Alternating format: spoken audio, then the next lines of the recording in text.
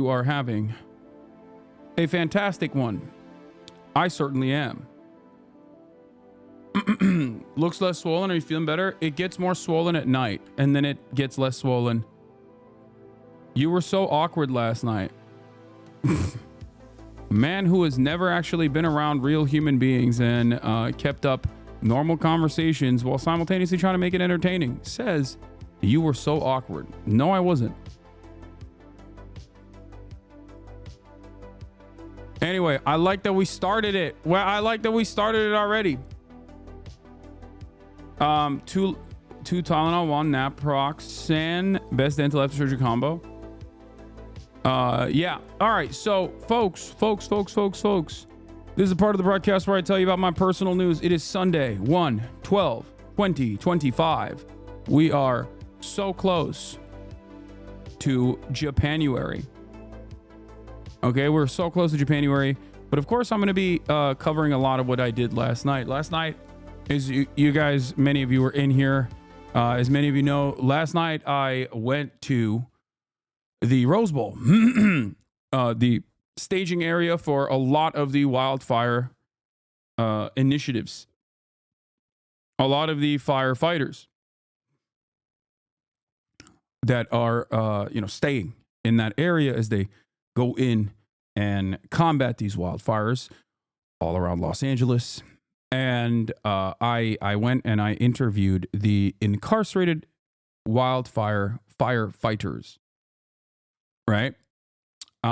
Alongside Caroline Kwan, my brother Murat, and also producer March.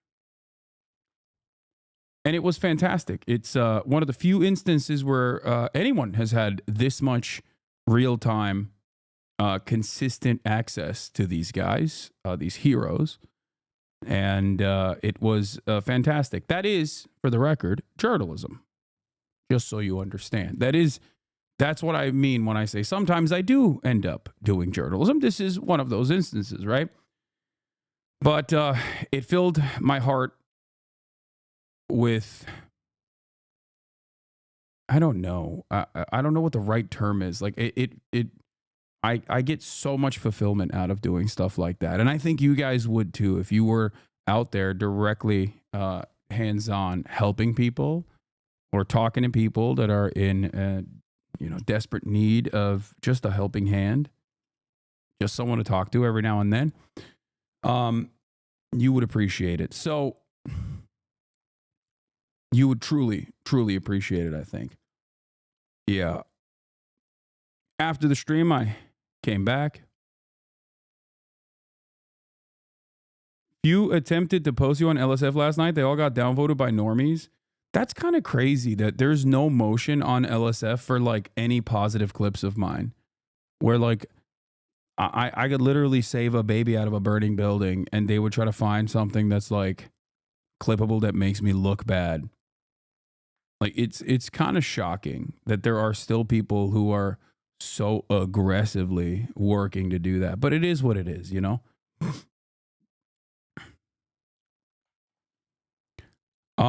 Having said that,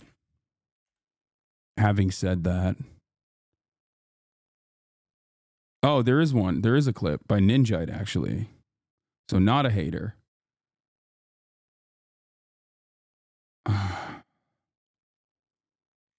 Okay, we'll take a look at that in a second.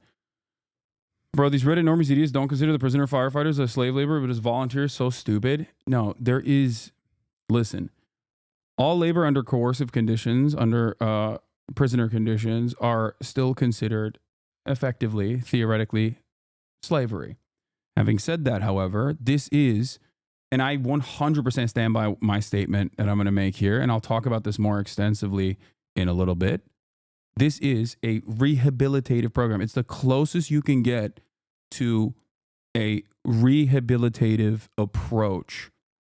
Okay, because it's not just the fact that these guys are going out and fighting wildfires, but they're also in a very different carceral structure than the average county and prison structure.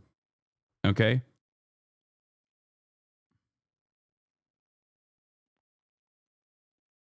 So we'll do that in a second. I think what is appropriate here is that these programs should also have job opportunities. These programs should also involve job opportunities. And more importantly, these programs should also have better pay. That's it. If there was better pay that had some semblance of pay parity with regular wildfire firefighters, then it would not be any different than an average job. That is the argument. That is the argument that I make on this, and I hope that you guys understand that as well. The reason why these people take on the job, these treacherous conditions, specifically is because they have their terms shortened. So that is an element of massive coercion. Having said that, however, there's much work to be done in the criminal justice system, and I will get to that in a brief moment.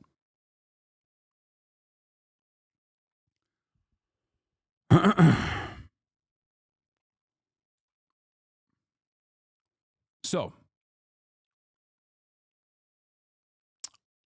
Scott over Lolo, he didn't cry at the outro. Okay, don't make fun of Lolo for crying. So, I'll get to that in a second. How was Peso and the Playboys? I didn't know who he was, but I think one of the Playboys is a HasnAbi head, and he was like really stoked to see me, and I didn't understand what was going on. I was like a little confused by it, and it led to an awkward interaction. But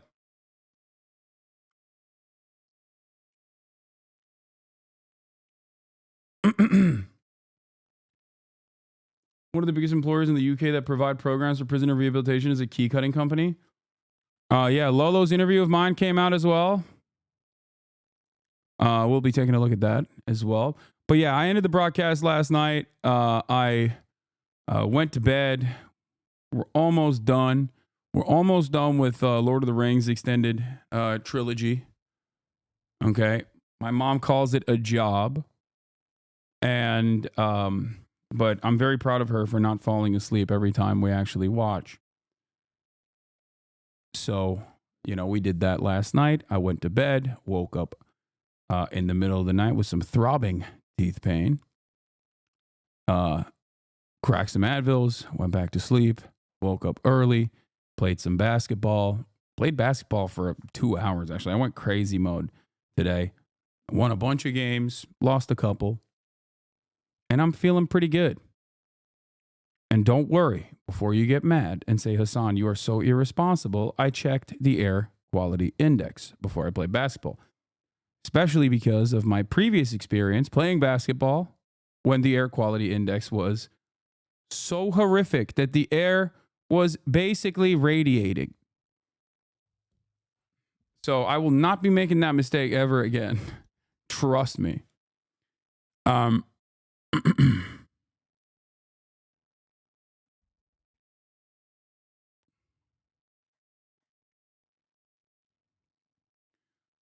many times do your mom wake up during Lord of the Rings? I think she watching Bible stories. No, she doesn't. She normally falls asleep on everything, no matter what the length of the show is. But she's actually been staying up and watching it. So I'm very proud of her. Today's air quality is perfect for Balatro. Air quality in West Hollywood is literally like good. It's like 40. Anyway, but yeah, that's it. And I'm here and I'm live. I'm alive. And I'm very excited that we got to do. I'm very excited that we got to do that last night. I'm so fortunate, Shouts out to Scott once again.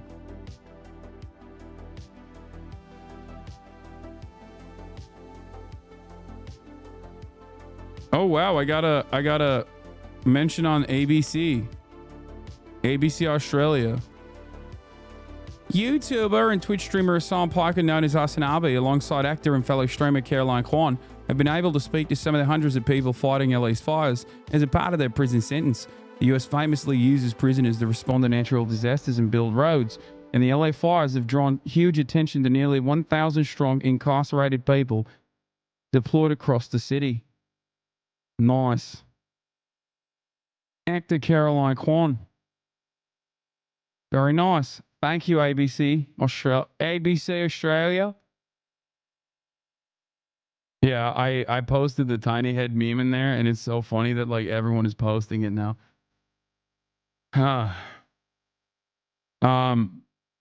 YouTuber.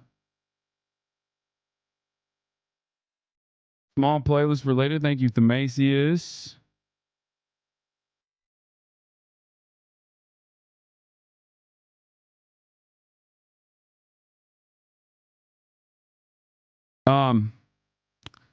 Okay, so let's gore. Let's blast off.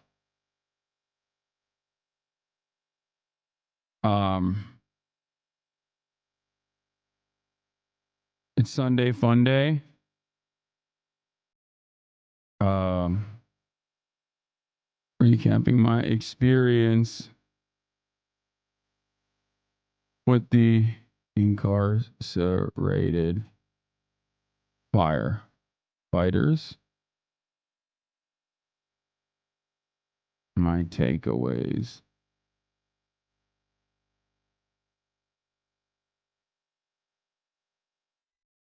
My takeaways from the program. Some updates on the fires ravaging LA. And then fun reacts. Get in now. Khabib got kicked out of an Alaska flight. I heard that. Do we have a blast off meme?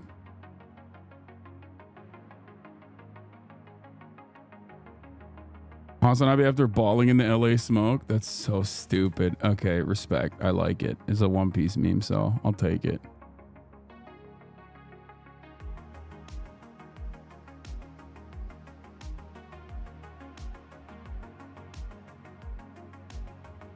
Ballsy kicking him off a plane. Brother, you don't understand. He's Muslim at the end of the day. You know what I'm saying? So it don't matter.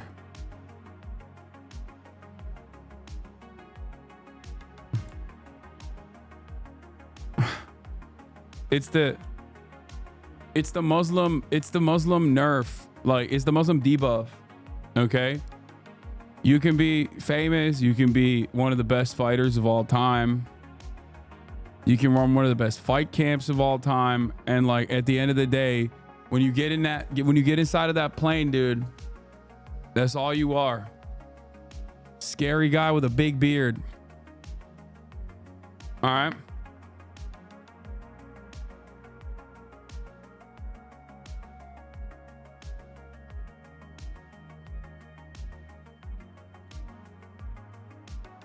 Weird times when I agree with Steve Bannon. Far right fascist Steve Bannon. I mean, I'm racist, right? But holy shit, have you met that South African tech oligarch trio? They're the most racist people in the world. What are they even doing here with their South African racism? Peter Thiel, David Sachs, Elon Musk are all white South Africans, Bannon observed. He should go back to South Africa. Why do we have South Africans, the most racist people on earth? White South Africans.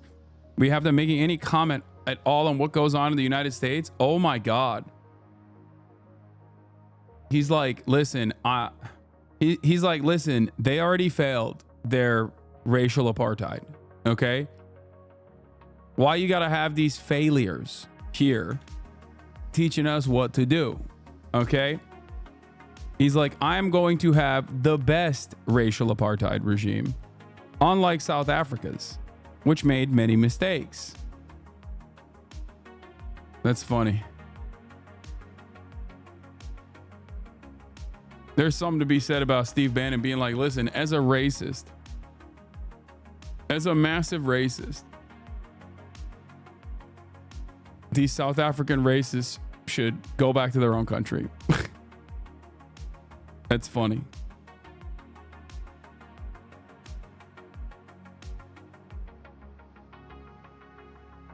He's like, this is kind of like a H-1B visa situation again. Okay. These South African racists are stealing jobs from the good legacy American races. Like, homegrown racism exists here. Okay, I try my very best. How come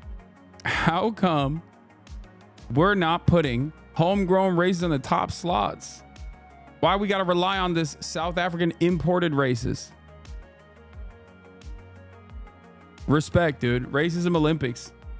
Listen, I'm happy that the races are fighting one another, okay? This is the only type of race war that I'm on board with.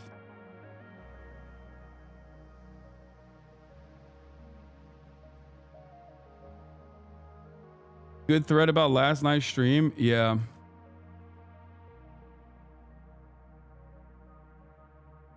Blasting.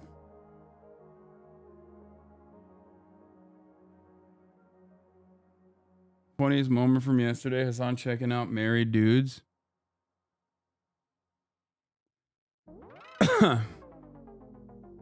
45-day ceasefire that can be extended might be happening in Gaza tonight, coming from I-24.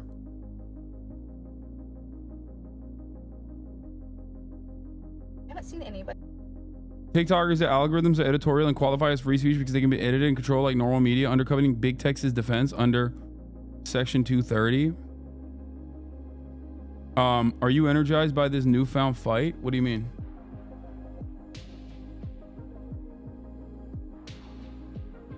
Why you still hear music? It's because I'm still playing the intro music. But here, I'll turn it off. All right. First, I want to start off with this Japanese coverage of the LA wildfires, which is the most kawaii thing I've ever seen. I don't know what's up with that. 大規模な火災の発生から3日目の朝。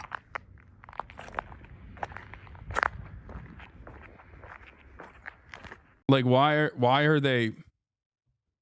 That's crazy. I don't know if it's the channel color normally that is just making it. Why does it look like an Evian bottle? It's right. ロサンゼルス北東の山のふもとの町です。ここではこのように住宅が軒並み焼け落ちてしまっています。ヘルスケープ。一部まだ火が残っているのも見て取れます。信じられません。心が追いつかない。焼け跡で目立つのは煙突ばかり。現地当局によりますと、焼失するなどした建物は1万棟近く。I don't know what's happening here, but it's crazy. All right. But yeah, we got a lot to talk about. Okay. We're going to recap what happened last night, obviously. And I'm going to talk to you guys about the experiences that we had. One of them even made it to LSF. Yeah, of course. Come over. A lot of the guys out here who are fighting Get in here. You're standing right here. Talk to him. I just want to say hello to my daughter out there. I haven't seen her in about 11 years. And yeah, I love you, baby. And hopefully I'll be out soon. And yeah, I miss you a lot. And hey, be good out there and get your mom right, okay? Love you. That's right. He's doing the Lord's work. He's protecting people in California right now, every day. Do my best. What's your name? My name is Salvador Silva. I'm out of Tulare County, and I miss everybody. Yeah. So I wanna give you guys a brief explainer of what this is. Okay. First and foremost, there are a couple players here that I need to shout out. Okay. Number one is Scott Budnick.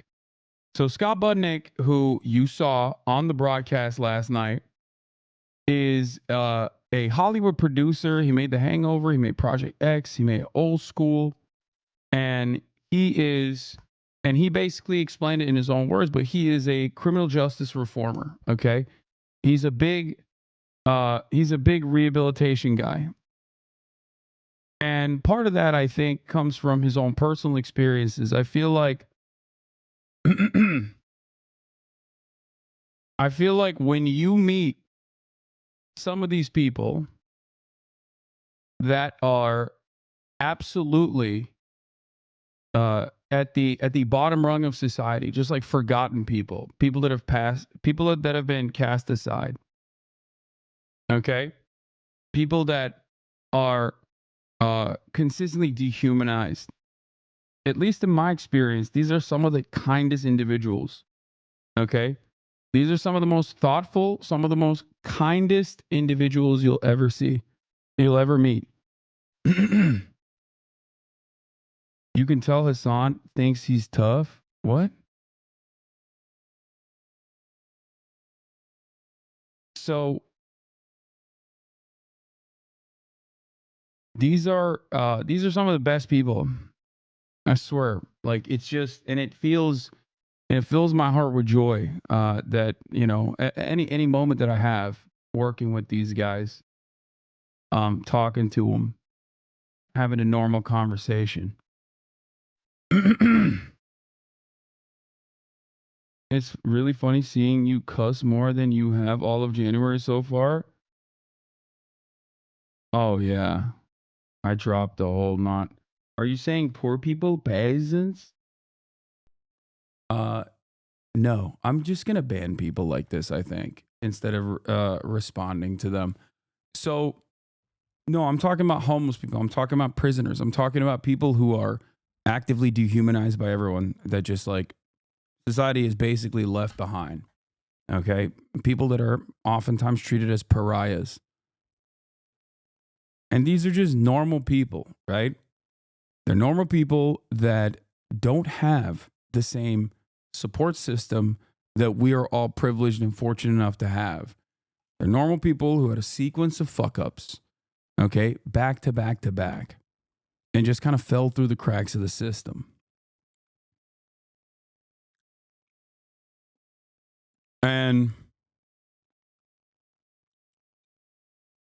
I think like what these guys need is someone to put their faith in them. They need a helping hand.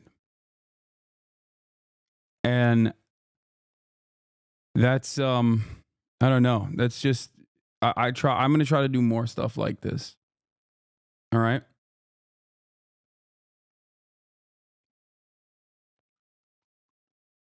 Human beings who have faced adversity after adversity in a system that was already set up and not to help them. Yeah. Like, what do you think is the most common? What do you think is the most common part of everyone's backgrounds here? Is they come from incredible poverty. Okay? That's it. They come from incredible poverty. They have no support. They have no support system. They have nothing to keep them busy. Okay, that's it. That's the difference between these guys and like even someone like myself. Like I've fucked up when I was growing up. You know, we all have, and I know that if I did not come from an affluent background, like there is no difference between me and those guys. I probably could have kept stringing along those fuck ups until it erupted in this grand, explosive, like one final big one that got me permanently landed in prison. Huh? I never committed a felony. I don't think you understand. Okay? No one is just like, I love committing felonies. No one is born into this planet and their starting position goes, I'm going to do as many felonies as I possibly can. That is the entire point of this conversation. The point is, it starts small, okay? It starts small. You don't have a good family structure. You don't have a good support system. You don't have a good network. And the people around you are like, yeah, this is the only game in town. You're bored. You don't have any after school programs that you can attend, that you can participate with, your community with. And then you just string along failure after failure after failure after failure until you're doing more crimes, right? It's never, a lot of people think that the way this works is you just one day decide to go pick up a gun and do a crime. Or you're in the vicinity of someone else doing a crime, and then you're accidentally in jail forever, okay? And then there are,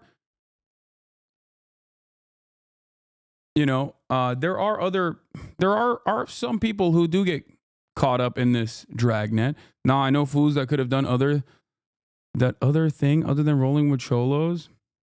Sick, man. Take a week off, okay? Sick, bro. Okay. I hate this rugged survivorship bias nonsense, okay? That guy's going to permanently hate me now. 42-month subscriber who literally is like, nah, you don't understand. Well, I also come from a bad background and I didn't do felonies.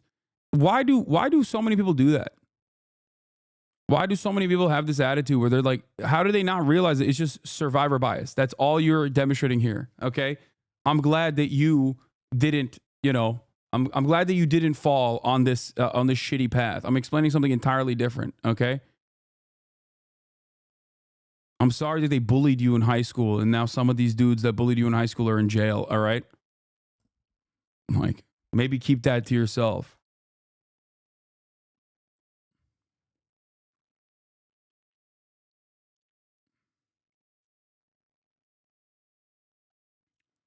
My brother-in-law had every chance to do well, joined the military and messed up his back, got discharged being a long-haul trucker, ended up trying to unalive himself and ended up dealing, and is now in jail in another state waiting for a trial to start.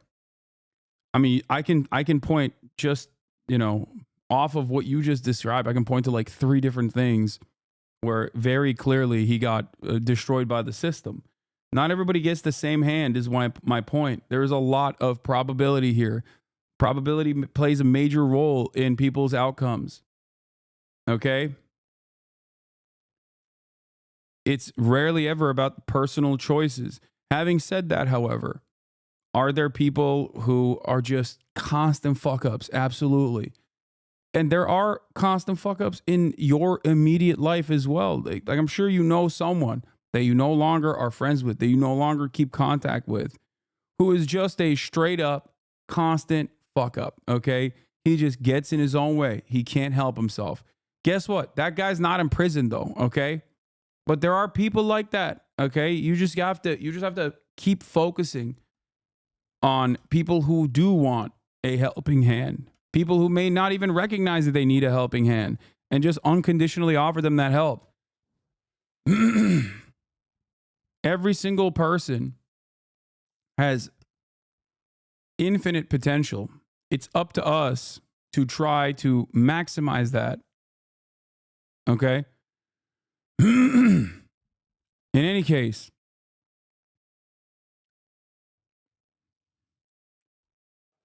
I just always ask people to have a little bit more empathy,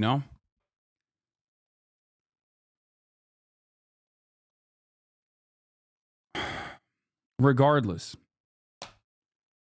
I saw a lot of stuff.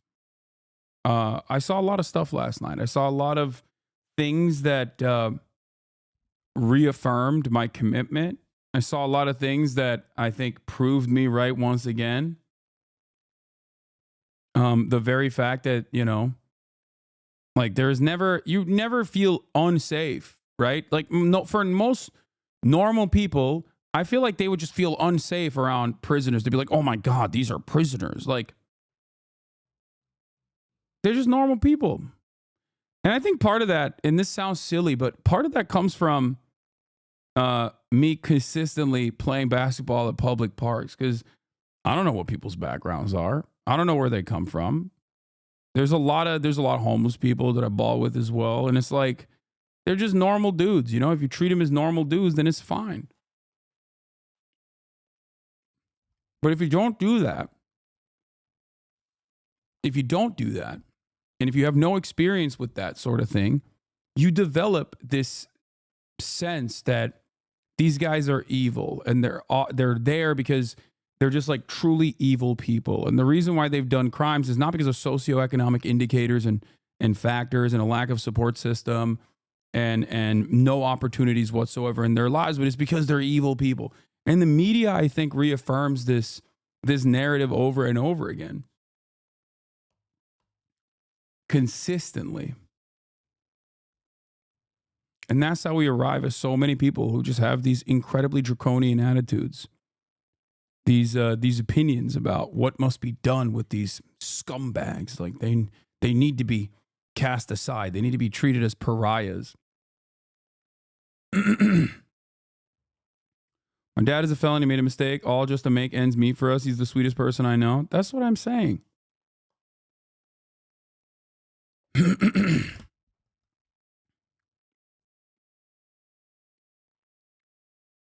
I think the system is designed to basically churn out like a lower caste of people.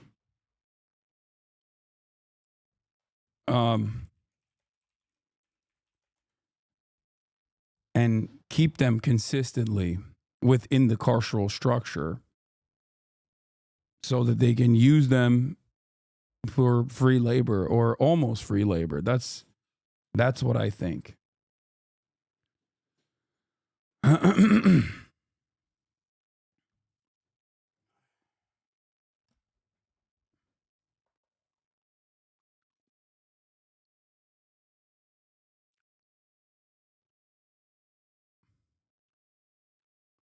The Shawshank Redemption scene rehabilitated. Oh yeah, so many people love this movie but don't understand. They fail to see the parallels. Yeah.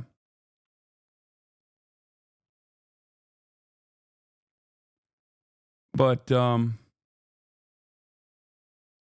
what is this big drama?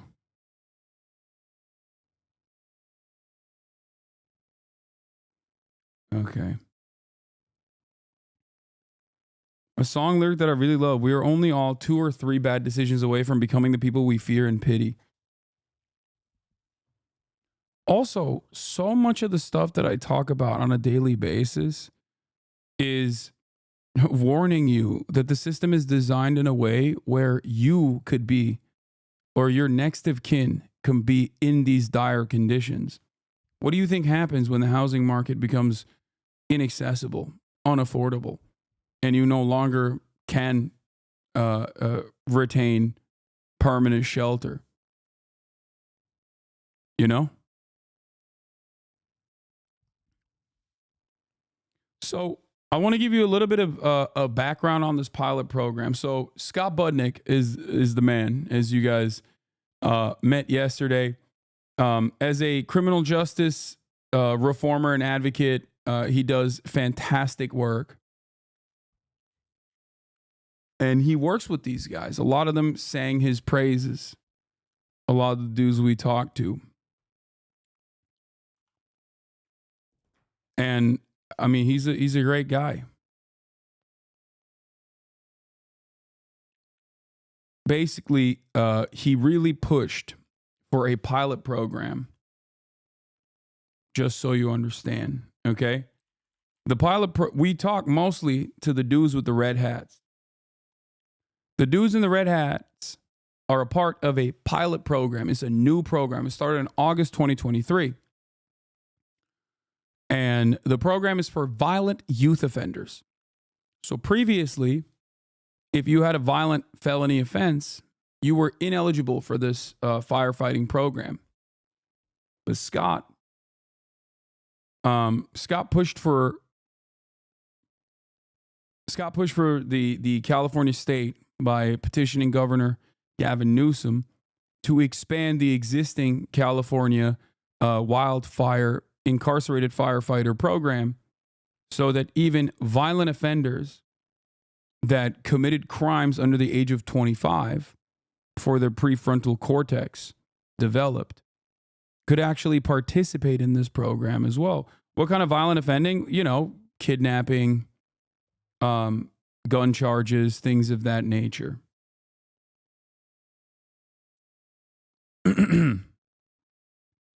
Great clip from yesterday about decision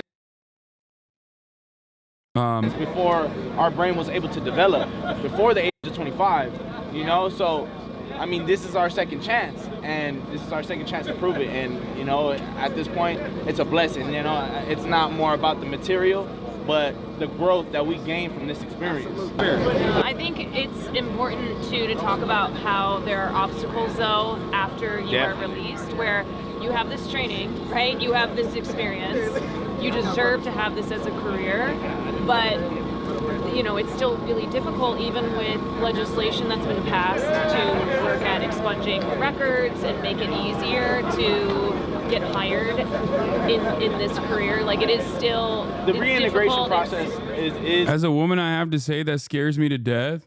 Yeah, guess what? There's a woman right here, and if you ask her, she didn't feel uncomfortable at all.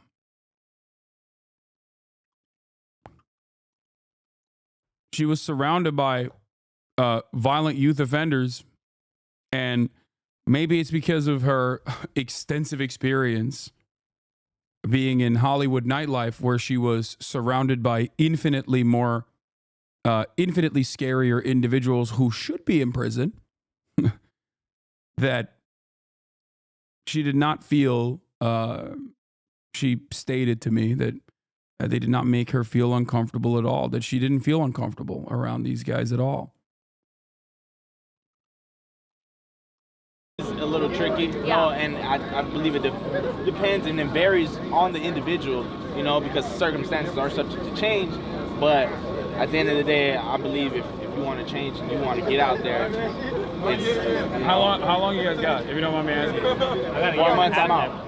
You got a year and a half left? 4 months, I'm out. 4 months, I'm out. Okay. I reside in the San Fernando Valley. December? Okay.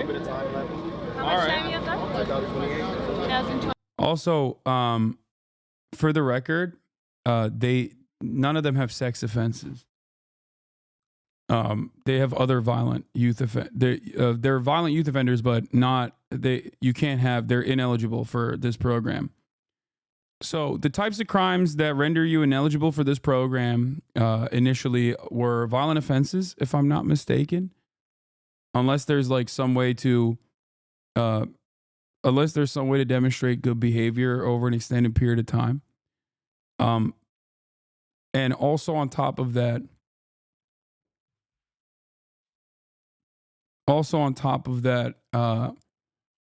to this day, there are 3 things that render you ineligible to work for, to apply to be a part of the CAL FIRE training structure as an incarcerated firefighter. And that is sex offenses. Like if you're a sex offender, rapist, you can't do that. And also if you have a proclivity for escaping. I believe that's another. I said 3, but those are the 2 I can remember right now. Oh, and arson. Sorry. 3rd one is arson. Duh, obviously. Yeah. If you have an arson offense, if you have a sex offense, or if you have a tendency to escape. Yeah. Maras next to me, he says, you also have to be in a low-level prison as well. So, like, a lot of these guys, originally, they might start.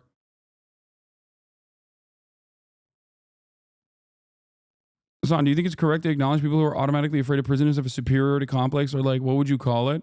And do you think it's immoral to assume that incarcerated folks are dangerous people? I wouldn't say it's immoral. I think everyone is a victim of their own social conditioning.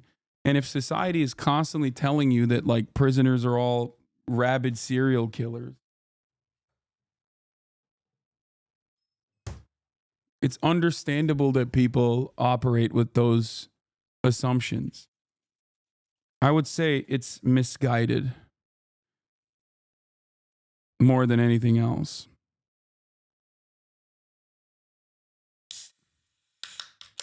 What if you want to right the wrongs of your arson offenses? Come on, chatter. Like, I get why.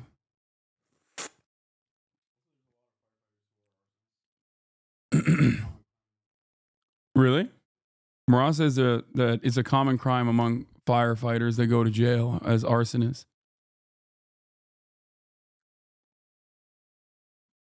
Because I am a rape victim, and he said violent offenders, if you were a woman, your mind would go there too. Okay, well, they're not.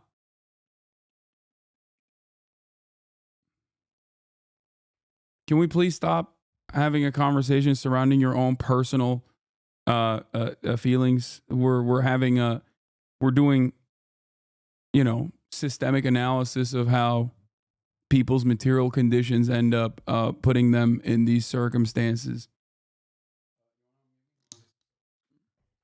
You want to say some stuff? All right, I'm muted.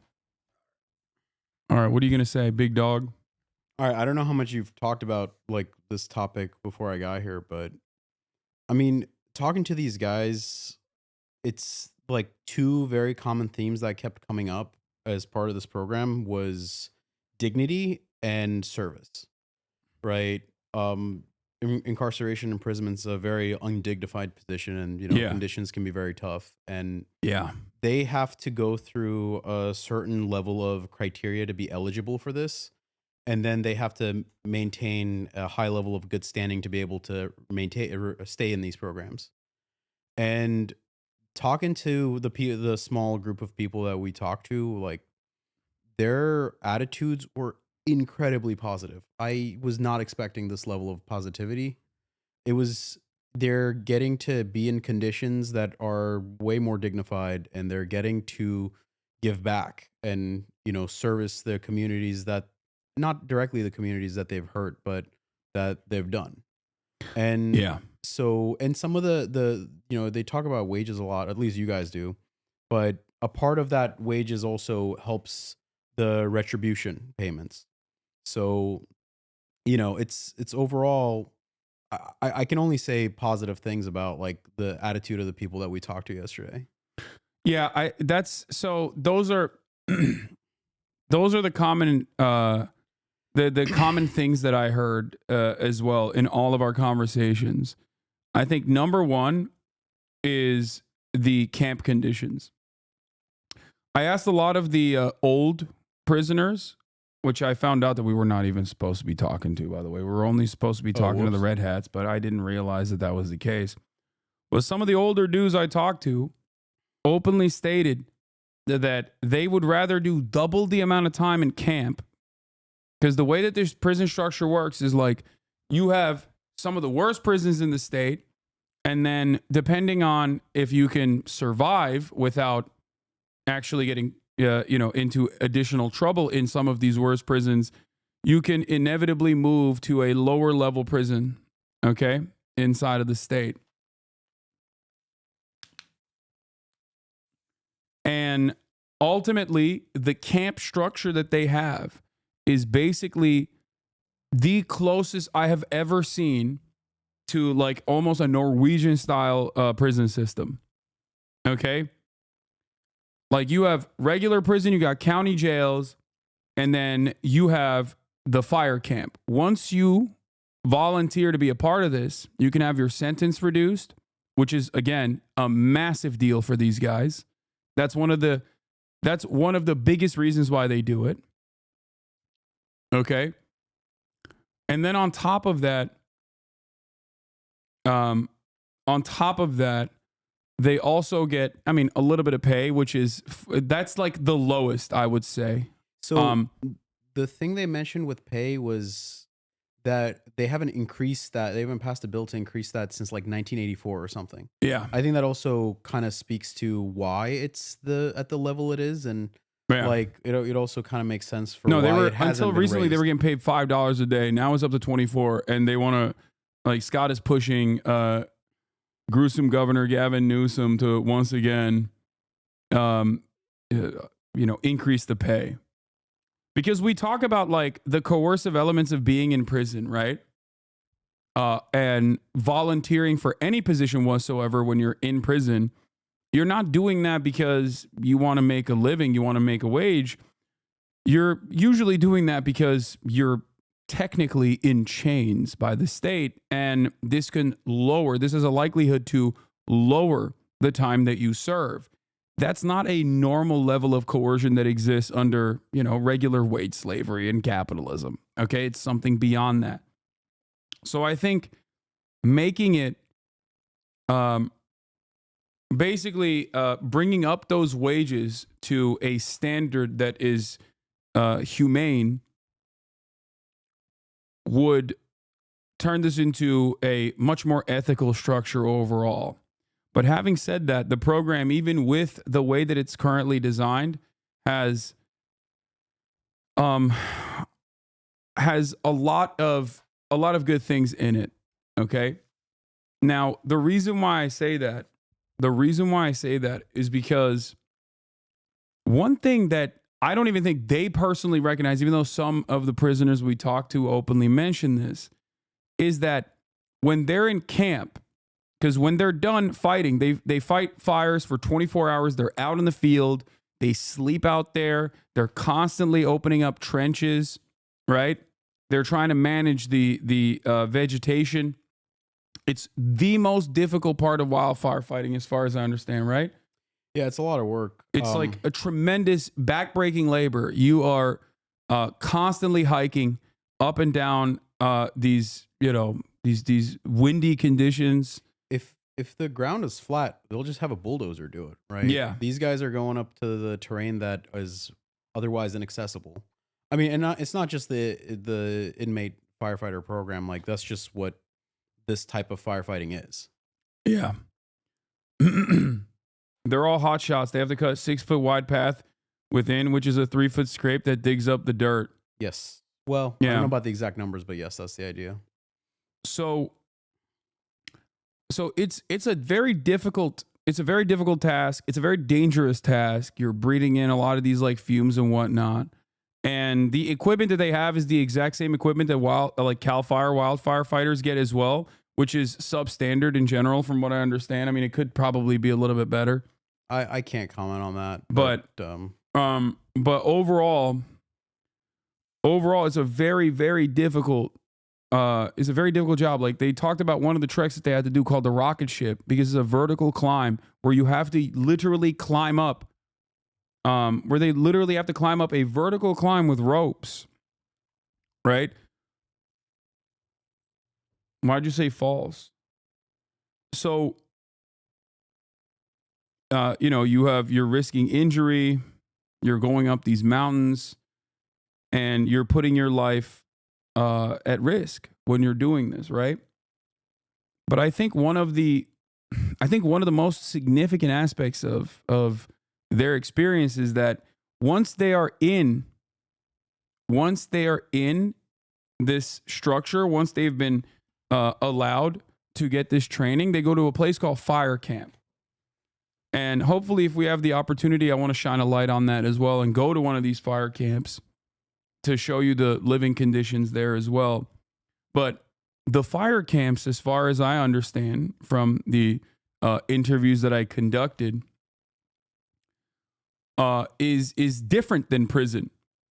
So when they're done doing their 24-hour on, 24-hour off cycle, and the wildfire is contained, they don't go back to prison. They go back to fire camp, which is still prison, but it's not the same kind of prison, right? And the conditions at fire camp are nowhere near as substandard as like regular prison is. Okay? One of the things that they brought up about fire camp, for example, is that they have weights at fire camp. They don't have actual weights in regular prison. I didn't know that. Apparently, since like the 90s, one of the prisoners said Governor Arnold Schwarzenegger actually removed the weights, but apparently it was removed beforehand, like before he became governor. And yeah, they don't have weights on the yard in prison. They use prison bands. I mean, not prison bands, like resistance bands and stuff like that. Which is kind of crazy to think, but like something as small as that is massively consequential. These guys can play on their PlayStation 4s, right? They have PlayStation 4s that they can play video games on. They can have like some connection to the outside world, some semblance of humanity. And I think that's very consequential. Not only do you get your time reduced, Okay, not only do you get your time reduced, which is massive, If we get in trouble, yes. but you also end up feeling like a human being, basically. And I think that absolutely plays a major role in reintegration. Okay, so this is basically looking at the theory and applying it into the real world and learning that, you know, there's a reason why there's so much empirical evidence that suggests that rehabilitation and retraining and reintegration initiatives like this one are actually massively successful in lowering the likelihood that someone actually reoffends. Because the conditions that these guys are experiencing in camp, which is still prison, is significantly better than prison. That positive incentivization structure paired up with the fact that you're getting your sentence reduced actually causes you to really work hard to not fuck this up. Okay? Even if you have a tendency to fuck it up, when you don't want to go back to prison, that's it. Like, you want to stay at camp. Some of these minor things that you would never even have to think about are massive for these guys. The fact that their family members can bring them food. Okay? Like, that's huge. The fact that they have PlayStation 4s where they can play video games. The fact that they have regular weights as opposed to in prison where they don't have regular weights.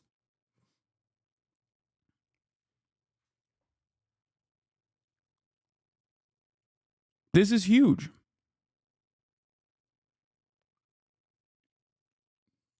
So let's hear what this guy has to say. Okay, and the camp is like much nicer than prison. Yeah, there's little to no tension. The racial disputes is not a thing there. You know, your family gets to... Yeah, they also said the COs that are nice make their way to the camps.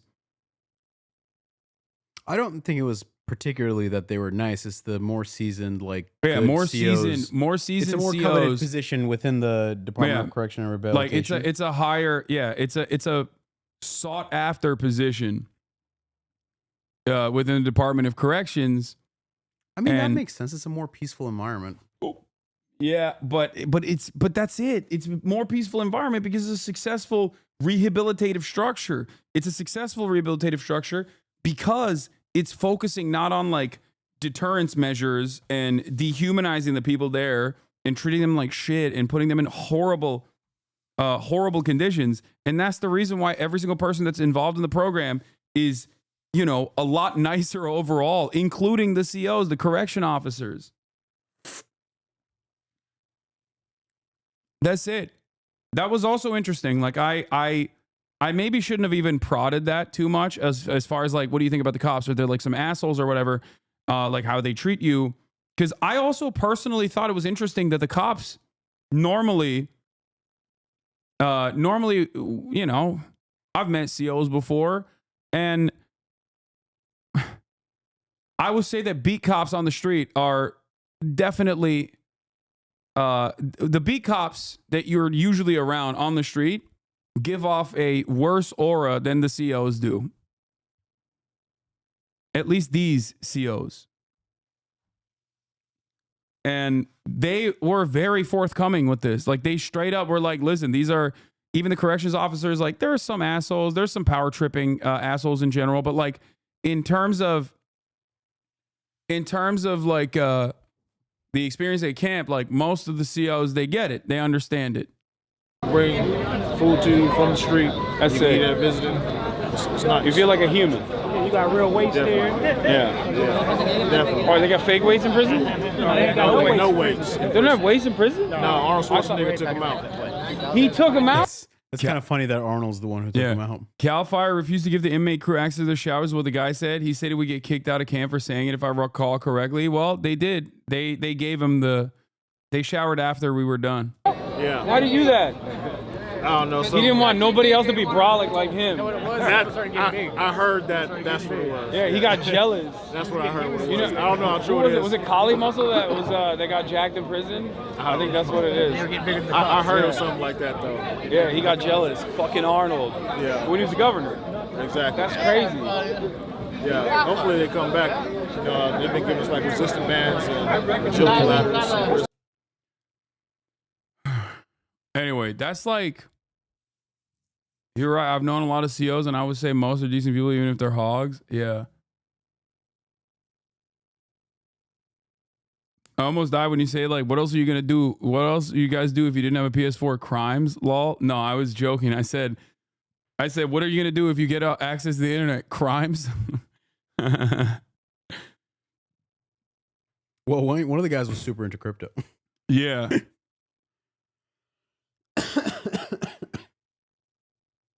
But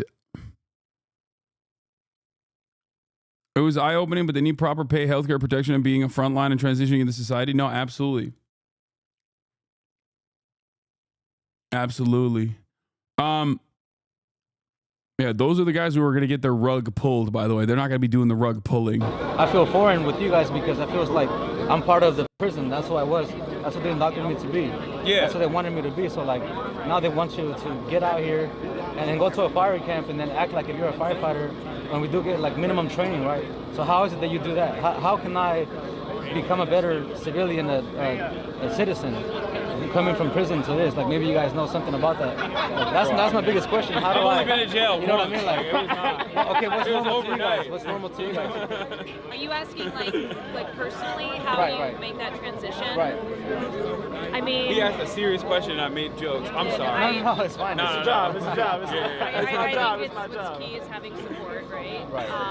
So that that transition is easier. I mean, Right. you're right. When you spend so long Right. in prison, then you either are on the path to being institutionalized or you're Right. there. It is hard to transition out, and there is such a lack of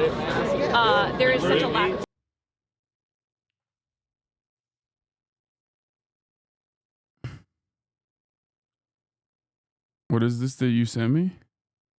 It's a satellite image, like a high-resolution satellite image of the Pacific Palisades. You can see, like, most neighborhoods are gone. Why didn't you say the crash dummies pod again? What? Okay. Seeing these guys want to come up and talk to you and ask you questions, talk to the cameras, everything. Yeah, well, you have to remember, like, these guys don't get a lot of access to the outside world. You know what I mean? Like, this is something that they consistently brought up. It was like camp conditions being significantly better than prison conditions overall was majorly beneficial. Okay. The fact that they get like work, the fact that they get time reduced was also majorly beneficial. But then they kept repeating that, like, they kept repeating that they were shocked that we were even interested to talk to them. They were like, why do you want to talk to us? That's what they kept saying over and over again. Why do you want to talk to us? Why do you care? Like, what the fuck? and I think it's because, you know, most people treat these guys like an afterthought, or if they think about them at all, they think of them as like evil beings that deserve the horrible conditions that they experience on a regular basis. I noticed that many of them seem to be pretty apprehensive at first until you started talking about being pro-labor and call the American prison system dog shit, etc. No, they weren't apprehensive at first. I think people are just like socially a little bit insecure, especially when there's a camera there. But no, I was with Scott, so they love Scott for understandable reasons. So, as someone who works with CDCR, I hope Hasan knows this interaction and ones like it are so morally lifting for these inmates. Yeah, so that's the other thing I was gonna say is that, like, the fact that, you know, people write to them, people send them like cupcakes, people send them like baked goods, people send them food when they're out fighting these wildfires. Like, they feel like human beings. They feel like human beings. They have dignity for once. Okay, and that's what it is. Like, it's just. Anyone got that clip of the one guy with a ponytail cooking Haas for being autistic? Oh my God, he did. He cooked my ass. In and out, giving our incarcerated firefighter Scott and some of the guys you talked to. Yeah.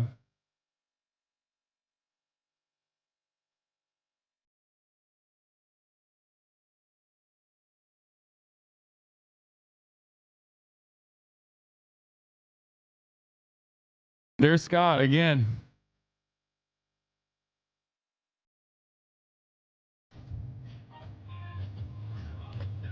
Hey.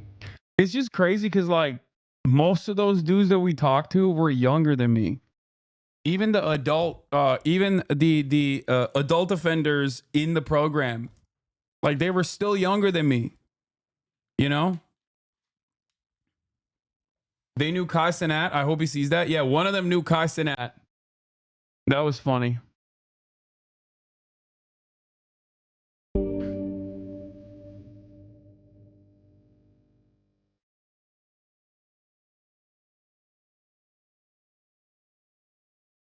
What is this video you found, Chatter? Goddamn. It's kind of funny. But yeah, they get education in there too. They get a lot of sociology. Apparently they can get a degree in sociology, which I think is awesome.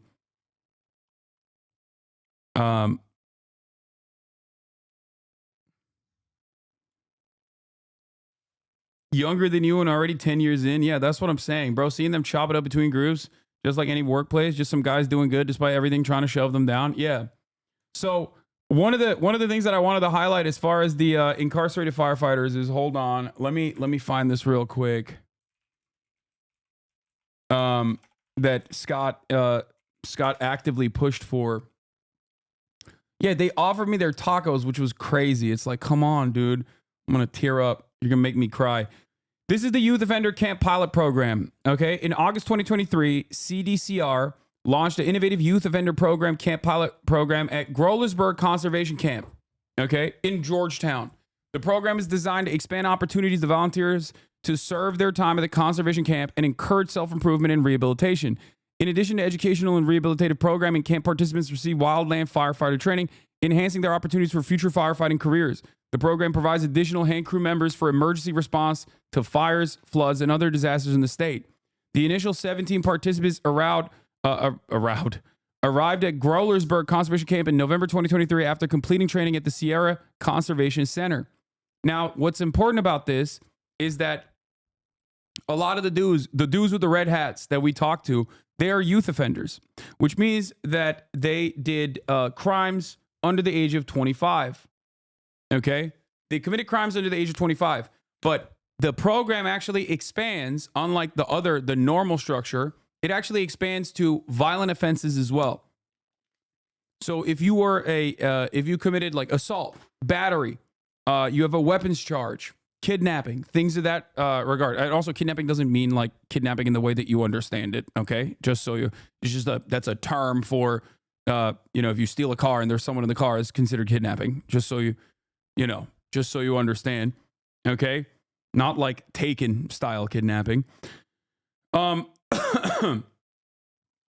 So all of that stuff is under the banner of violent offenses. These are pretty significant crimes. Okay, it could be a custody dispute as well. So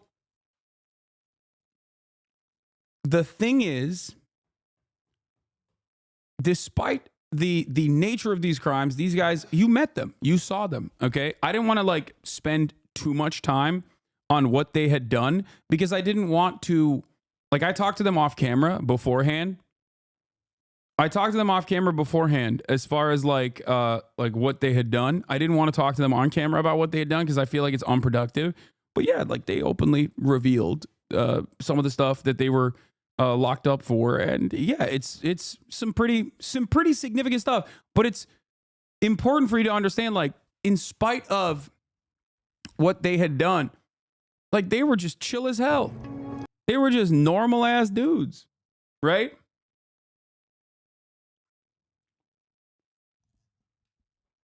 And that is because they're actively working against being institutionalized. They're actively working against being a permanent part of the carceral state.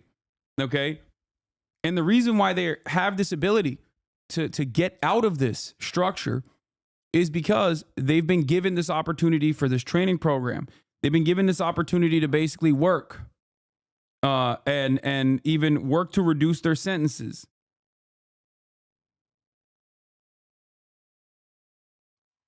And they don't want to mess it up. they don't want to mess it up and go back to regular prison and lose their shot at reducing their sentences. So that's what it is.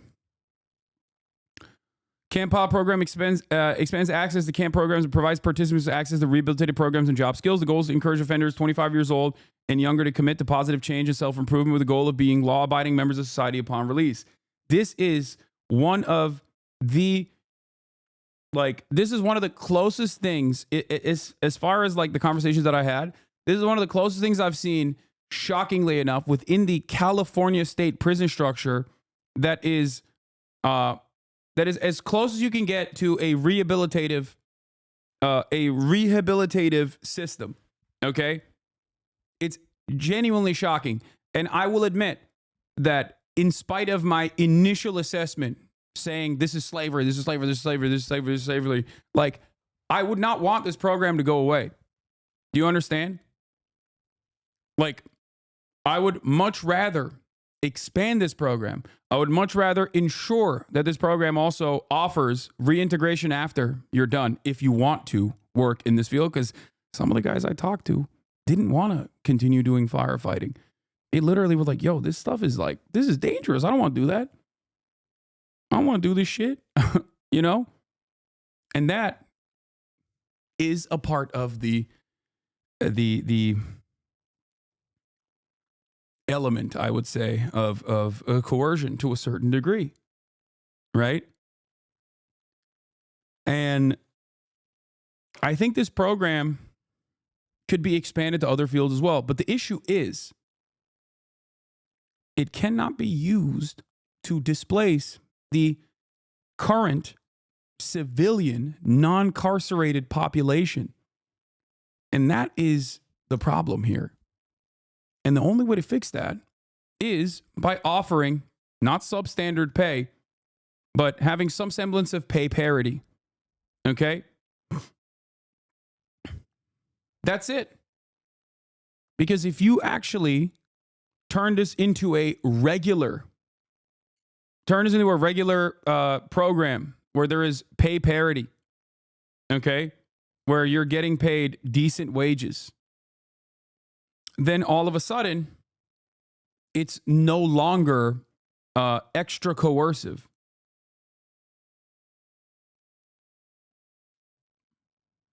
And that is something that I think the state could also use. In my assessment, while this is a good program overall, I think the low pay in general, I think, basically creates this unique two-tier labor structure, once again, where the state can benefit from firing firefighters that are getting, regular firefighting pay. Especially wildfire firefighters in general already have really low wages. They're some of the lowest paid federal government employees, for the record. And it's not supposed to be displacing the civilian population, the civilian firefighters. It shouldn't be used as a way to devalue the wages that exist in this sector. Do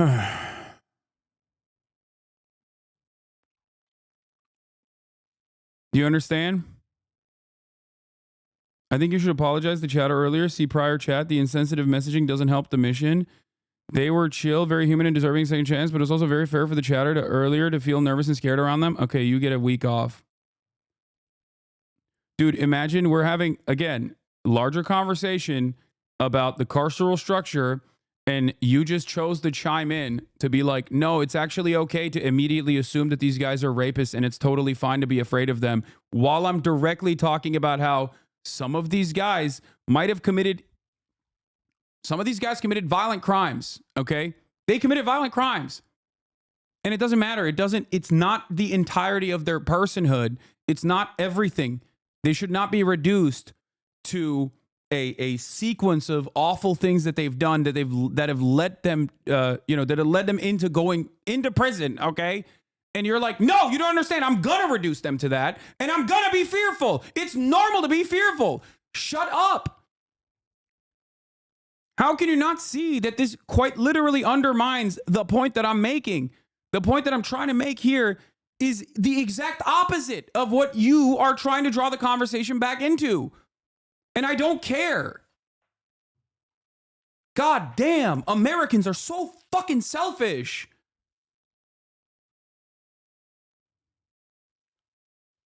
It's so incredibly frustrating to have any conversation like this, especially as it pertains to sexual violence. What a crazy situation. How many rapists you know actually get incarcerated? What are you talking about? It's like one of the least punished, most commonplace crimes of all time. You are more likely to get raped by a fucking coworker or a boss or a family member than some random dude in prison. What the fuck? Shut up.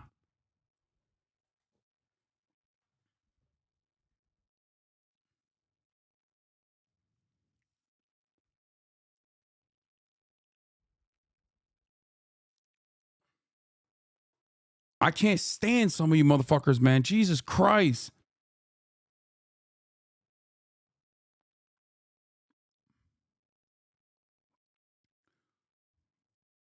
Yeah, you have to pay a lot of fees when out of prison as well. So that's the other thing. That's the reason why there's more. I think that's more of a reason to actually elevate their pay as well.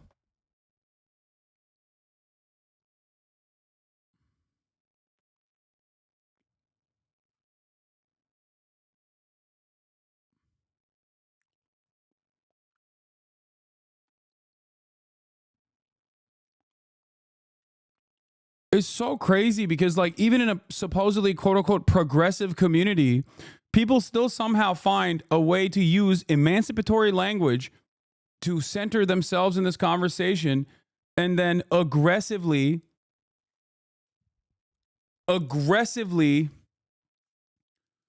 and actively defend, using academic emancipatory language, aggressively defend their self-centered attitude.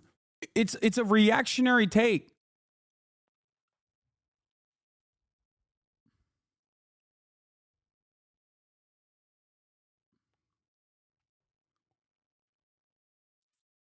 Anyway, what was the page? Like, imagine being like, oh, dude, I know you're actively trying to, in a nation where prisoners are treated like evil, dehumanized serial killers, every single one, and you're actively trying to combat that narrative by showcasing the humanity of these people that have been left behind by our systems. But you should apologize to the one chatter who wanted to bring the conversation back to that exact point. You can get that anywhere you want. Okay? Go watch, I don't know, MSNBC or something. I promise you, they will have a very different approach. Please, Jesus Christ. You get that everywhere else. Why do you want to get it here too? I can't do anything different. It's very frustrating.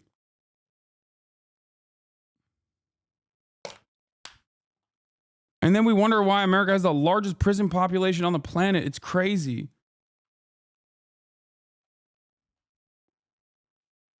You're identifying an internal, consistent contradiction within the abolitionist framework. It's something we struggle with constantly. Reforms that do genuinely improve material conditions of the incarcerated also serve to lengthen the lifespan of the institution of prison. It's something people grapple with, and I'm glad this combo is happening out in the open.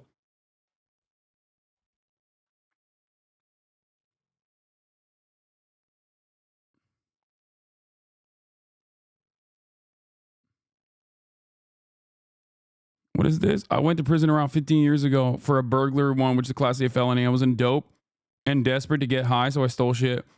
One of the people I was with stole a gun safe, which makes it a class A violent crime. I never even interacted with the people at that house. Did my time and have been crime and drug free since. Married homeowner with a career. Nice, dude. Vast Stampede. Are you a Trigun fan too? Or is that like randomly? W chatter. Proud of you.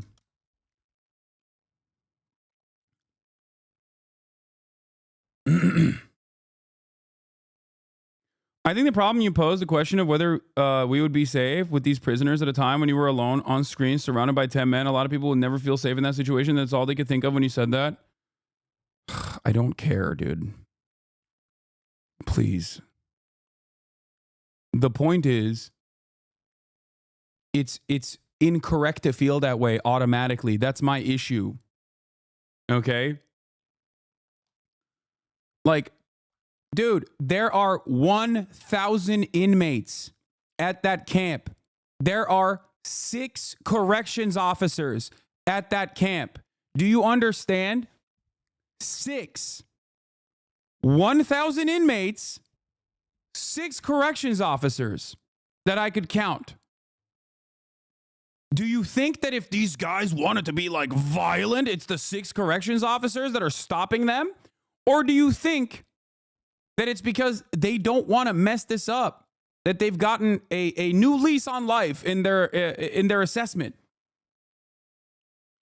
And also because inmates are not like ontologically evil individuals who just want to do serial killing and crimes across the board. And the only thing stopping them is the corrections officers and the fact that there are cameras there.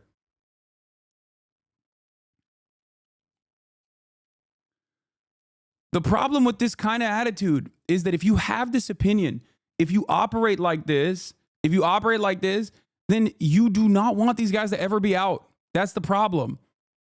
And I think it's understandable to have this position if you've never encountered it. But in a situation where you're encountering them where they're at and recognizing their humanity, if you're still resistant to that, that blows my mind. I'm like shocked, okay? Like, how can you look at these guys and be like, no, they need to, they're scary and they need to be, they need to be perma incarcerated. Like, I don't care. It's fearful. I'm fearful.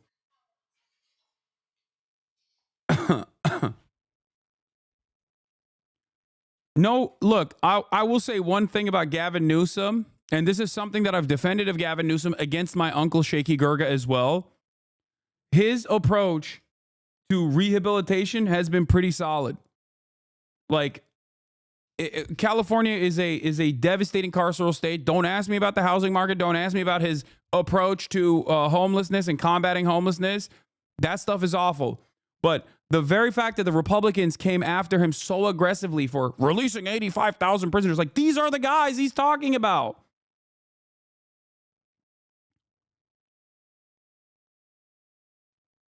Do you understand? I think it's time to watch this again. I don't want to watch this one again.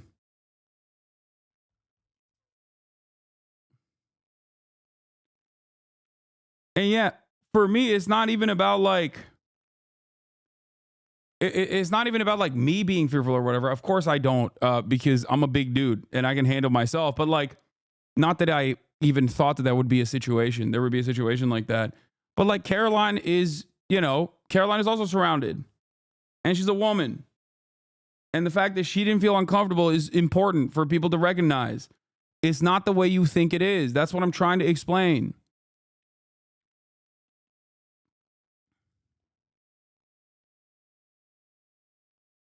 And there are still chatters in here who are just actively under the assumption that like, no, these guys are just like waiting for any moment to do a crime. It's so frustrating. And that once you've done a crime and you've gone to prison for the crime, that you're automatically always thinking about new crimes that you want to do. And it's not about what do you call it? Having something to grab onto once you're out of prison.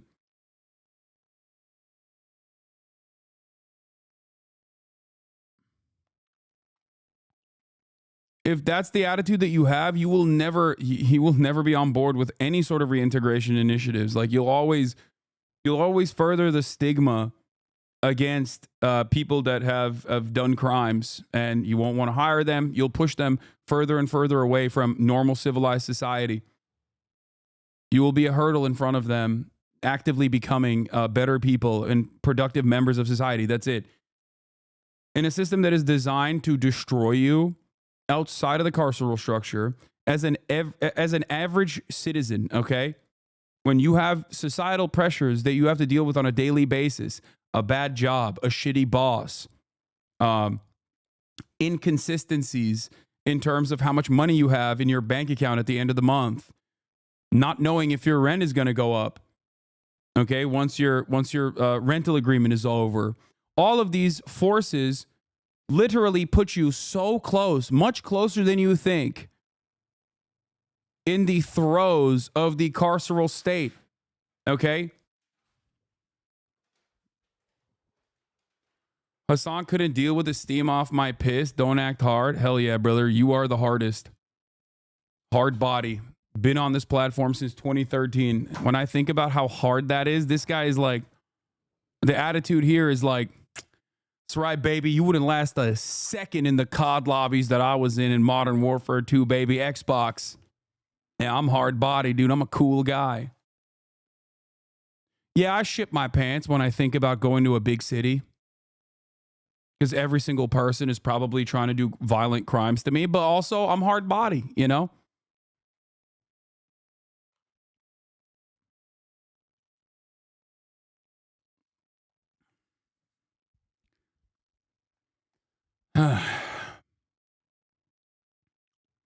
One thing that the incarcerated youth we work with often thank us for treating them like normal human beings and not threats. Yeah, that's like,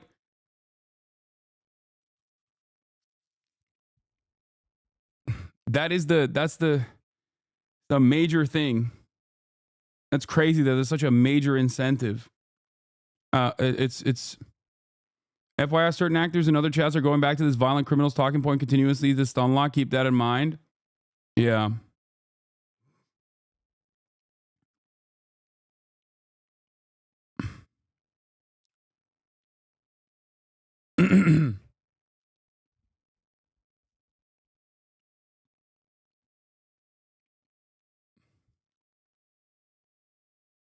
No matter how progressive you think you are, certain people are just too American and jail pilled. I agree. Exact same thing with homeless people. Exactly. That's the issue.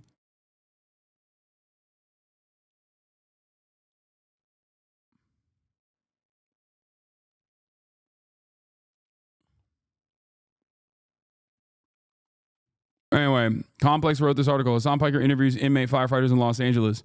Popular Twitch streamer Hasan Piker has been interviewing incarcerated firefighters who are working to get wildfires in Los Angeles under control. Piker hopped on X to explain why he's speaking with firefighters on Twitch. I try to use my platform this way because there are lots of normal people out there who fell through the cracks of the system with no support whatsoever. We cast them aside and choose to dehumanize them. Everyone's trying their best. Rehabilitation and reintegration lowers recidivism. Several of Piker's interviews have made it to X and gone viral. In one of them, he speaks with one prisoner about whether it's better fighting these fires than being in prison. It's way better because if I was in prison yard, I'm seeing guys get stabbed, get beat up. The cops shoot us like shit, but here we get better treatment. They talk to us like humans. We got a job. We're underpaid, but we have a job. And then the community shows us all kinds of love. We never received that growing up. Will you like it? Yeah. All right. Dangerous work. Dangerous work. Kimbo's the man, by the way. He was awesome. Will you like it? Yeah. Do you feel like it's almost like a respite from being? Is it better than being in prison or no? It's way better because I was in a prison yard. I'm seeing guys get stabbed, get jumped, get beat up. The cops treat us like shit. But here, we get better treatment, right? They talk to us like humans. They talk to us like humans. We got a job. We're underpaid, but we got a job. Yeah. You feel me? And then the community comes out and shows us all kinds of love. We never received that growing up.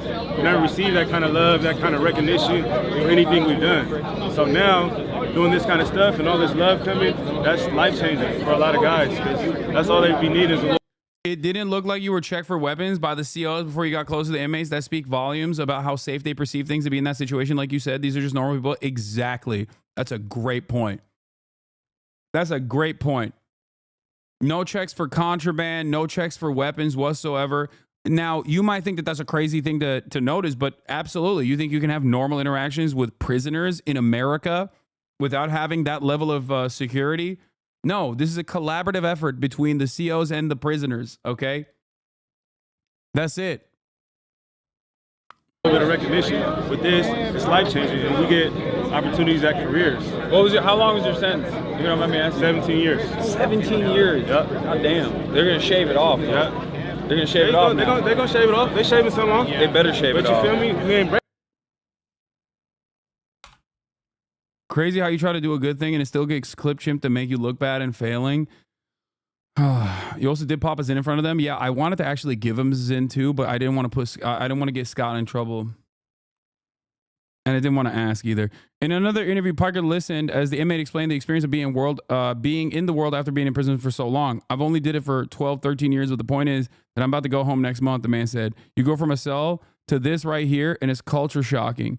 It does help you because you get to start mingling with the public like you guys, the civilians." He continued. "I feel foreign with you guys because I feel like I'm part of prison. That's who I was. That's what they want me to be." This was that combo. Institutionalized, right? What? Institutionalized. Have you heard that word before? Institutionalized, like. Institutionalized. Yeah. So now I've only did it for like 12 years, 13 years. But the point is, I'm about to go home next month. So you go from the cell to this right here. It's like it's culture shocking. So now I guess like the fire camp, bringing back light to the fire camp, right? It does help you because now you start mingling with the public, with you guys, the civilians, right? Which is, I feel foreign with you guys because I feel like I'm part of the prison. That's who I was. That's what they indoctrinated me to be. Yeah. That's what they wanted me to be. So like now they want you to get out here and then go to a fire camp and then act like if you're a firefighter. And we do get like minimum training, right? So how is it that you do that? How can I become a better civilian, a citizen, coming from prison to this? Like maybe you guys know something about that. It's really sad. He needs the help of a counselor, but he thought his best chance of getting that kind of help was asking you guys. Yeah. I've learned that most of the stuff against you is just bad faith. I saw a post saying they were mad at you for saying you were frustrated about how they were treated as expendable. They were mad because you haven't been to prison, so you can't relate. But dude, that's just called empathy. Wait, people scoured through 3 hours of footage of me interviewing prisoners that are fighting wildfires to find something that makes me look bad. I'm sorry, dude. You should be in prison. Actually, fuck prison. You should be lobotomized, dude. It is a sickness. Like, actually a sickness. These guys work so goddamn hard, dude. Holy moly. It blows my mind. Like, how do you fucking sit around and just actively work?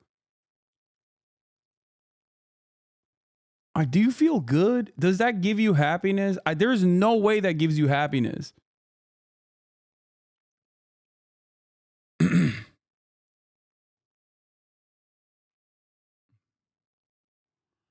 In another conversation, Piker wanted to get the opinion of one inmate firefighters about the fact that they are private firefighters making up to $7,000 a day. Wow, that's crazy. It's a big pill to swallow to the prisoner. But the return that we get is our second chance at life, you know? This is a pilot program. A lot of us made our decisions before our brain was able to develop before the age of 25. This is our second chance. At this point, it's a blessing. $1 a day to do basically what you guys are doing. Wow. And think about that. You know, and it's crazy. You know, it's a big pill to swallow. But in this case, the return that we get is our second chance at life. You know, this is a pilot program. You know, a lot of us made decisions before our brain was able to develop, before the age of 25. You know, so I mean, this is our second chance, and this is our second chance to prove it. And you know, at this point, it's a blessing. You know, it's not more about the material, but the growth that we gain from this experience. The inmates are fighting fires through the Conservation Fire Camp Program, jointly operated by the California Department of Forestry and Fire Protection and the Los Angeles County Fire Department. There are 35 fire camps in 25 counties in the state of California where inmates can volunteer and receive classroom and field training.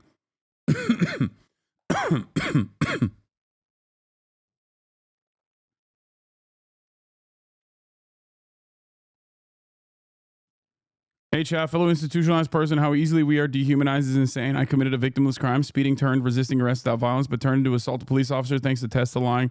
But I'm looked at the same as the worst criminals. The dehumanization is the worst. I may be subhuman by some people's standards, but at least I still have my humanity. Yes. That's the point. And the reality is, like, there are plenty of people. Like, the thing that Scott mentioned, at the end there,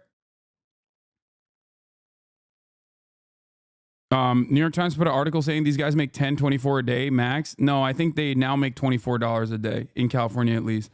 But The thing that Scott mentioned was really good. Like he brought up his own personal experience, right? He brought up his own personal experience when he went to a prison creative writing program, and he met this guy, this kid who had a 300-year sentence. 300-year sentence. This kid at the age of 15 got hit with a 300-year sentence, and that's because he was standing next to his friend who shot someone. Okay. 14, not even 15. Sorry. He's in one of the worst prisons in the state. And the point he brought up was that if my kid was in that same situation, it's over. He's out on bail and he doesn't see a single moment inside of a cell. Because Scott has money. That's the difference. That's the difference. And there are so many people like that. There are so many people that just like are that are in the wrong place at the wrong time, maybe have priors. Okay? When you're 14, it's probably unlikely that you have priors. But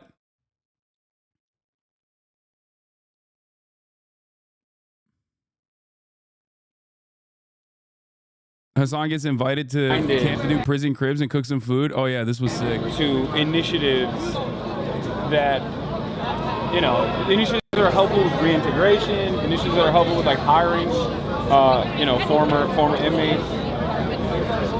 For sure. Try my best. And we appreciate you for that. We got to get you to our camp, Groundlessburg. I'm down. Yeah, MTV I'll talk Cribs. Coming soon. No, I would love to do that for sure. Coming I'll talk to Scott. If we can make something like that happen, that would be great. Oh, yes.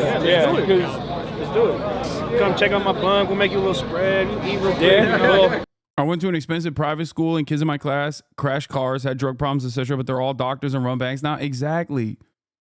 Well, we'll go on Twitch, No, there's like Twitch cribs. There we go. There's actually a thing there's a thing on TikTok with like prison food, where they show like different things that people make in prison.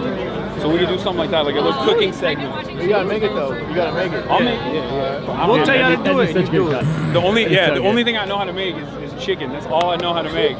So I don't know. We're gonna do something with that. Yeah. We're gonna do something. What do you guys make? What do you guys cook? You cook your own open-minded.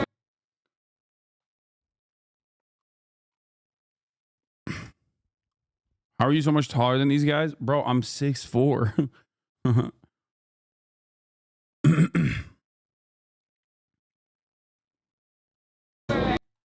Yeah. Some of the younger guys talked about what landed them in the prison system. I would say kind of touch on the same thing. No guidance, just not having a positive guidance. The environment that I grew up in, of course, it led me into a different direction. And yeah. What about you? So first off, obviously there's no excuses for what I'm saying, right? I hold myself accountable for what I've done, right? But I'm not the commissioner board.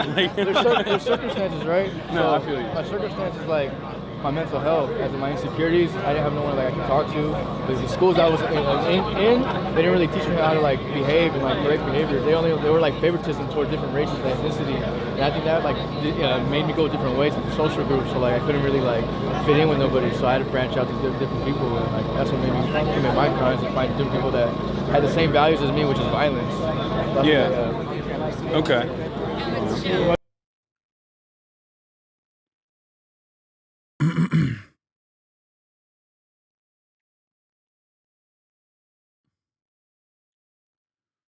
Some of our greatest revolutionary organizations, like the Black Panthers, identified how people like this are the motor for revolutionary change. People didn't hear chirp about revolution, but it's these people that have the practical skills for OPSEC, dealing with the law and other things. These folks have more revolutionary potential than any leftist that would turn their nose up to them.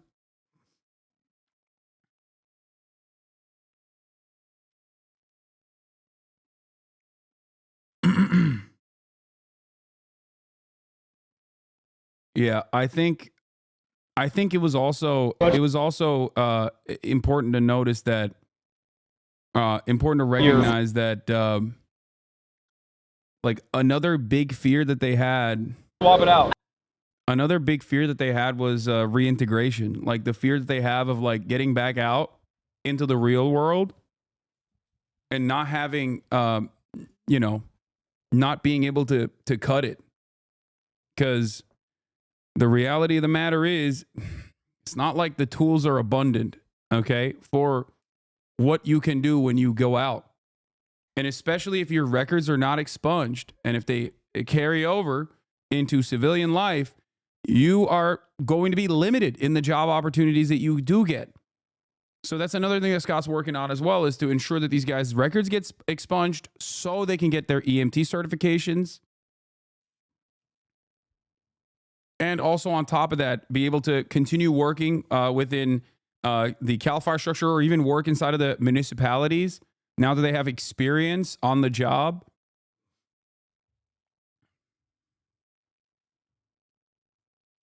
And it's crazy that like there are, you know, millions of people in the United States of America that are facing this reality, and even that freedom is an additional pressure for them. I don't know.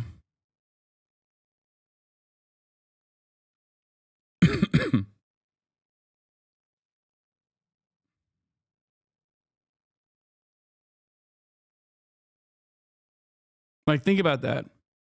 On the one hand, freedom is the only thing you look forward to. But on the other hand, even that is a massive, massive point of pressure for you.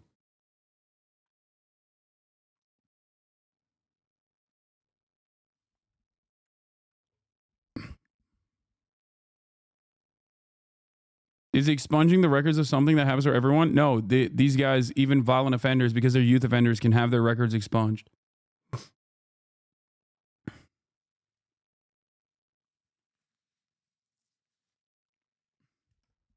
An extremely common and disheartening theme with everyone you interviewed is that if proper support structures and mental health resources were readily available, many of these men wouldn't even be there to begin with. We need to do better. Yeah.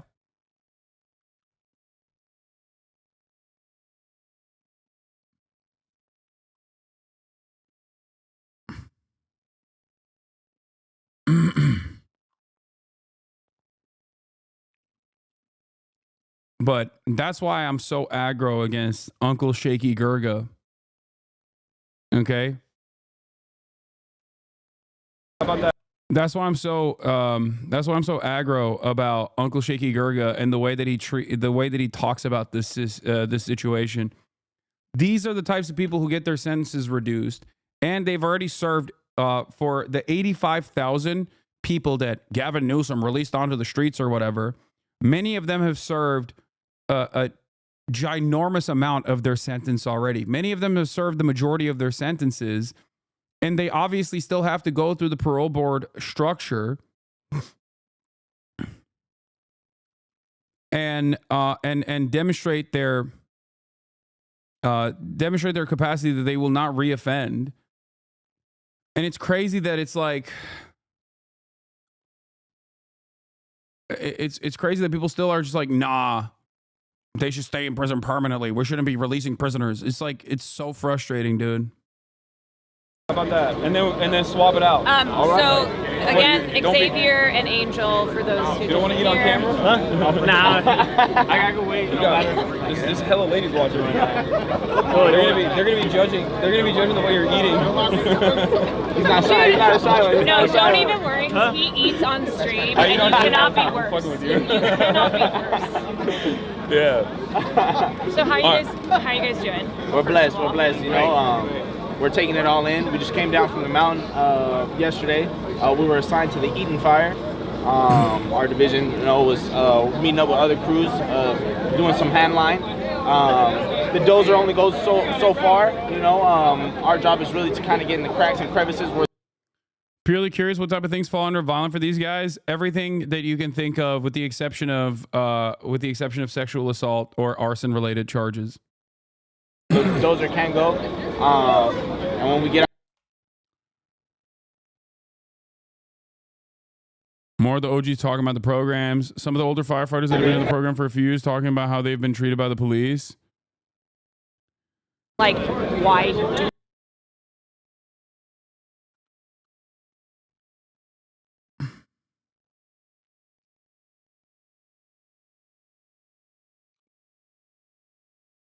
What? It's all bad faith, man. I'm sorry I ever fell for any of it, bro. What do you mean?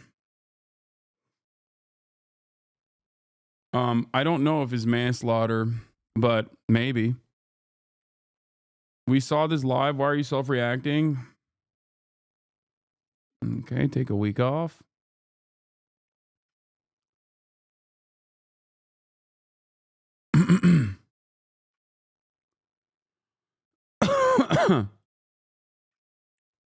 Is there JPay or something? Yes, there is. And you can also send video games to the camps as well.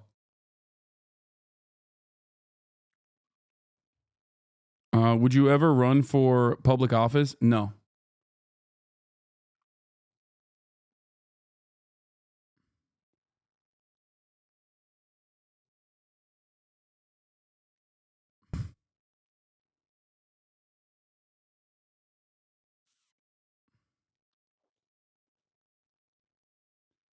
Oh, here is also the ARC anti-recidivism. They're on the fire line. Give right now that they're on the fire line. Yeah. There's not so much to give right now, right? They're fairly good right now. It's when they get back to camp, right? There's not a TV that's working in some places, right? There's the boots are all fucked up and they need better boots. Like there's just things that are not so sexy, but that they need. You never think this, but we're getting a shower truck dropped off. No, I know what you're talking about. Yeah. By the way, God bless the dudes at Coachella. Dude, they got a shower truck coming in. These guys haven't showered in like 4 days. I know. So just stuff like that. And then I think also when they get out, if they want to work for CAL FIRE, as soon as they get out, how are they going to pay rent to wherever they're getting hired? How are they going to pay utilities? What about a car to get to and from work? Right? Those who are give right now that they're on the fire line. Yeah. There's not so much to give right now, right? They're fairly good. With this entire program being only allowed as a larger labor force, do you think that moving into pay parity would dissolve such a program, or is CAL FIRE being a governmental agency would allow such a structure? I don't know, but I hope that they don't do that. Are you aware of any programs like this for women offenders? I don't know. Not sure about this guy, Hasan. What? Not sure about the guy who is literally spending his own hard-earned dollars and time every single day to work with some of the most fucked over people in American society in a system that doodly mofo. Okay. The guy that runs the program. They have camps. They have a camp for women as well.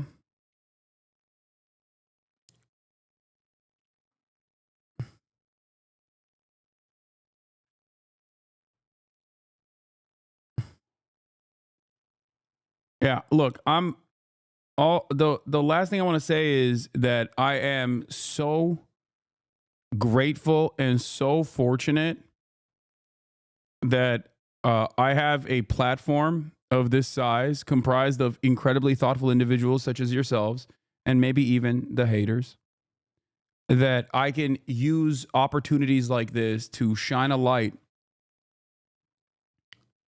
on some of the most forgotten people in society.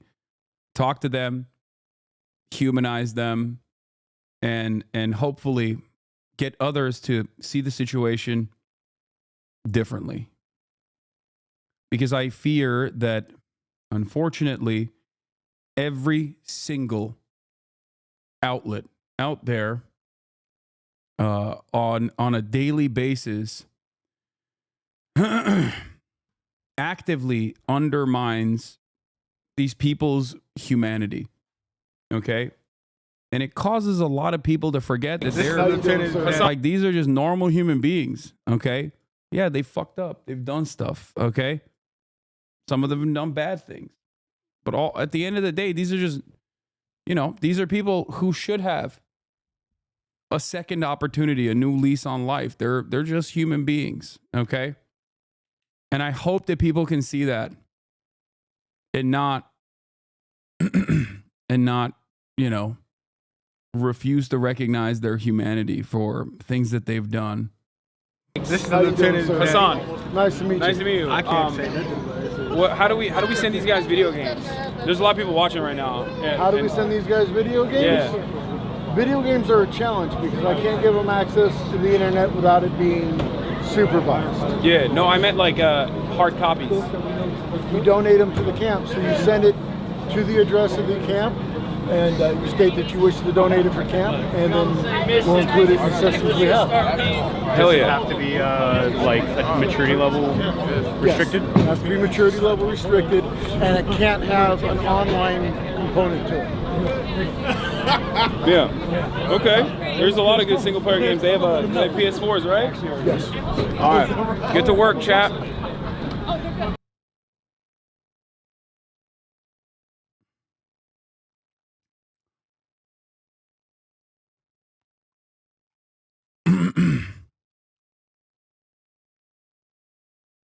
Also, shout out to this lieutenant. Even if you weren't supposed to talk to these guys, you didn't give a single shit. No, I don't think they. It's not a problem. It's not a big deal at all.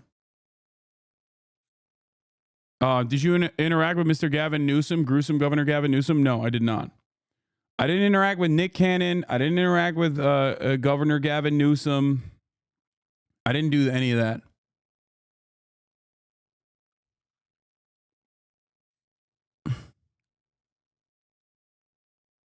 But yeah, this tweet that I retweeted as well from D Machine has the information about Washington Ridge Conservation Camp 44, the phone number and the address. If you want to donate PS4 games for these guys, please remember PS4 only, single player, no online requirement, ideally PG-13.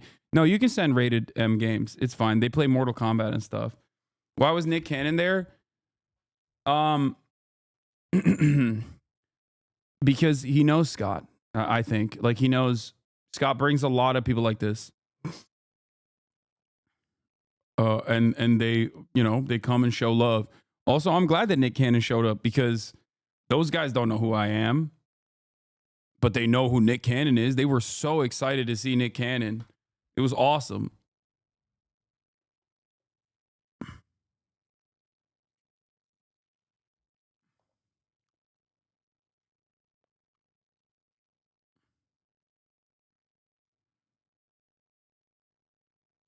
No, you can send whatever games, dude. Yeah, and also Peso, not Peso Pluma, a different Peso, a rapper.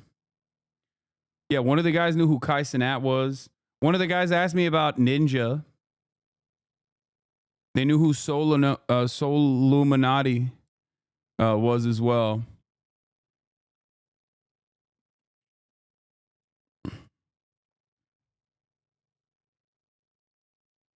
The most heartbreaking thing, but also wholesome thing is the constant question of why do you even care? Yeah.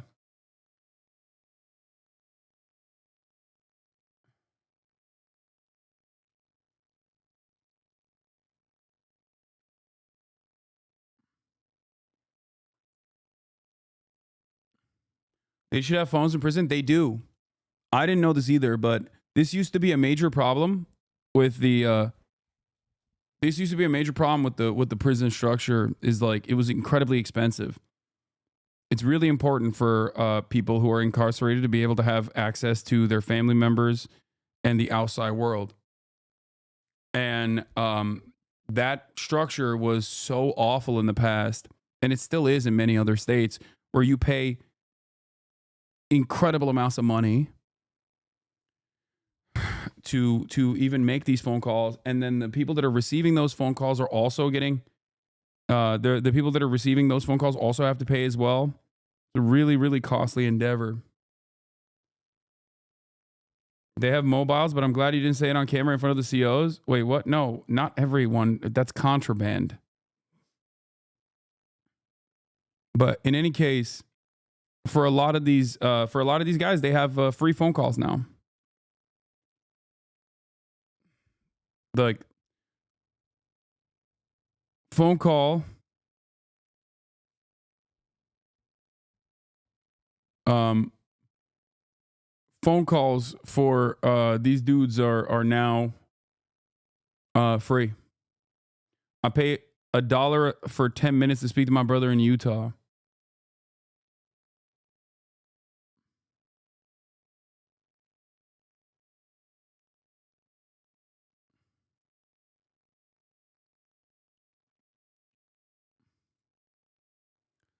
Some are calling them worse than looters. I mean, these are the real looters, but once again, nobody will ever consider. This is illegal, by the way. What they're doing is illegal.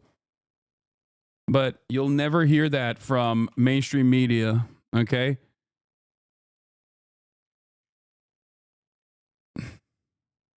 It doesn't have any sort of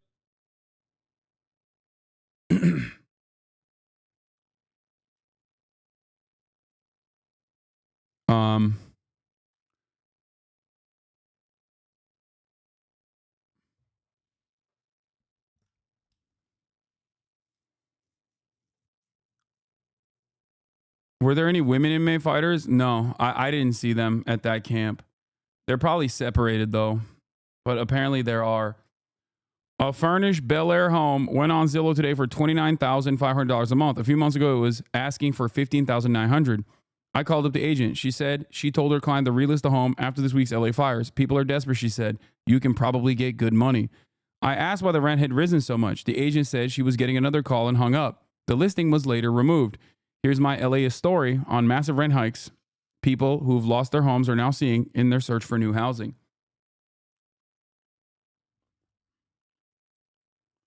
See? Look, it's not price gouging. It's simply supply and demand playing out. There's significant less supply and demand skyrocketed overnight. No, that is price gouging. You can say that about toilet paper too. What are you talking about? That's literally, it's price gouging. That is actually what it is. These home values or rents will be the new norm for years. This isn't gouging. The market was reset overnight.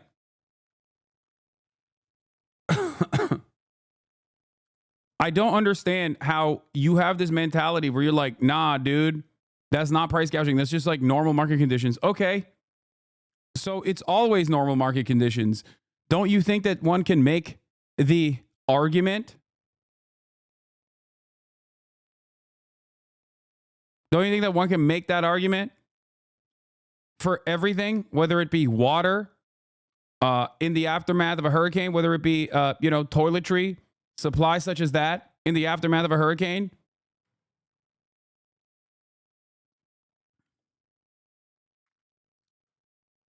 That's what it is. Then price gouging is meaningless? No.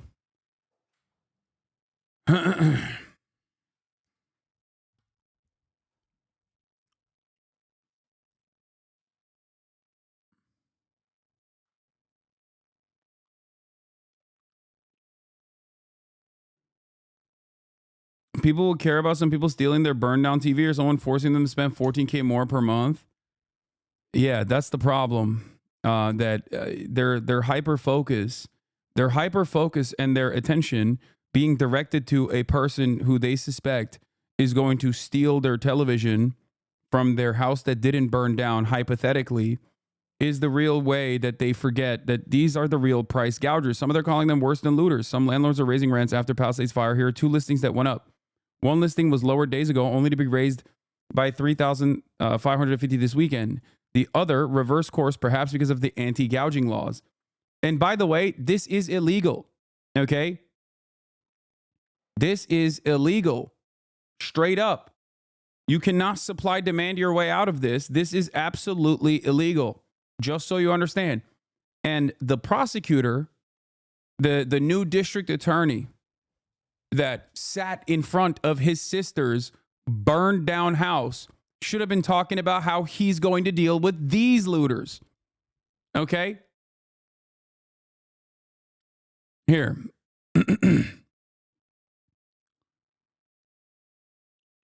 Price gouging refers to sellers trying to take unfair advantage of consumers during an emergency or disaster by greatly increasing the price for essential consumer goods and services. Yes, in certain circumstances, California's anti-price gouging statute, Penal Code Section 396, prohibits raising the price of many consumer goods and services by more than 10% after an emergency has been declared. For items and services a seller only started offering after an emergency is declared, the seller may not charge more than 50% greater than what it's cost the seller to provide the item or service. Local laws may also contain their own prohibitions on price gouging, which is crazy because even that is so expansive, and these guys still go above that.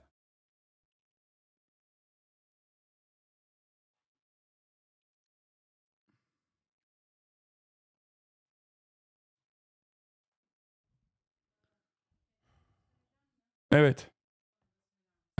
Peki.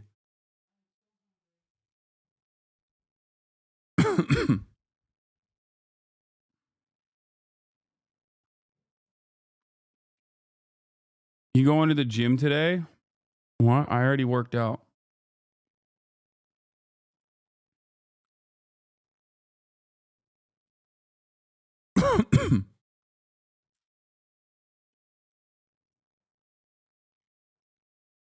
Normal market conditions, though, guys. Come on.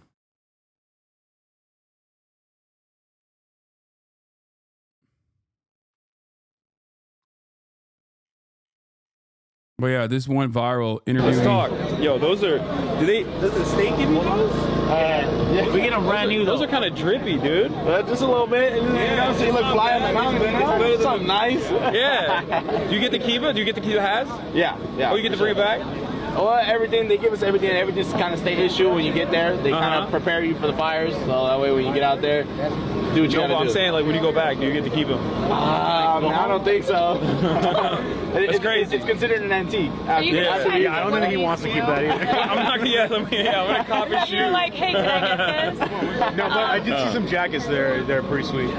All right, bro, chill. We're not gonna take their clothes off their back, bro. They're fucking fighting wildfires out there. Look, we'll give it to you, man. We'll give it to you. It's a donation. All right.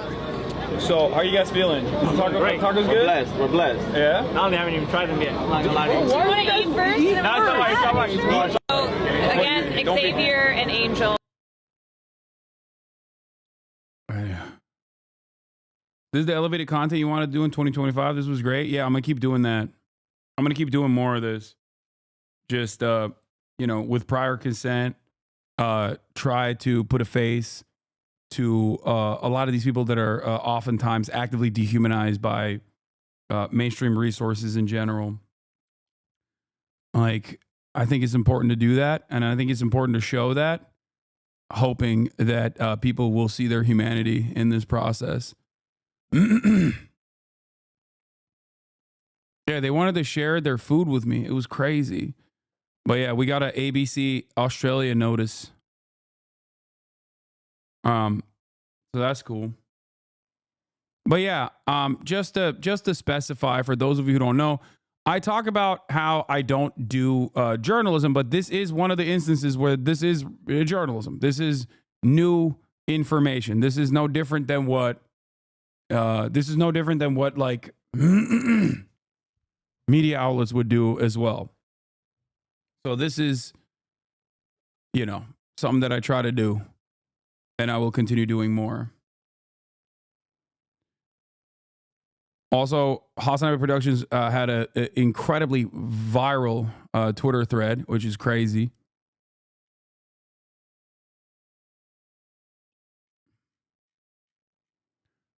Yeah, shouts out to Caroline Kwan as well.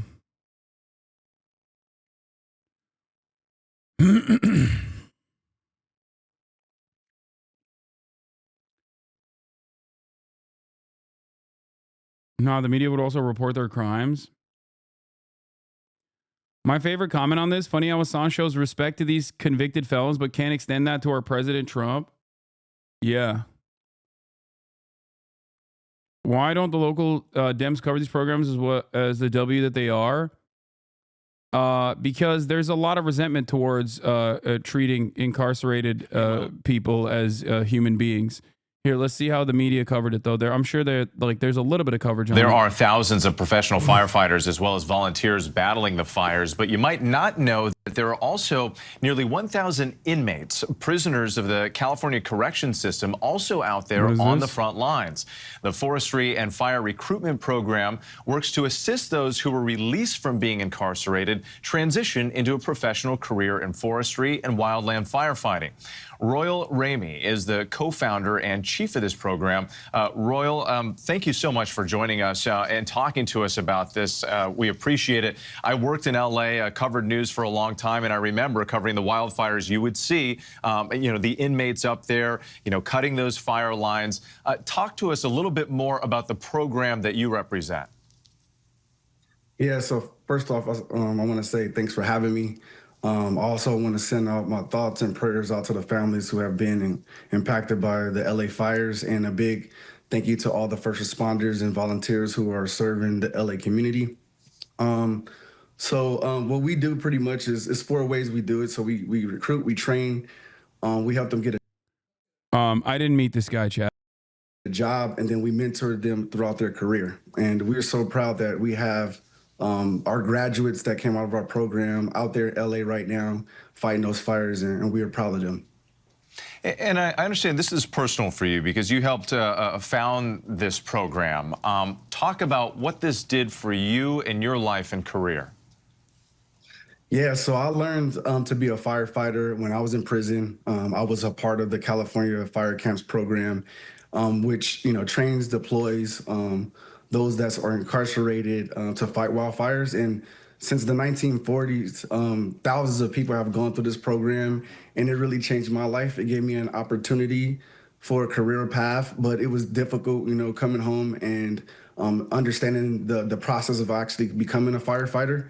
And, I consider myself a modern-day Harriet Tubman and wanted to give other folks the opportunity to, pursue a career in firefighting. Let me ask you this. There is some criticism, some people suggesting that, look, this is the state just taking advantage of cheap labor, right? Like where you can get some of these inmates and they might make a few bucks a day and they're doing this, life-threatening, difficult work. What would you say to them? How would you respond to that criticism? It is a voluntary program. There's a lot of benefits that come with it. You get better food. You get visits in the park-like setting. That's it. Like that. So that's the point, which is quite literally the horrific conditions in regular prison is an additional incentive for a lot of these guys to go into this program, because then they get to be treated like human beings in the camp conditions as opposed to the prison conditions. And that to me is like, a very obvious indicator that there's so much more to solve in this carceral structure. But I'm not gonna look a gift horse in the mouth.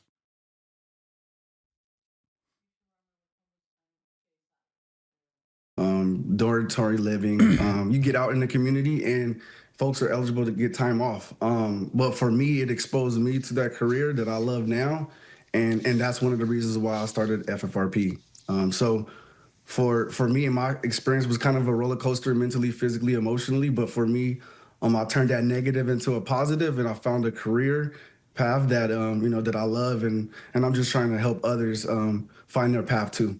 Well, Royal Ramey, thank you so much for taking the time. We appreciate you and all the incredible work that you and your colleagues are doing out there, saving lives and property. Thank you. Thank you.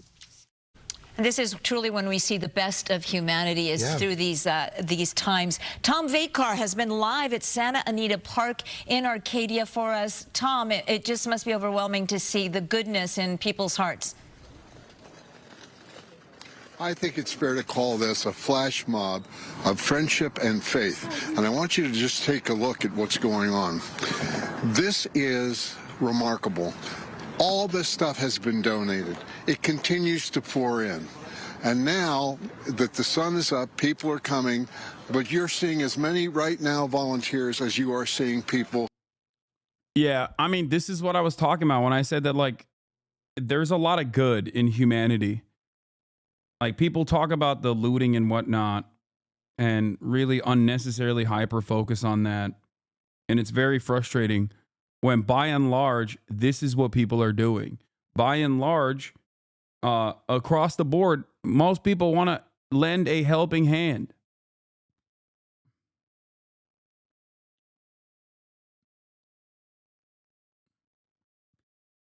They understand that food and visits, clothes for the wealthy. Yes, you're right, dude.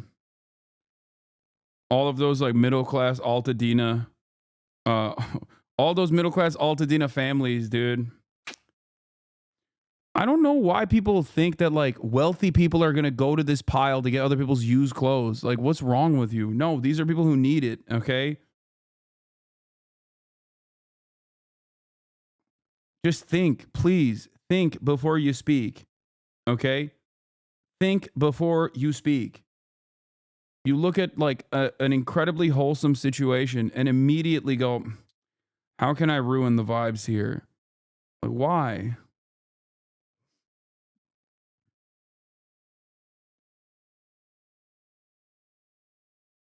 It's just like, in many respects, is the same exact mentality of like looking at ash, looking at like all the ash, all the rubble, and thinking, oh, they're gonna loot this stuff, man. We gotta start shooting looters. Like it's just a very weird mentality that people have. And I think the internet has greatly worsened the sentiment. People just straight up have lost their capacity to engage in collective action and lost the capacity to see others as human beings. And they just only see them through the cynical lens where everyone is out to get me. Everyone's out to get others. And the internet makes it certainly a lot worse.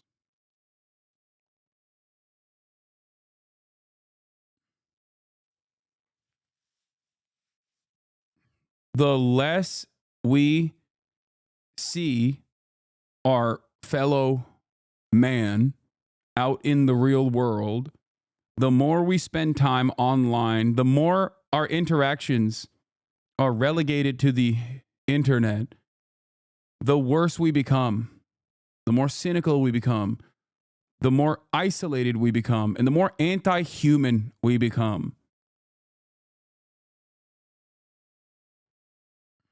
It's crazy.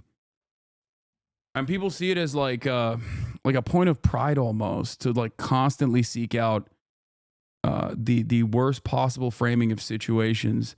Wow, what a not a vice, sorry. They see it as a virtue.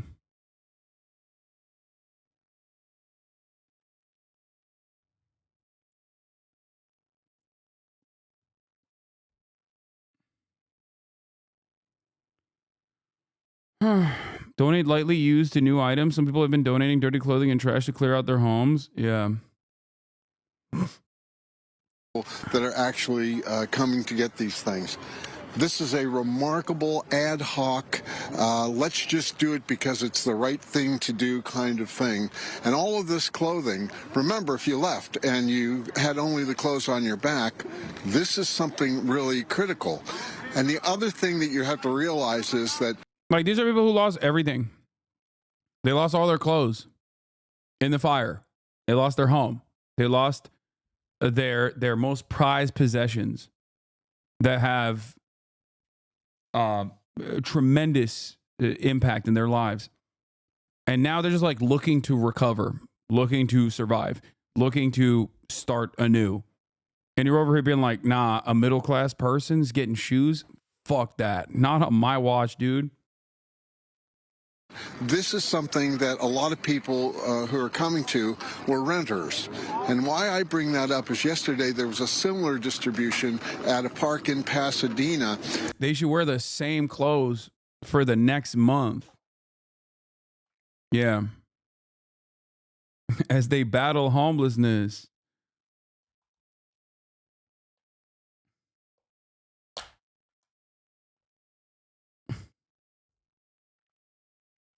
But I talked to a gentleman there who lost his house in Altadena, and he talked about something really important, and that is the folks that are renters. Listen to this. I know this is hard. Reality, we've all been kind of, okay, live with it. It is what it is. It's happened. Be real about it. This is inspiring. The tears you see are of gratitude for people volunteering out of the kindness of their own hearts. Is it true that some of the out-of-state fire trucks weren't able to help because they had to wait for emissions testing that weren't open on the weekends? I'm gonna die. No. Okay. No, it's not true. It was fake on Twitter. It went viral on Twitter. No. And not only was it untrue, but like the Oregon firefighters Twitter account had already posted about how their engines were working in the state of California hours before that Twitter, this random Twitter account decided, lol, California emissions testing. No. Sorry for getting aggressive with you, chatter. I'm not mad at you. I'm just so mad at the way that communication spreads, misinformation spreads.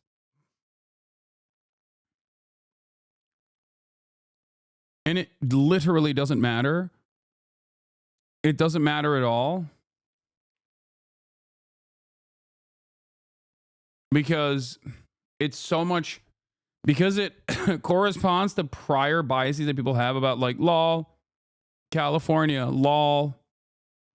Yeah, you are the media now. Parker Cardwell is the guy who said at 3:26 p.m., okay, 4 hours after, to the dot, 4 hours after the Oregon State Fire Marshal had said, Oregon strike teams arrived Thursday and are assigned to the Palisades Fire. 11 of the teams began their assignments this AM. Teams are motivated, committed, and excited to get out on the line and help where they are needed. 4 hours after that, Parker was like, I just heard from my brother, a firefighter in Central Oregon. The 60 fire trucks today sent to support the LA fires are being held up in Sacramento for emissions testing. They likely won't pass inspection and won't be able to help. What a joke.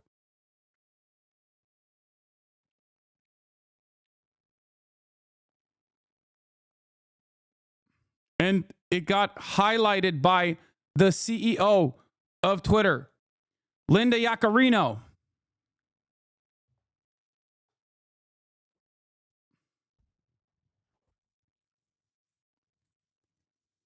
Like, it's crazy to me that the Oregon State Fire Marshal has to send out information about, like, in a crisis moment, the Oregon State Fire Marshal has to send out a message to whoever will listen, and no one will listen because there's only 555 likes because this is a random tiny account.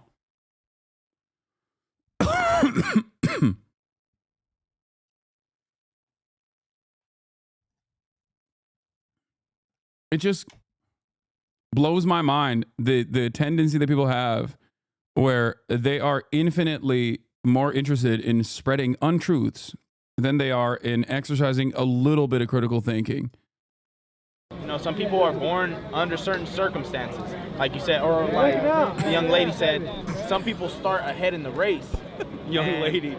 And Caroline's also 33. That's still young, man. Come on, man. So some people's circumstances. I literally take back everything I just said.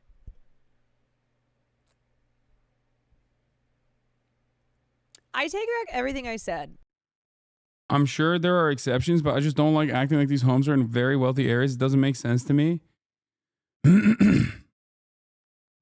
Yeah. Palisades and Malibu still have places where people have had their homes for many, many decades at this point. So not every single person is wealthy there either. But yes, Palisades and Malibu have some of the most expensive real estate. Okay. Some of the most expensive real estate in Los Angeles. Altadena, on the other hand, another area of impact, is not an expensive real estate marketplace. Okay? It doesn't matter.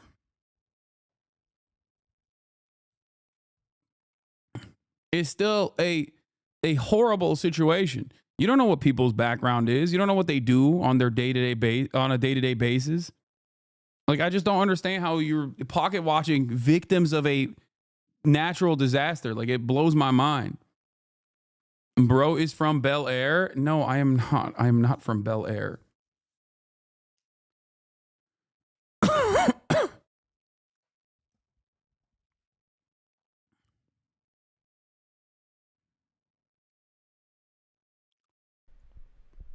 Fuck him. Okay? If Hasan has 10,000 haters, I'm one of them. If he has 100 haters, I'm one of them. You If he are has from no Bel Air? haters, Okay, it's 'cause I'm from fat. Bel Air. I lied. You know, some people are.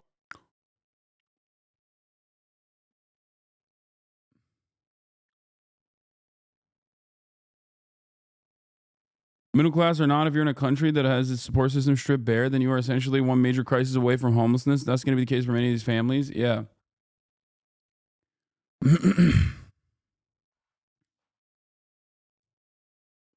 California is home to the poorest and richest people. They literally live within blocks of each other sometimes. I don't know why that's so hard to understand for chatters. Yeah.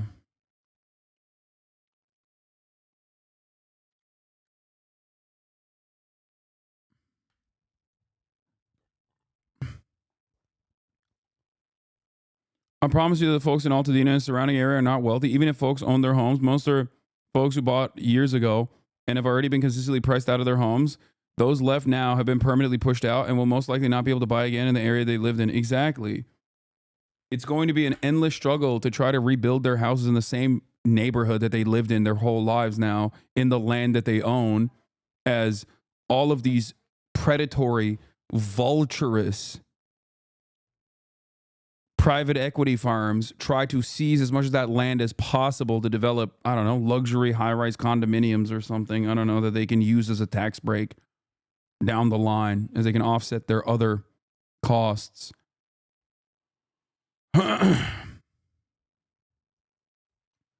Yeah, what causes you to want to live in LA?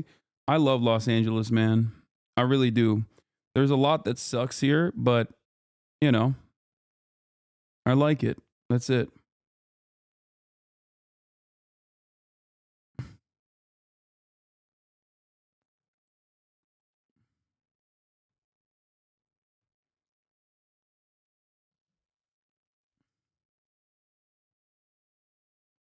It's going to be an endless struggle where these people are now going to, one, fight back against the vulturous and predatory private equity. They're going to have to fight back against their insurance companies that are going to work tirelessly around the clock to deny their claims that they paid for with their insurance. That is, if they are fortunate enough to not have their fire insurance canceled months before this wildfire took place, without them even recognizing it.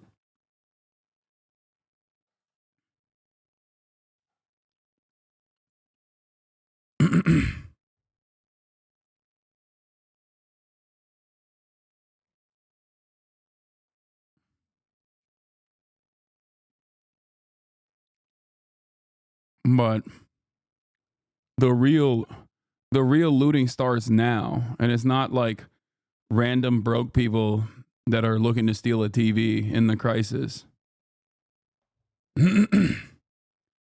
But just pay attention. Pay attention to how normalized and streamlined that process is. That process of looting that is infinitely more impactful, has a significantly higher dollar value. That process of looting is systematized. That process of looting, not dissimilar to the universal healthcare coverage that we talked about in the aftermath of Brian Thompson's assassination, allegedly in the hands of Luigi Mangione, allegedly. That kind of pain, no matter how universalized it is in a country like the United States of America that impacts virtually every single family at a certain point in their lives, that kind of violence, that kind of murder is socialized. People don't see it in the same way that they see a random mask-wearing thug who's going to come into your neighborhood in a scooter. Okay? Although, that kind of theft is far more consequential. And the dollar values that are stolen from the public in their weakest moments is far larger.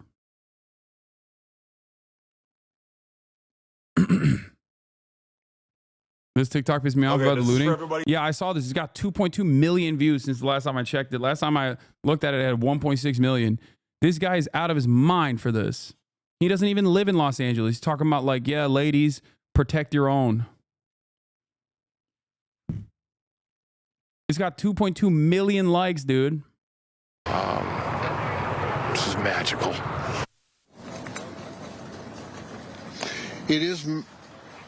It is magical, and he pointed out to me something. He says, you know, we have insurance. We're in a hotel. We're going to be okay, as difficult as it is for him to have lost his house.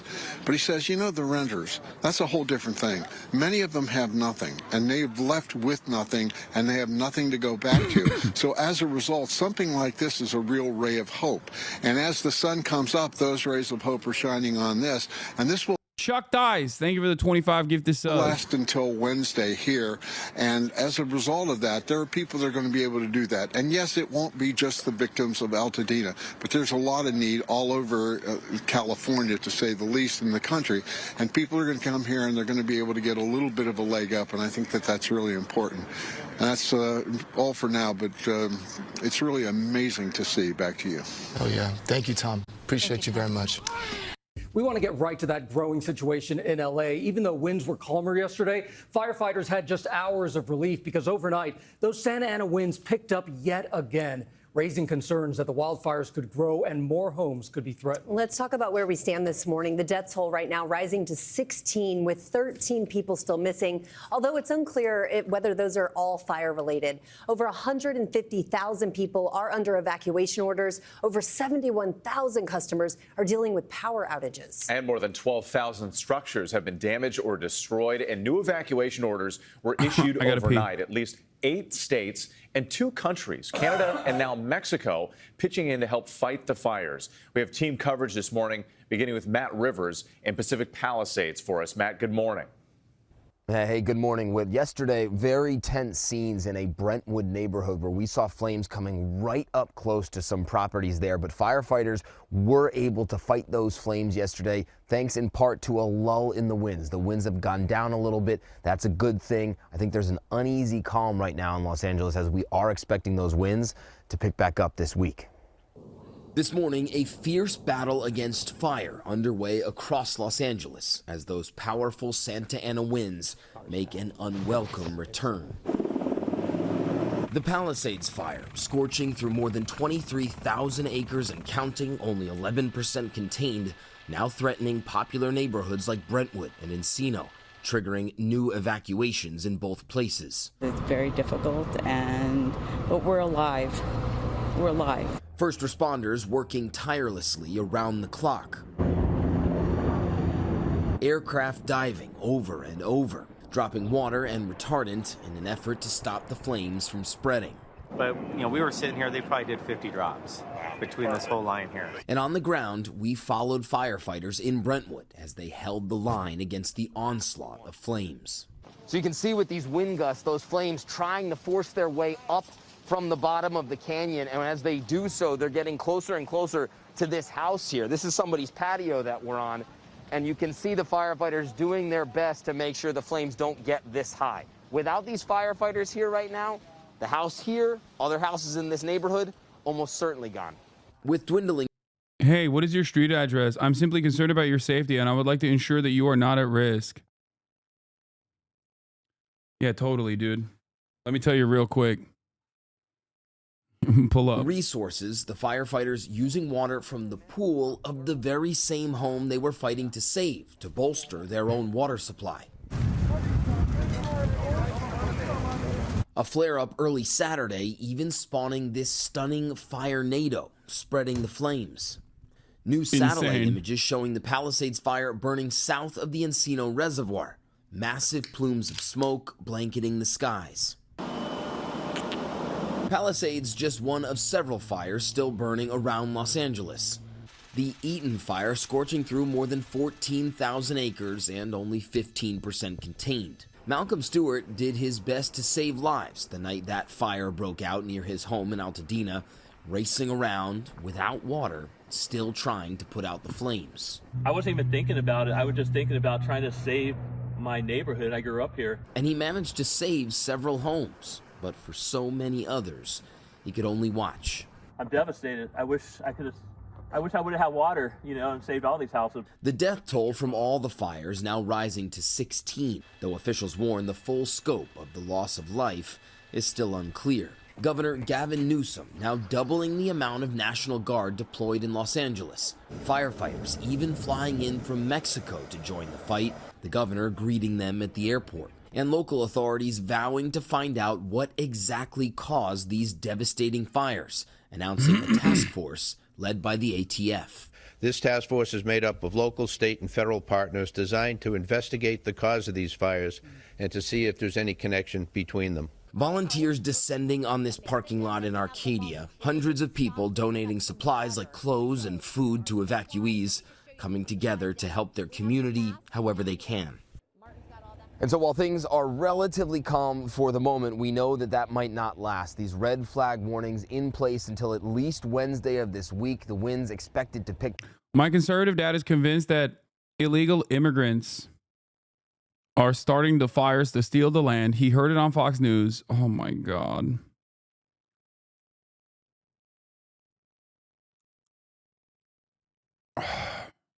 The fire map I use is watch duty.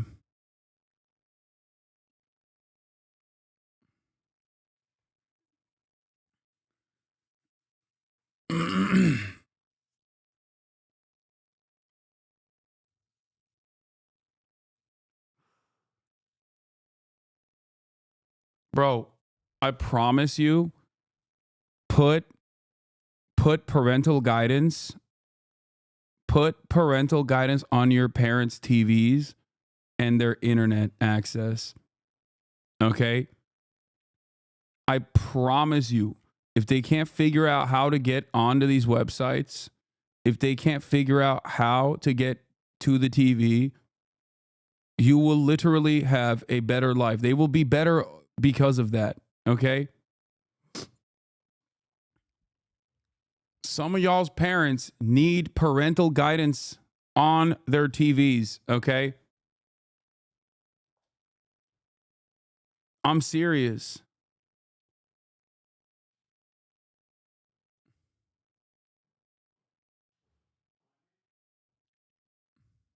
Back up, and when that happens, the threat of fire, of course, also rises. Gio? Unbelievable to see those flames so close to the house. Matt, thank you so much. Now to the growing questions about LA County's response to the fires and the lack of water to fight them. ABC's Jacqueline Lee is in Altadena with this major part of the story. Good morning, Jacqueline. Gio, good morning. That access to water critical for first responders and residents. You can see those flames burning in the hillside. It's powerful destruction so widespread. This used to be a coffee shop with nothing left behind. This morning, as people trickle back into their devastated communities. I can see my washing machine. I can see so many remnants of what used to be. Mujike Cooper and her fiance Alex stunned to see the Altadena home they spent 4 years in reduced to ashes. What do you guys regret not taking with you? Definitely my box of keepsakes. It had, my dad fought in World War II, came back to a segregated country, and there were little fragments of his tours around the Pacific that I really wish that I kept. Stories now emerging about the lack of adequate water supply as firefighters and residents battled the flames. The water supply cut off. Yeah, they shut the water off on us. After watching her home burn to the ground in Altadena, 24-year-old Marcela Banuelos ran to her grandmother's home, grabbed a garden hose and tried to save it. They shut the water off on us. And you know, there was nothing we could do. Like, we didn't have any water to try to put out anything. And, you know, I tried my best. Governor Gavin Newsom demanding an independent investigation into the reported issue, while the LA fire chief claims her department saw a $17.6 million budget cut for the year. This as thousands of residents are now tasked with rebuilding from some of the worst fires in California history.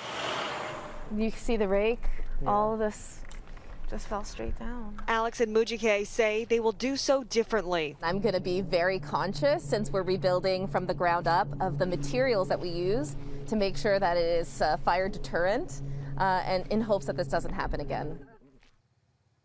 Residents tell me they are extremely nervous. Will California flip red now? No. Why would it flip red now? I don't understand why people think that, like, people that have lost their houses are going to be like, oh man, it's time now. Donald Trump would have saved us.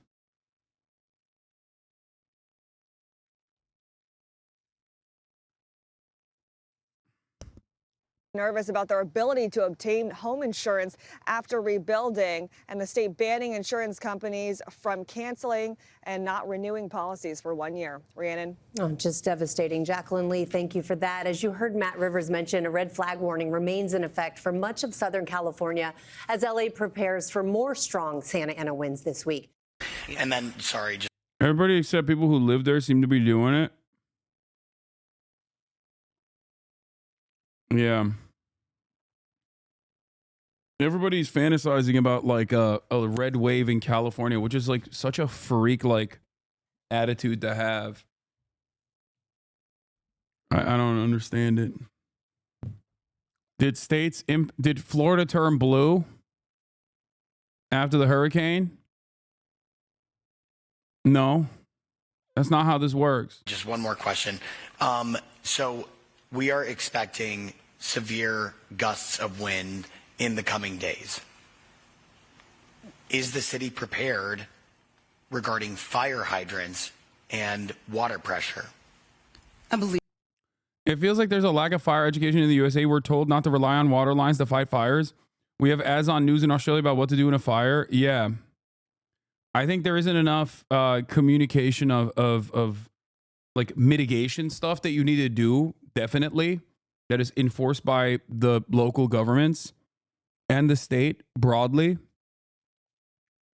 Like fire codes that you need to constantly maintain. And I think part of that is also a lack of adequate funding in terms of like fire inspections happening regularly. It would also be very upsetting for a lot of wealthy homeowners to consistently have to worry about their trim. And then I can totally see an argument being conducted that like this actually harms the working poor. You know, it would actually harm the landlords that don't want to engage in this real estate, like multiple real estate owning landlords and landlord management groups, like commercial real estate, I mean, not commercial, residential real estate management groups. But then they would actually cut ads against whoever is implementing such things.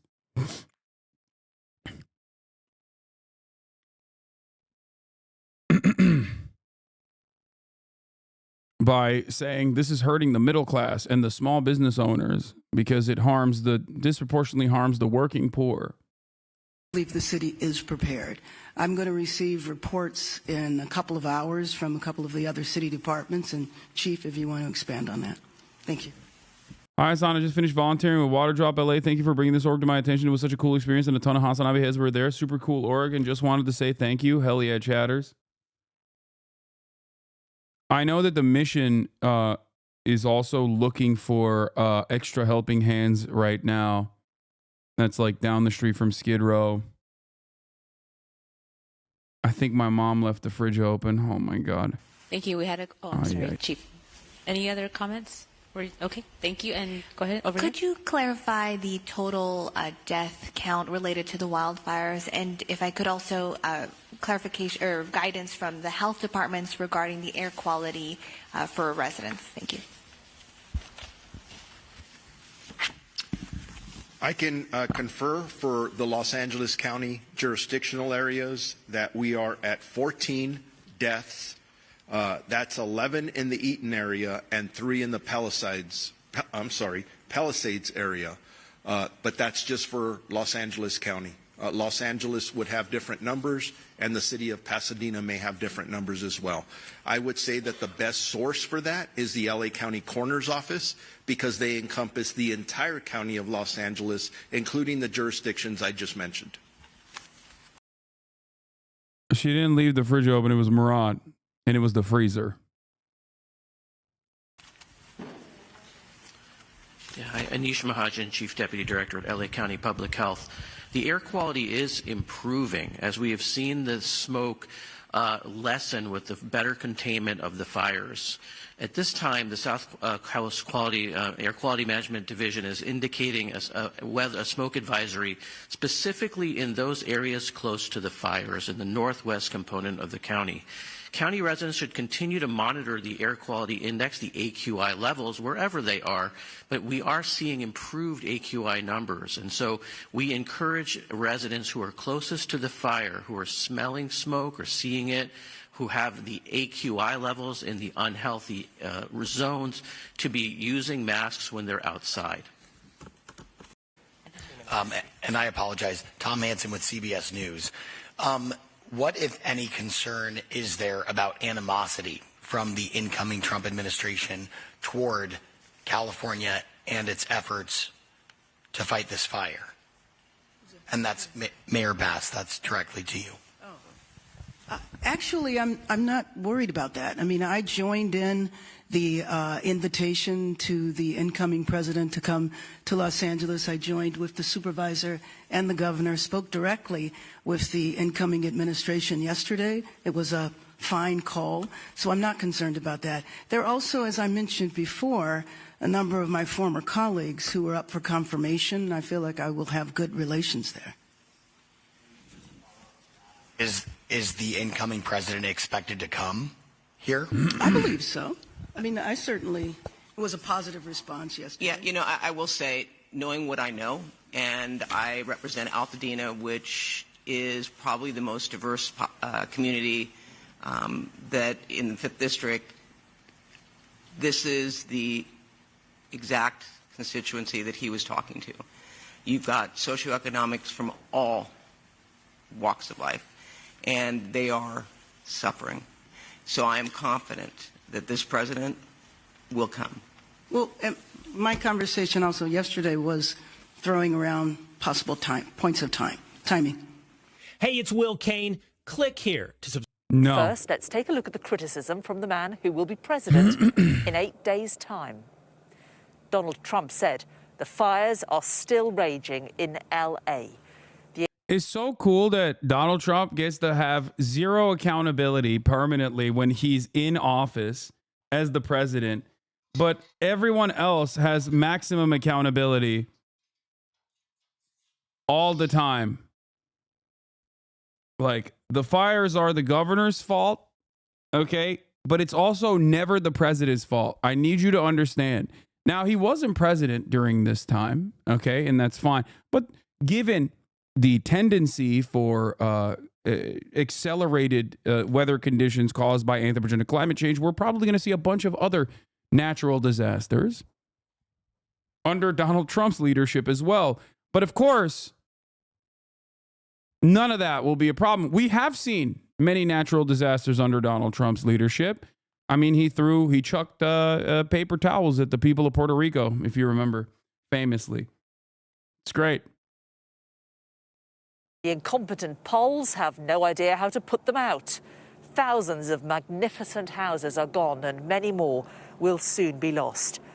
There is death. That's so funny. He's so real estate developer brain, dude.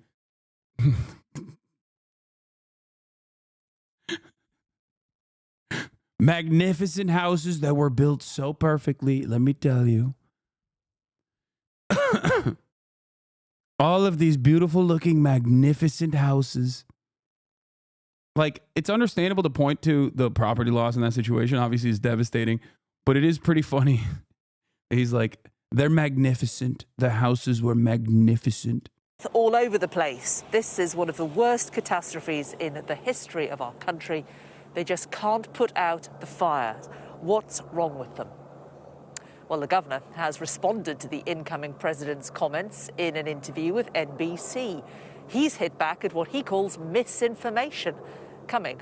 I called for him to come out, take a look for himself. We want to do it in the spirit of an open hand, not a closed fist. He's the president-elect. I respect the office. We have a president of the United States that within 36 hours provided a major disaster declaration over a text. We had support from the president of the United States, Joe Biden, with 100% reimbursement, all the resources you could hope for or imagine, constant communication. I'd like to extend that to the president-elect. I don't know what he's referring to when he talks about the Delta smelt in reservoirs. The reservoirs are completely full, the state reservoirs here in Southern California. That mis and disinformation, I don't think advantages or aids.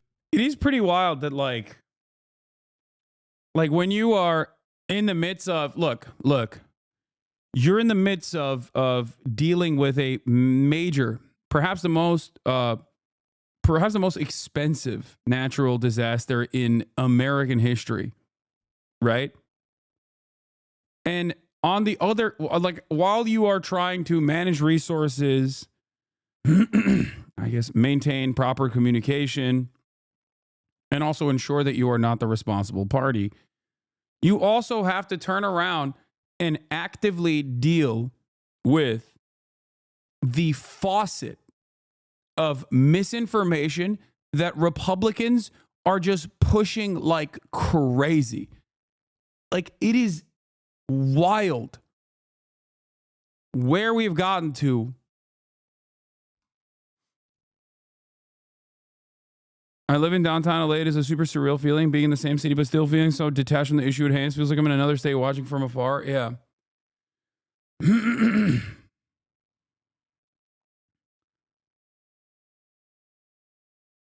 It is wild to me. Does insurance cover any of those laws, or does it all go under force majeure? It depends. Any of us responding to Donald Trump's insults, we would spend another month. I'm very familiar with them. Every elected official that he disagrees with, very familiar with them. We do know, though, from reporting here locally that one reservoir that serves the Palisades was not full. And that's exactly what triggered my desire to get the investigation, to understand what was happening with that local reservoir. That was not a state system reservoir, which the president-elect was referring to as it relates to the Delta and somehow connecting the Delta smelt to this fire, which is inexcusable because it's inaccurate, also incomprehensible to anyone that understands water policy. Multiple times, Mr. Trump has threatened to withhold aid for California wildfires, both as president and now again as president-elect. Are you worried that he might actually do that? Well, I mean, he's done it to Utah, he's done it to Michigan, they did it to Puerto Rico. He did it to California back before I was even governor in 2018, until he found out folks in Orange County voted for him, and then he decided to give the money. So he's been at this for years and years and years. It transcends states, including, by the way, Georgia, he threatened similarly. So that's his style. And you know, we take it seriously to the extent that in the past, it's taken a little bit more time. I've been pretty expressive about that in the context of someone threatening our first responders in terms of supporting the immediacy of their needs. That's what you take it as, that President-elect Trump is threatening the first responders here. Well, I mean, it's what he said. He said, I'm not going to support the firefighting efforts. I'm not going to support the state of California as it relates to its emergency management.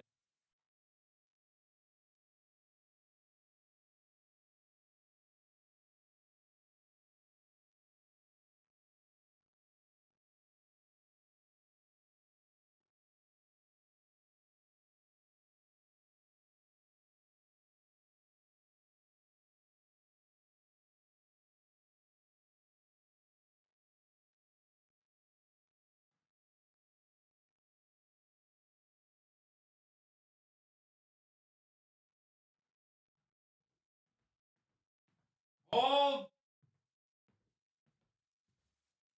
I had to get my food.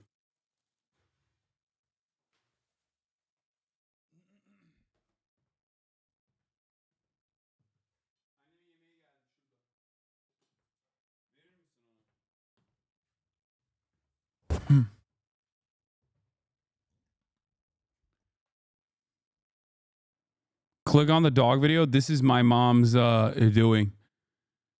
She uses anytime I'm away, she thinks that this like dog anxiety music will help Kaya. I don't think it does. Why are you eating? I thought you were a socialist, bro. True. Well, I'm not. I'm a capitalist.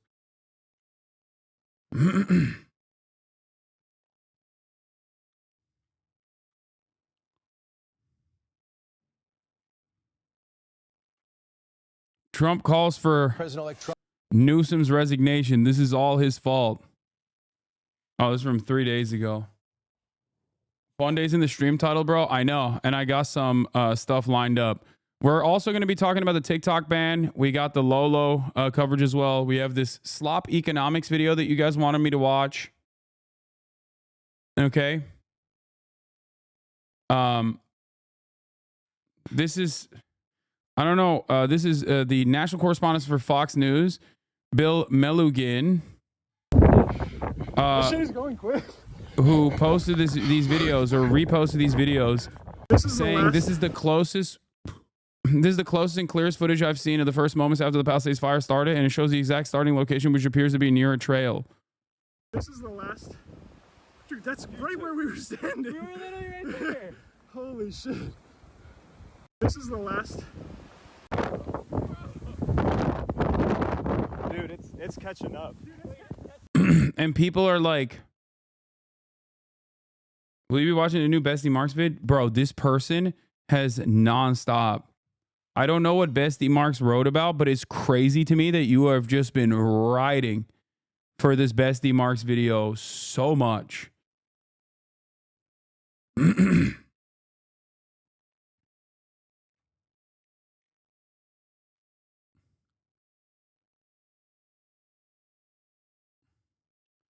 Every insane conspiracy that ended up being true. Heart attack pistol. In 1975, William Colby. Wait, what is this? This is extremely in the pocket of things that I'm interested in. Any playoff football on your agenda tonight? You can see everyone's message story. Yes. Donkey Game of the Year video too, by the way. Okay.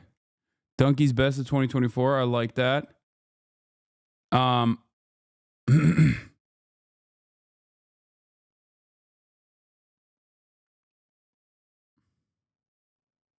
Is it about German anti-Semitism turning into Islamophobia? Yeah, I don't want to watch that today, man. I've covered that so much. But yeah, we got TikTok. We got the TikTok ban as well. We're going to be covering that.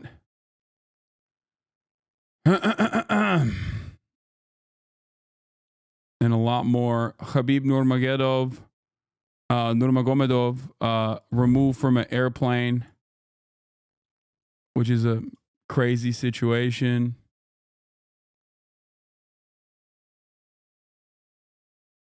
I'd never covered the Elon Musk thing.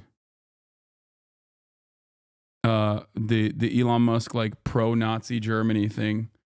Or not pro-Nazi Germany necessarily, but like his Holocaust revisionism, I guess.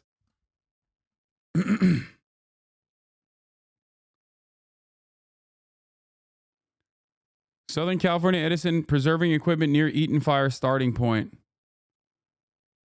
The number of faults on the power grid near 3 of the major Los Angeles County fires skyrocketed in the hours before the blazes began, according to a company that monitors electrical activity. Bob Marshall, the chief executive of Whisker Labs, said in an interview with The Times, the areas near the Eaton, Palisades, and Hearst fires all saw massive increases in faults in the hours leading up to the fires. Faults on the power grid are caused by 3 limbs hitting electrical wires or wires hitting one another, among other causes. Each fault causes a spark. This isn't 100%. This is not 100%. But you know, we'll see. We'll see what it is, but it's not. It wouldn't surprise me at all. Like I've mentioned before. All right, let's do this. Every insane conspiracy theory that turned out to be true. Colby, the CIA director at the time, had to testify in front of a committee that was investigating the CIA.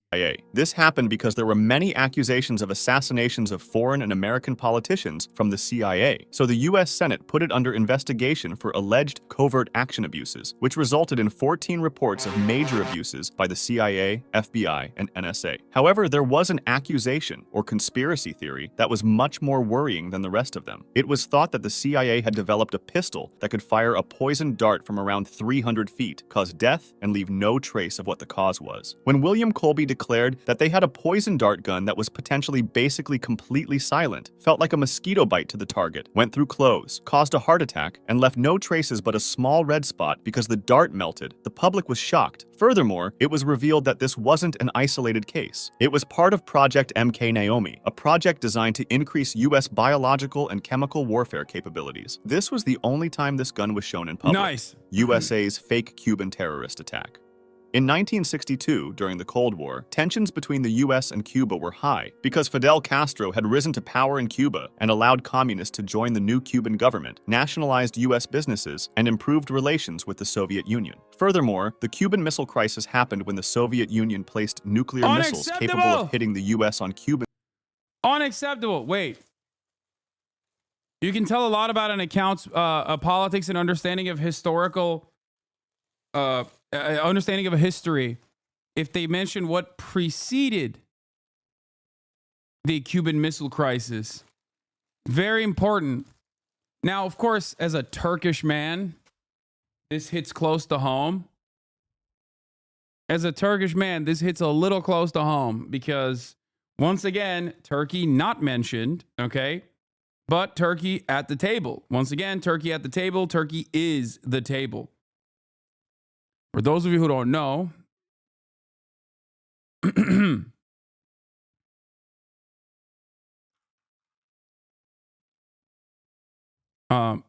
Russia said that the USSR said that they were going to put missiles on Cuba, directed in the United States of America's direction after the United States of America put NATO missile bases in Turkey. Soil after the U.S. placed theirs on Italy and Turkey. Operation Northwoods was a plan by the United States. Respect! Respect to the paint explainer. Okay? Respect. You can tell a lot. You can tell a lot about a YouTuber and their genuine interest and genuine curiosity in history and understanding of the world by what they choose to omit and what they choose to mention. Specifically Turkey. Very important to mention.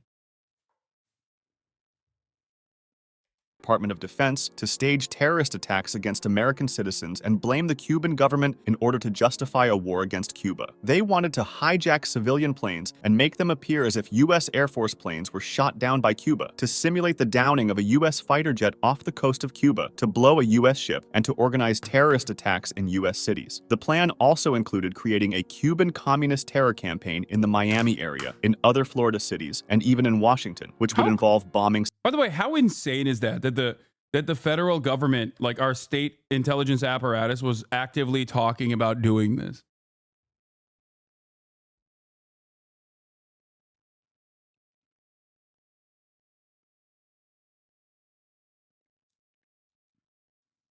Civilian targets. The plan was approved by the Joint Chiefs of Staff, but was ultimately rejected by President John F. Kennedy because it would have been too risky and could have led to a full-scale war with the Soviet Union. CIA's fake animals.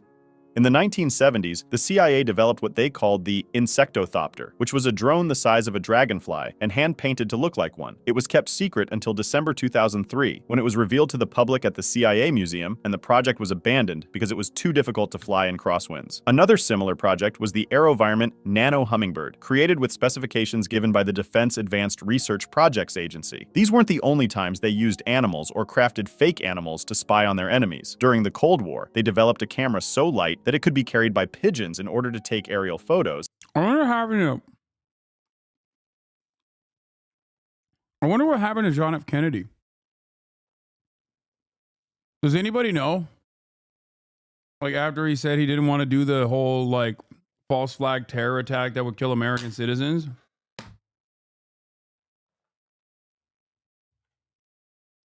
Sure hope he, had a wonderful blossoming presidential career to completion.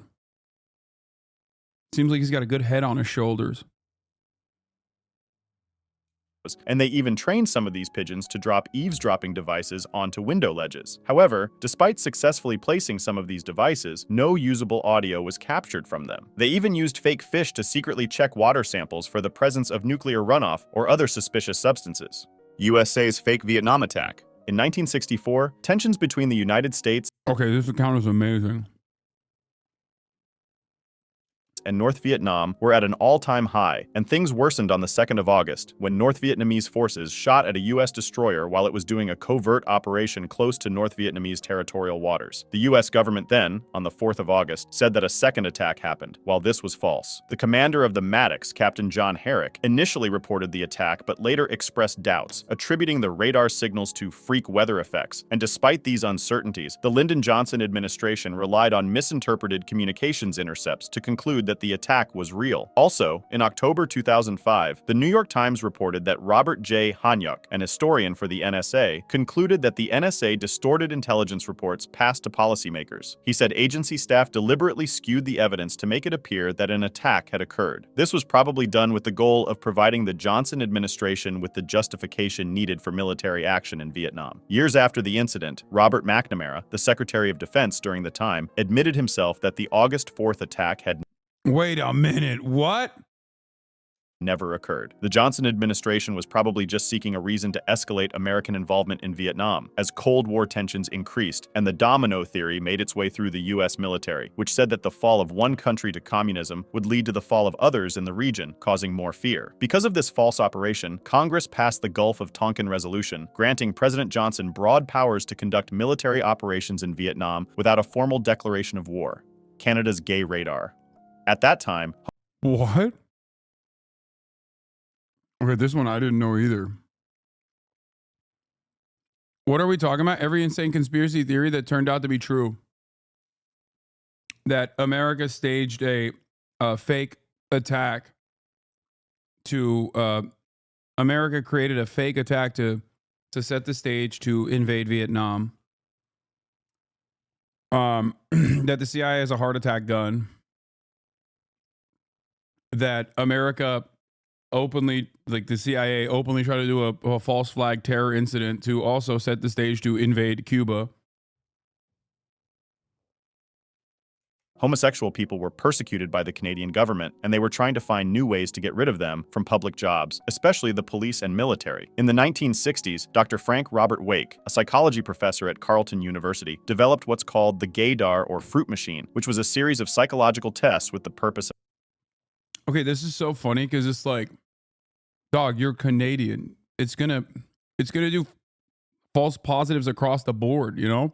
Of identifying gay men. It worked by using erotic images and what were thought to be homosexual words to see if there were any physiological changes that could point to a sexual arousal, such as the dilation of their pupils. Of course, this machine was completely pseudoscientific and unreliable. The room's light could change the dilation of the pupil, and many more outside variables made it faulty. Nonetheless, these tests caused hundreds, if not thousands, of people to get fired. The US government poisoned alcohol.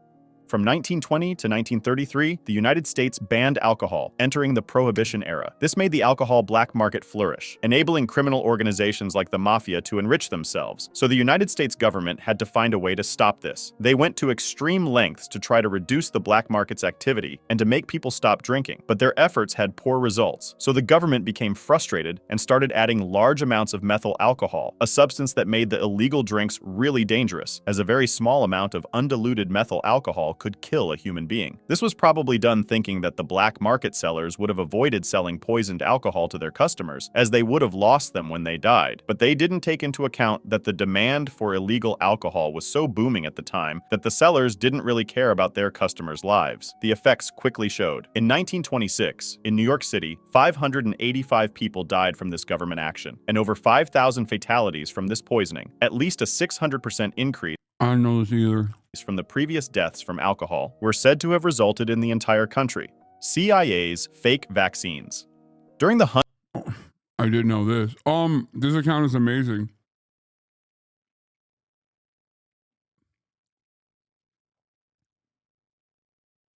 For Osama bin Laden, the CIA conducted a secret operation using a fake hepatitis vaccination program in Pakistan to illegally collect blood samples and confirm the presence of bin Laden or his family. The CIA planned to compare the DNA samples collected from the program with the DNA of bin Laden's sister, who had died in Boston in 2010. The program ultimately failed. It led to the arrest of a participating doctor, Shakil Afridi, and was widely criticized for undermining public health. The operation is blamed for increasing vaccine hesitancy in Pakistan and triggering violence against healthcare workers, who were perceived as spies. As a result, Pakistan saw a resurgence of polio, becoming the country with the highest number of polio cases in the world by 2014. The CIA director issued a directive in 2013 prohibiting the agency from using vaccination programs for operational purposes, including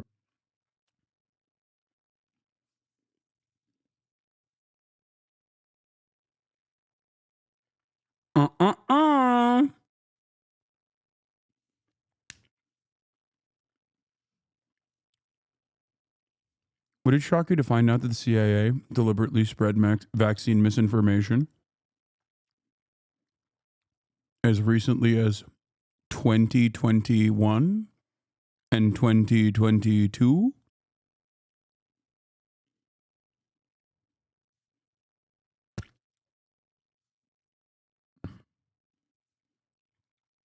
I wonder if he'll talk about this, but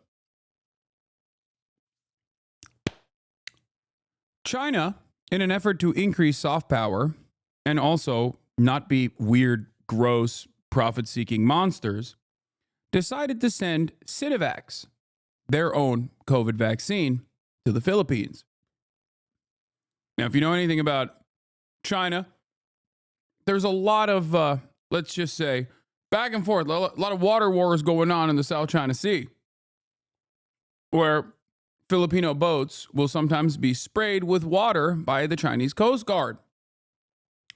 So there's already a little bit of friction between the two nations, but China wanted to offer a lending hand to the Philippines, whereas Western nations were taking their sweet time in delivering vaccines to the country. America saw this as a major problem. The American State Department looked at that and thought, we can't have people in the Philippines feeling like China is there to protect them. So they worked tirelessly behind the scenes to create anti-vaccine campaigns in the Philippines to undermine the public opinion on vaccination campaigns in general, and specifically Sinovac, that the Chinese vaccine would kill you if you took it. They did in the Philippines what Americans do here to our own. The Pentagon ran a secret anti-vax campaign to undermine China during the pandemic. The U.S. military launched a clandestine program amid the COVID crisis to discredit China's Sinovac inoculation. Payback for Beijing's efforts to blame Washington for the pandemic. One target, the Filipino public. Health experts say the gambit was indefensible and put innocent lives at risk.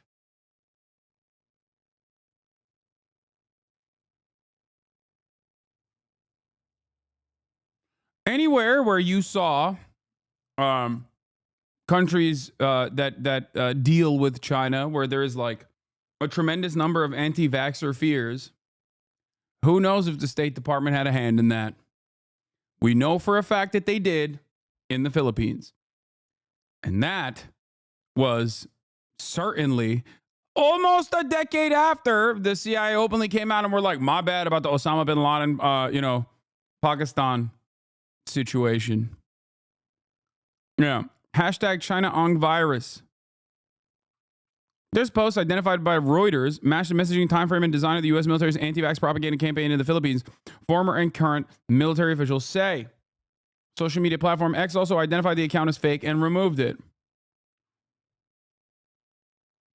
COVID came from China, and the vaccine also came from China. Don't trust China. One typical tweet from July 2020 read in Tagalog.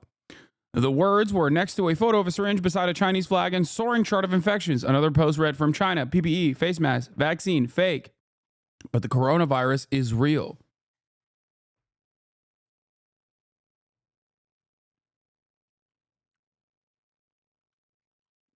The U.S. military's anti-vax efforts began in the spring of 2020 and expanded beyond Southeast Asia before it was terminated in mid-2021, Reuters determined. So it was expanded beyond Southeast Asia.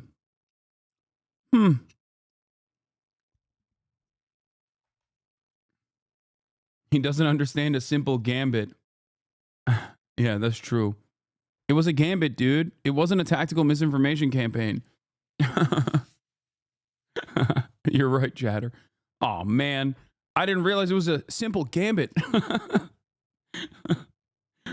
Oh, man. Masterful gambit, America. Recruiting healthcare workers. It's in situations like these that we see the impact information has on our perception and beliefs. The health of the Pakistani population was undermined by disinformation that caused disbelief in the healthcare system. It's crucial to get an objective view on matters. For example, news outlets might frame stories through a different lens based on their political leanings and interests. Fortunately, today's sponsor, Ground News, addresses this issue by enabling us to see a broader, unbiased perspective by gathering information from a multitude of sources. For example, it has been reported that Mexico warned they would impose their own tariffs in retaliation if Trump were to impose a 25% tariff on Mexican goods. 348 sources reported on this, primarily from the center, with less coverage from right and left-leaning outlets. This creates what Ground News calls a potential blind spot in critical analysis for people who typically consume right and left-leaning sources. The differences in I do find it funny that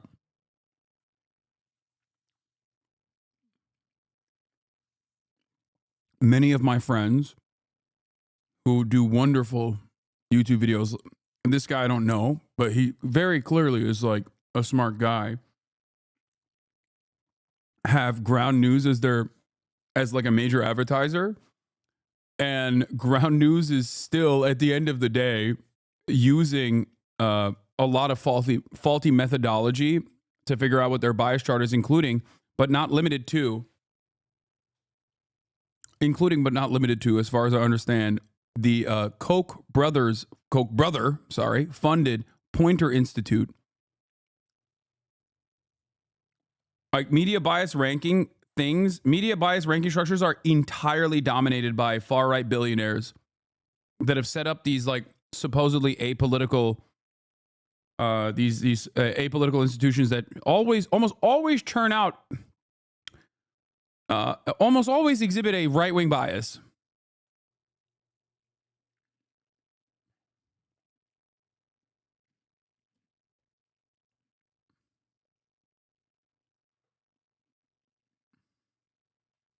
Coverage between political leanings are clear. For example, a right-leaning source calls Trump's tariff proposition a threat, while a left-leaning source describes the situation in a more intense way. Ground news doesn't tell you what to think. They gather the world's news to help you come to your own independent conclusions. One of my favorite features is their blind spot feed, which shows you stories underreported by one side of the political spectrum, so I can see stories I normally wouldn't have. I really think Ground News' mission aligns with what I aim to do here on my channel, so go to ground.news. I don't think these guys know that, by the way. And also I still don't have an issue with ground news. I don't really care. News/TPE to stay informed with context you can't find anywhere else. Or scan my QR code for 50% off the same top-tier Vantage plan I use for unlimited access to all their features. Thanks again to Ground News for sponsoring this video. Operation Sea Spray. In 1950, the Navy wanted to test the vulnerability of a city like San Francisco to a biological weapons attack in a project called Operation Sea Spray. To do so, they released two types of bacteria, Serratia marcescens and Bacillus globigii, into San Francisco Bay. The operation happened between September 20th and 27th, and the bacteria were released from a ship off the coast of San Francisco. It's said that they did this because they thought they would have been harmless to humans, but on October 11th, 11 residents checked into Stanford Hospital in San Francisco with very rare, serious urinary tract infections. 10 of them recovered, but one man, who had had recent prostate surgery, died 3 weeks later from a heart valve infection. His relatives later tried to sue the government, but they lost because the bacteria used in the test was unproven to be responsible for his death. The urinary tract outbreak was so unusual that the Stanford doctors wrote it up for a medical journal. None of the other hospitals in the city reported similar spikes in cases, and all 11 victims had urinary tract infections following medical procedures, suggesting that the source of their infections was inside the hospital. Cases of pneumonia in San Francisco also increased after Serratia marcescens was released, even though a causal relationship has not been established. Overall, the Army determined that San Francisco had received enough of— Dude, it's so crazy that, like, the American government is so out of pocket.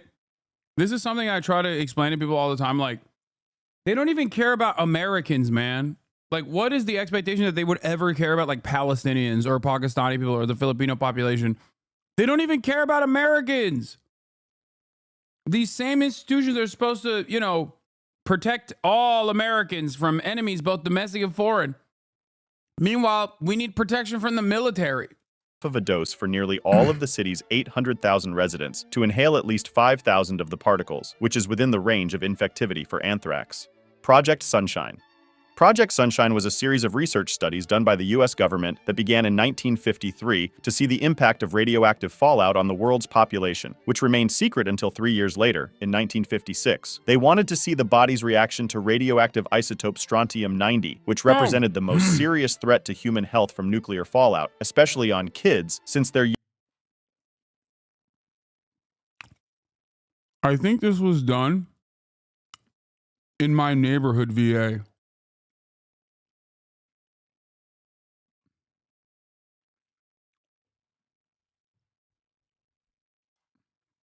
When I lived in Brentwood, there were certain parts that the VA owned. There was a dog park in Brentwood where there were certain parts that the VA, like certain land that the military owned, that was plotted out for the VA. And you were just like not allowed to. The one next to the Getty, that's a massive facility. Exactly.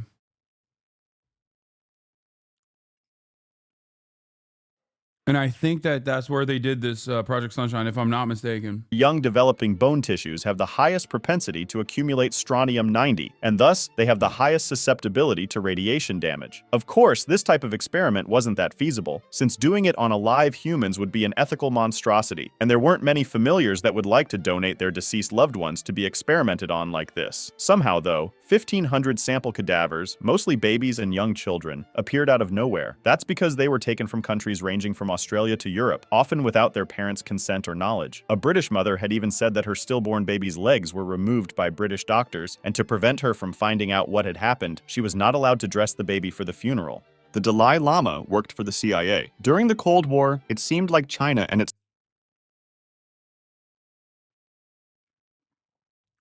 This guy's awesome.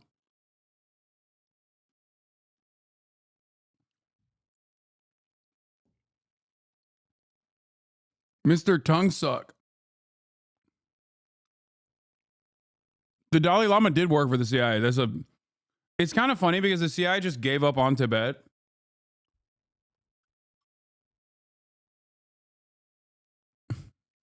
That's why he's saying worked for the CIA. They did. They literally had a program. They spent a bunch of money on it. And then I've never actually looked into it, but I wonder why they just straight up gave up on it. They're like, whatever. Like they shelved the destabilizing, like the destabilization initiatives that they wanted to implement in Tibet.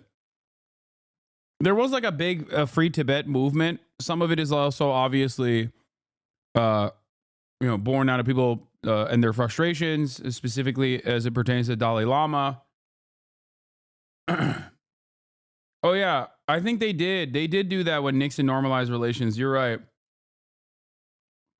But in a lot of instances, they don't actually do that. Like they don't actually give up on stuff like that far long after. I mean, it's like Nixon normalizing relations also still Nixon's normalization agreements also still came with what's the term? I mean, the normal term is lying, but there is another there's another term that they used to use, strategic ambiguity.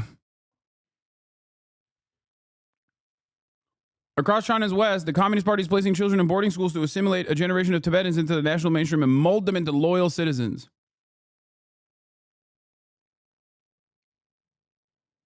Country that bombs schools with 4,000-pound bunker busters calls out country that provides boarding schools for its kids.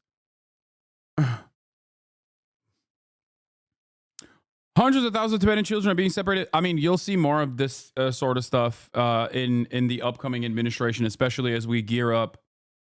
We redirect all of our efforts into all the evil that China is doing. So there'll be, I think what America is going to do in the next decade, as far as like anti-Chinese sentiment, is going to make anything that we've seen so far look silly. They openly allotted almost $2 billion to specifically this, some of which is these kinds of initiatives. Like they have a lot of money invested in instilling anti-Chinese sentiment. Its Communist Party wanted to increase their influence on Tibet, which worried the United States. Tibet.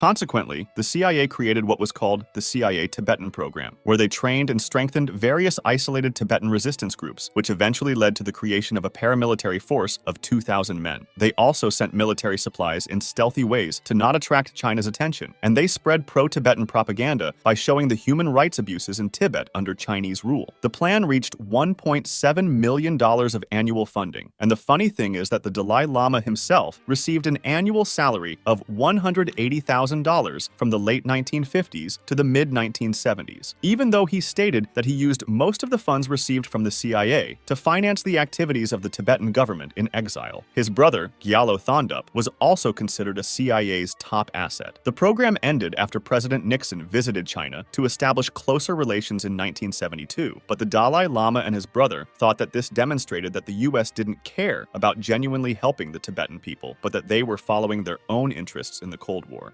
The US president's wife became the real president. Edith Wilson was the wife of President Woodrow Wilson when, in October 1919, he suffered a stroke that heavily incapacitated him. They hid the true extent of the president's illness and disability from the American public, and although she was never officially elected president of the United States, she played a significant role in managing the country after her husband's condition, and some scholars even call her the secret president or the first woman president. She took control of many of the day-to-day functions of the executive branch, deciding which communications, issues, and matters of state were important enough to bring to the bedridden president's attention. For this reason, she required that all members of the cabinet send urgent matters, memoranda, correspondence, questions, and requests to her. In this way, she became the sole link of communication between the president and his cabinet. Even though she claimed that she didn't take any decisions herself, her role as a potential gatekeeper of info gave her lots of power and influence, and some suggest that she even successfully pushed for the removal of Secretary. Another example that comes to mind is also Ronald Reagan and Jill Biden with Joseph Robinette Brandon. Secretary of State Robert Lansing. CIA's cat spies.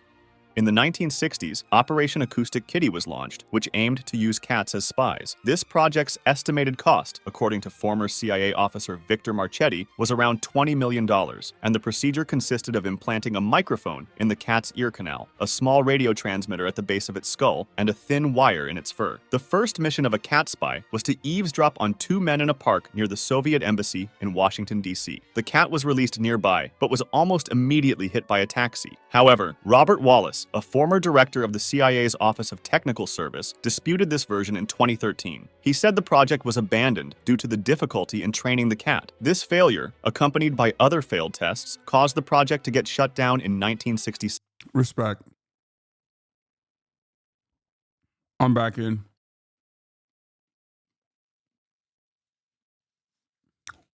I'm back in. Impossible to tame, impossible to train. Cat said, I ain't no fed. Yeah. 7. USA's gay bomb. The idea of a gay bomb, a non-lethal chemical weapon designed to make enemy soldiers attracted to each other, was considered by the U.S. Air Force. This hypothetical weapon, mentioned in a 1994 Department of Defense document, aimed to disperse sexual pheromones among enemy forces to generate mutual attraction, leading to mass confusion and panic. Along with the gay bomb, other ideas were discussed, such as remotely engineering body odors using compounds found in bad breath and excessive sweating, with the goal of making the enemy so smelly that they could be easily detected by their opponents. However, there is no evidence that these weapons were used or that it's possible to create such a thing. If you want to discuss this video or suggest an idea for the next one, join my Discord. Link in the description.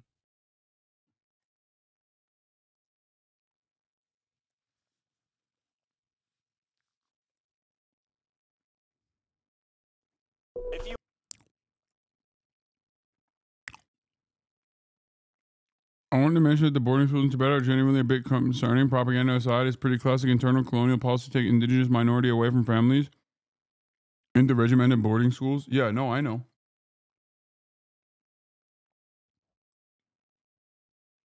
I'm unfamiliar with what they're doing.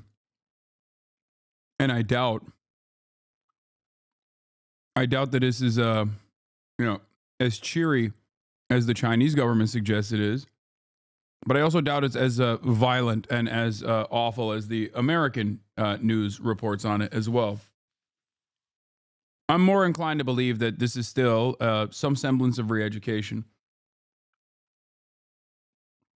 But only time will tell.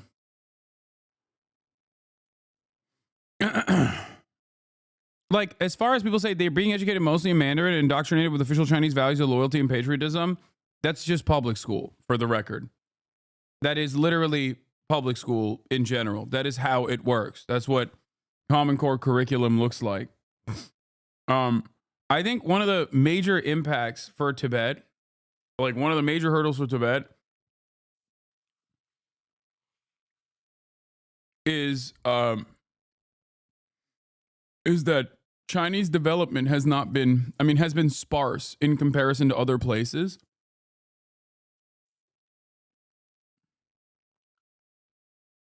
So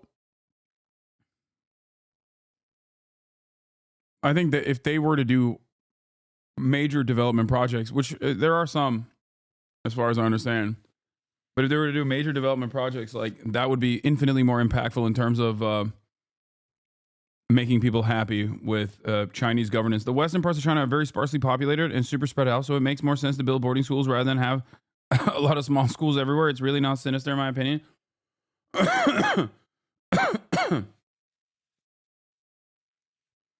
Hasan, why is it easier to adopt other countries' kids than China? What? I don't know.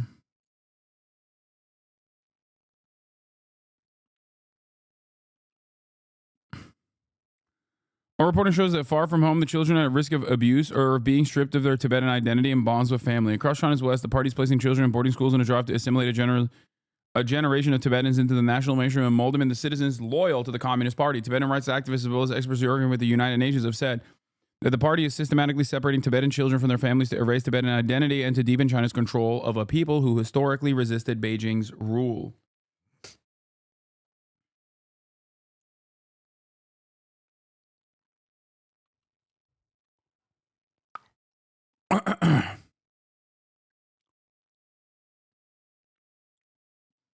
China doesn't really invest in Tibet as opposed to Xinjiang because they can't really make trade routes to South Asia over the Himalayas. But Xinjiang is getting a lot of bread because that's how China can link up with Central Asia and consequently the Russian and European markets. Yeah.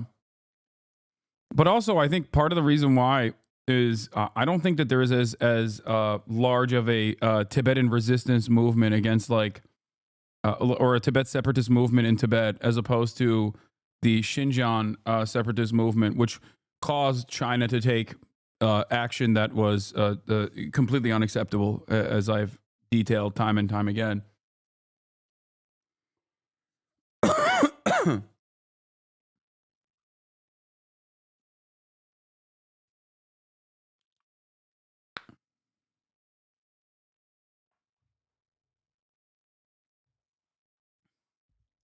I mean, this doesn't necessarily mean that like the situation in Tibet is perfect or great. As far as I understand, it's the classic process of it's not dissimilar to one of the major issues that the USSR fell into. One of the major traps that the USSR fell into with Russification, in spite of the Sino-Soviet split and a very different approach that focuses on learning from the lessons or the failures of the USSR in terms of the current Chinese communist governance. They still do, they still do genuine initiatives to create as much as a monoculture as possible. Oh, that makes sense. Central Committee says China is building the biggest hydroelectric dam in history in Tibet. They just announced it last week. That's why this article is coming out. It will provide clean energy for 330 million homes per year. Oh, okay, that makes sense. It's larger than the Three Gorges. It's going to be Gorgina.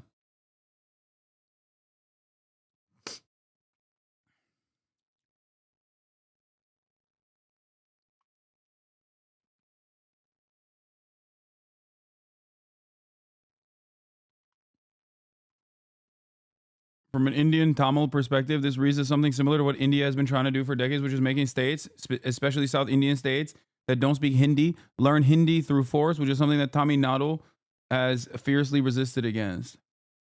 I think that this is 100% unacceptable in its entirety if they are not allowed to learn their own culture and their own language. But I don't know. I've heard reports. I've heard people say that they are allowed to do that.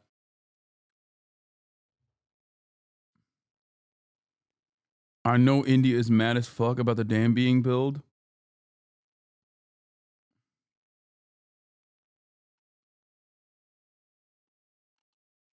Yeah. Tibetan rights activists as well as experts working with the United Nations have said the party is systematically separating Tibetan children. They've estimated that around 3/4 of Tibetan students ages 6 and older, and others even younger, are in residential schools that teach largely Mandarin, replacing the Tibetan language, culture, and Buddhist beliefs that the children once absorbed at home and in village schools. When China's top leader Xi Jinping visited one such school in the summer, he inspected a dormitory that appeared freshly painted and as neat as army barracks. He walked into a classroom with Tibetan students, listened to a lecture on Communist Party thought, stood and applauded to welcome him. Mr. Xi's visit to the school in the Qinghai province in June amounted to a firm endorsement of the program, despite international criticism. Education, he said, must implant a shared consciousness of Chinese nationhood in the souls of children from an early age.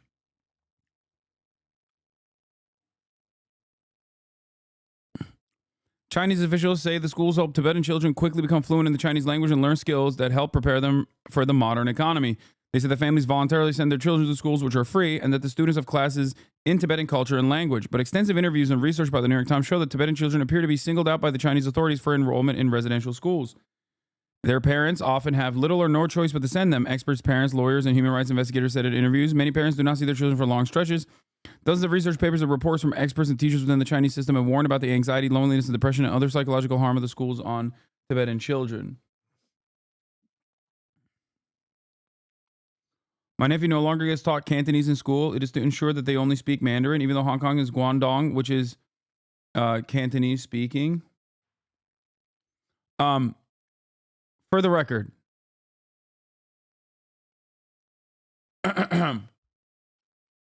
this isn't me defending China whatsoever, even though people will immediately rush to that judgment here. But the entire purpose of the military and Common Core public schooling and the Common Core curriculum is to literally do this, just so you understand. For every country, this is a universal value. Every nation state on this planet, since nation states have existed, have done this exact same thing.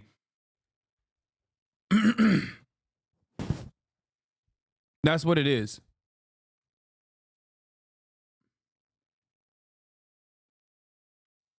So, in terms of the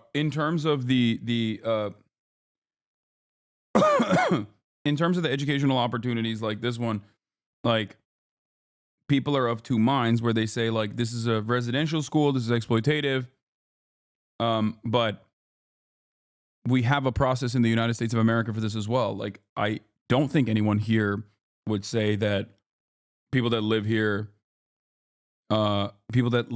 in the United States of America shouldn't learn English and get English education.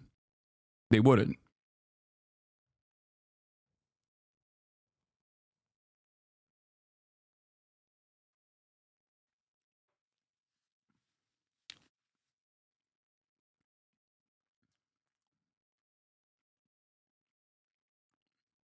But there's a reason why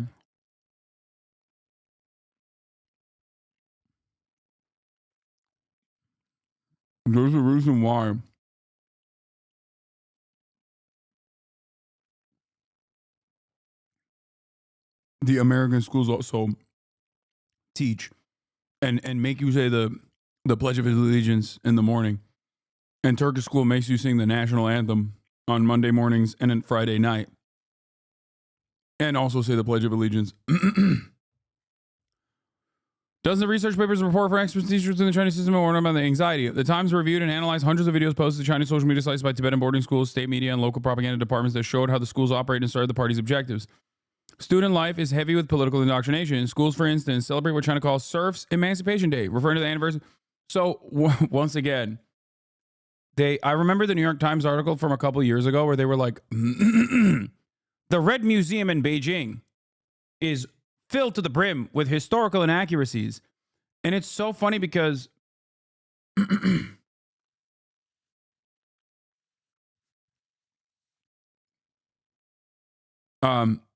the report basically was just describing a museum. Virtually every museum, both in the Western world and also in China, okay, serve that same purpose. And they were very upset that Beijing had made a museum and, I don't know, weren't talking about how they killed 700 gorillion people or something. And I thought that that was really funny because it's like, yeah, of course, like, well, one, what are you saying? That's ridiculous. And two, even if that was the case, why no nation state is going to do that? Have you been to an American museum?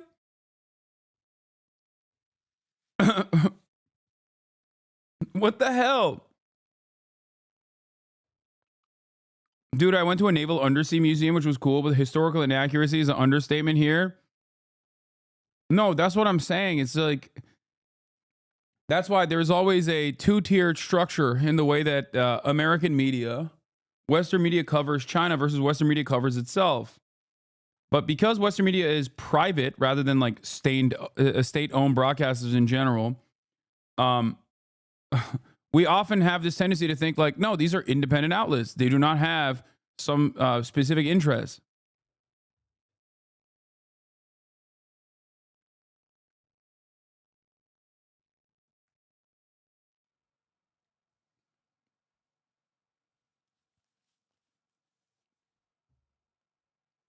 Anyway.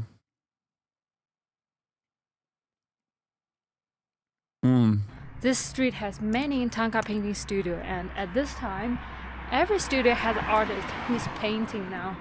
青金石、绿松石、金子，就是你们别看我们这边有黄金，但是黄金其实在比起这些矿物。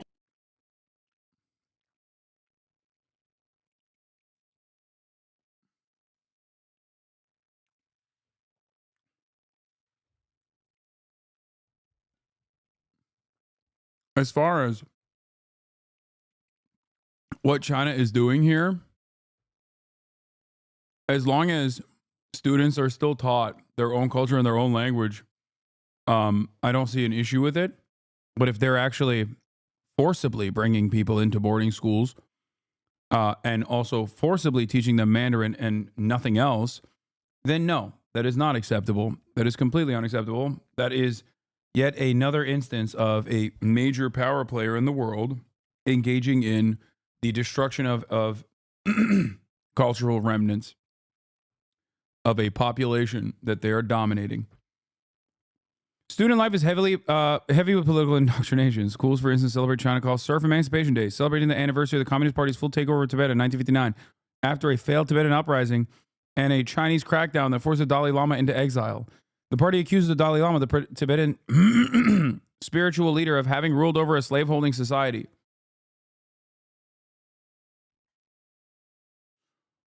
Dude, it's kind of crazy. Japan did this with the Ainu, and only now is the culture being restored. No, they did this with the Ainu so successfully that I don't think the culture will ever be fully restored.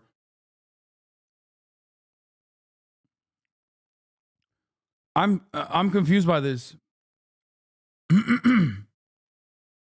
I'm confused by this because it's like, this is not, like, what do you mean accused? Like, this is, like, there was a serfdom implemented in Tibet at the time. Tibet had historically been under Chinese rulership, but had some semblance of autonomy. This is before the KMT. This is like predating. I'm talking about Chinese empire, in and out of Chinese governorship. But the former nationalist control over Tibet allowed Tibet to do whatever it wanted, and it still had, it still absolutely had serfdom and torture. I mean, this is like relatively well documented. So I'm just kind of surprised that the New York Times is just openly saying this was an accusation. The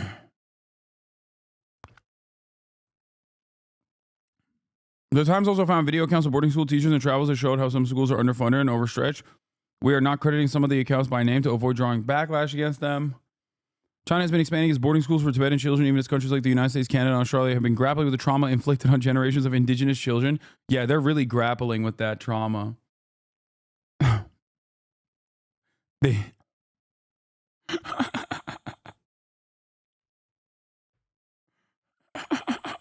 Come on. China has been eager to show that happy, well-fed Tibetan children are proudly declaring that they are Chinese. Chungken Sumdo Town, Tibetan Boarding Central Primary School 10-cent video. Wait, what is this?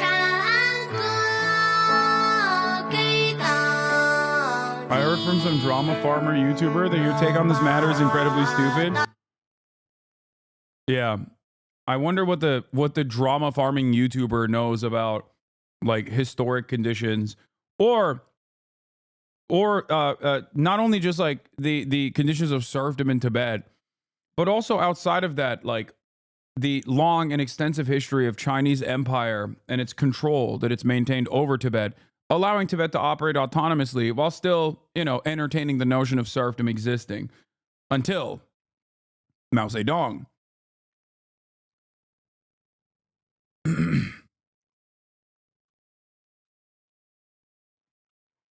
I work at a major news outlet. I think you're just a dumb guy.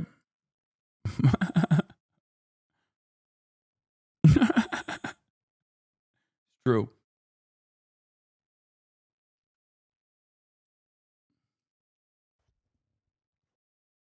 I am a dumb guy. You cooked on that. They should show the kids Sopranos.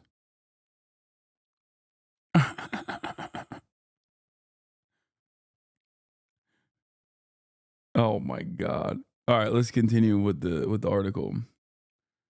Strangers to their own homes. Gallo, a Tibetan education researcher, became alarmed by the boarding schools in 2016 when he saw that his two preschool-aged grandnieces were who were attending one of his hometown in northwestern China prefer to speak Mandarin, not Tibetan. When the grandnieces, then aged 4 and 5, went home on the weekend, he said in an interview they appeared withdrawn and spoke awkwardly in Tibetan with their parents. Much changed from when he saw them in the previous year. Now they behave like strangers in their own home, he said. I said to my brother, what if you don't send them to the boarding school, Gyalo said. He said he had no choice. Gyalo set out to investigate the changes families were going through as the schools expanded across Tibetan regions in China. Over the next 3 years, he visited dozens of such schools and saw that many Tibetan students spoke little of their mother tongue and were sometimes only able to see their parents once every several weeks or even months.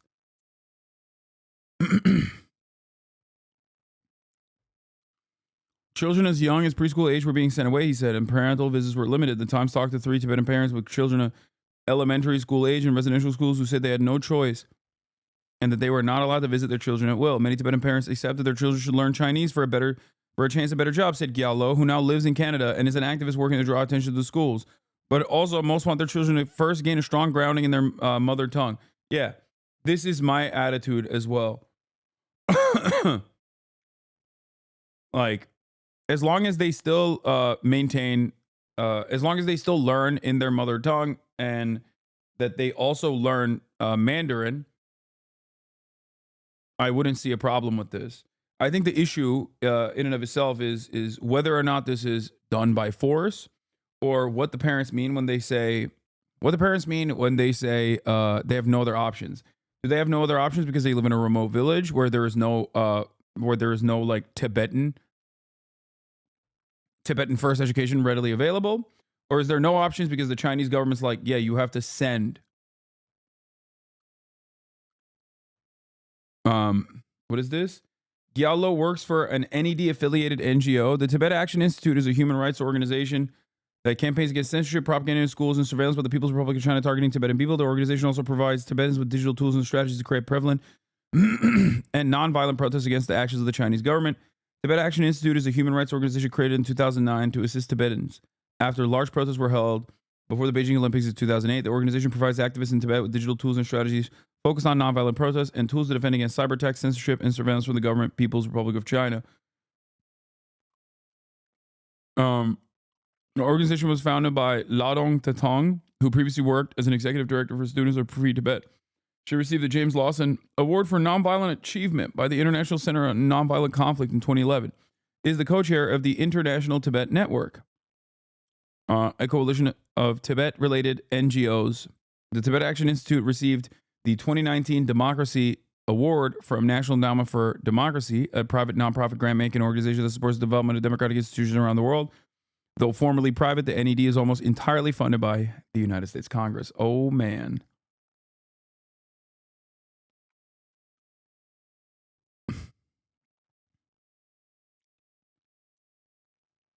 I'm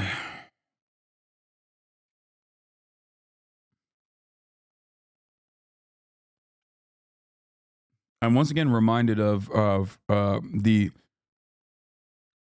many different what kind of job opportunities you have with only Tibetan language. Limited, very limited.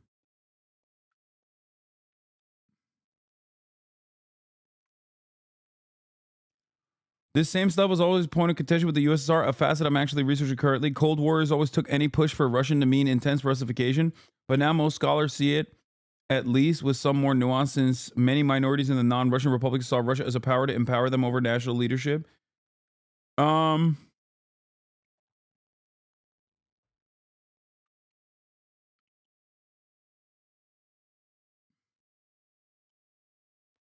yeah, the National Endowment for Democracy is not. I mean, it is the CIA. That is what it is, like quite literally. Yeah. Look.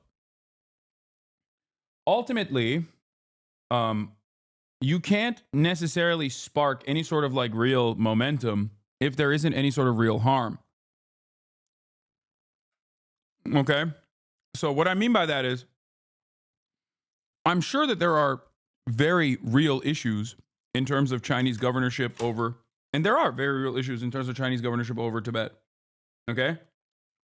Many of said issues could be addressed through economic improvement for the most part, and also by not necessarily trying to, the term isn't Hanifying, but, you know, not necessarily creating a incentivized or by force, I guess Hanification structure, not the appropriate term here, but regardless. In terms of like people's real gripes, cynicization is better. Yes. Cynicization. Sure. Cynicization. The point is, America can't operate successfully if there isn't any real gripes from the local governance. They can't just like simply give money to people and hope that and hope that there is some momentum. Okay? But this is pretty commonplace in terms of like wherever America has any interest of destabilization, they will look at real gripes and real anger and real resentment that the local population has towards any of our foreign adversaries, and they will greatly overemphasize it in Western media. They will use terms oftentimes that they obfuscate when talking about America's very similar crimes and much worse crimes, as a matter of fact, and will turn around and say, like, this is what China's doing. I mean, we might have even done it in the past. Who knows? But like China's doing it right now and much worse.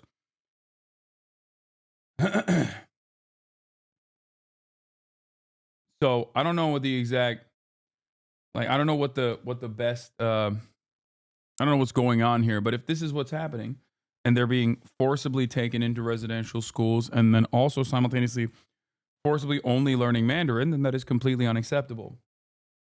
And I think that the best possible way to combat any sort of American intervention, Western influence in this regard, is to focus on economic development, economic opportunities, and improving the lives of Tibetan citizens, and not interfering in their cultural affairs, which, of course, China has done for quite some time with the controversies surrounding the Dalai Lama.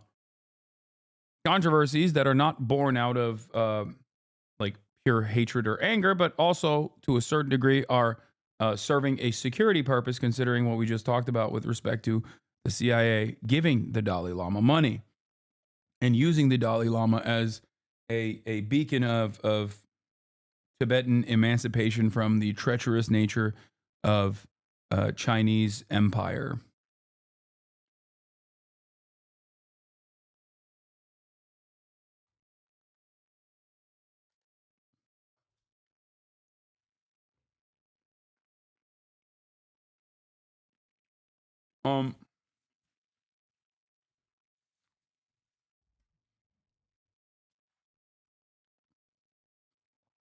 Children who learn from their grandparents when their parents about their local language.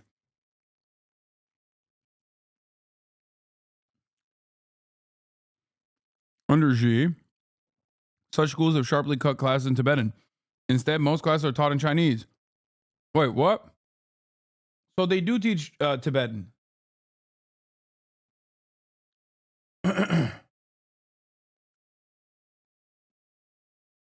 Chinese officials insist that enrollment is voluntary. In reality, the government has closed village schools and privately run Tibetan language schools while strictly enforcing mandatory education laws.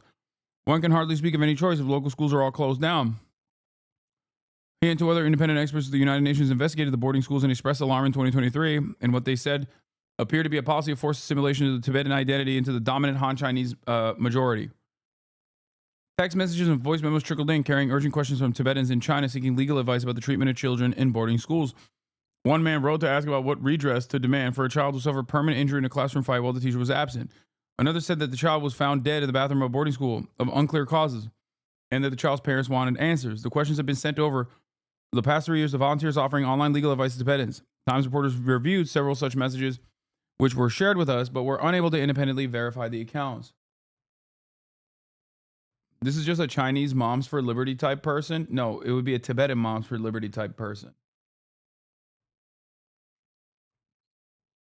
New York Times will be like, yeah, what the Tibetan population needs is school vouchers. School choice. Yeah, there's long been protests surrounding and controversy surrounding language education policies in Tibet. In 2021, a video surfaced online showing an elementary school teacher in eastern Tibet beating a child with a chair in his classroom. The video circulated on the internet in China more than 1,000 times before it was taken down. The school at which the beating took place has been described in state media reports as having students who lived on campus. Sure, Israel has been determined to be committing scholasticide, but have you considered that the New York Times is breaking news about a teacher abusing a student in rural Tibet once? Yeah, I mean, that's what's so wild about what's going on here is that, and I have talked about this before, where it's like people will come in here while I'm in the midst of covering like what Israel is doing and be like, dude, but you never talk about China. And then the story that they come to me that they want me to cover desperately is like the Chinese Coast Guard spraying a Filipino fishing boat with water. And it's like, bro, we're dropping 6,000 pound bombs on schools and mosques and hospitals. And you're like, they're playing water wars over there. Like, look at how bad it is. And it's always the same. Wait, dude, you never talk about China? That's not true. I talk about China all the time. As a matter of fact, I talk about it very frequently, which is why a lot of people get very mad and say, Hasan, you're pro-China unconditionally. China does a lot of good and China does a lot of bad, as any state does. I'm currently in the process of reading a New York Times article, but the point remains, which is that like, in order to put together a narrative that this is like genuinely devastating, and there is some evidence, especially considering what large nation states have done, okay, to wipe out certain aspects of cultures that exist within a nation state's boundaries without offering them proper autonomy, with the fears that they might separate or whatever. I'm inclined at first glance to not immediately assume that this is all fabrications. This is all lies or anything like that. Okay. Having said that, however, the article then does this very classic thing that virtually every country of origin perceives as completely normal, which is talking about like a random school having an abuse against a student. Like, yeah, no, there's like, this would be akin to China writing an article about like a pedophile teacher that was outed, like a gym teacher in an Ohio suburb. You know what I mean? Like, can you imagine the largest publication in China writing an article about like the dangers of American public schooling and talking about how there was a pedophile who was a teacher who was outed as a pedophile in I don't know, Springfield, Ohio.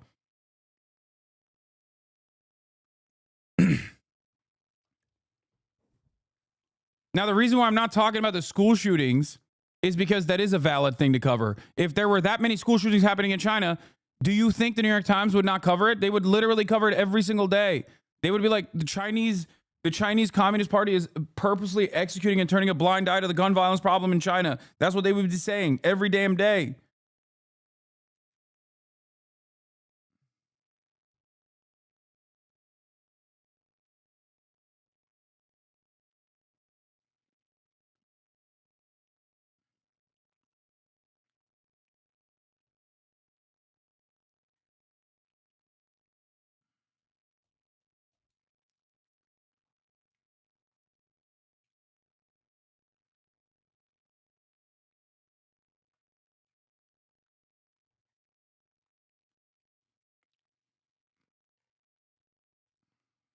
Boom.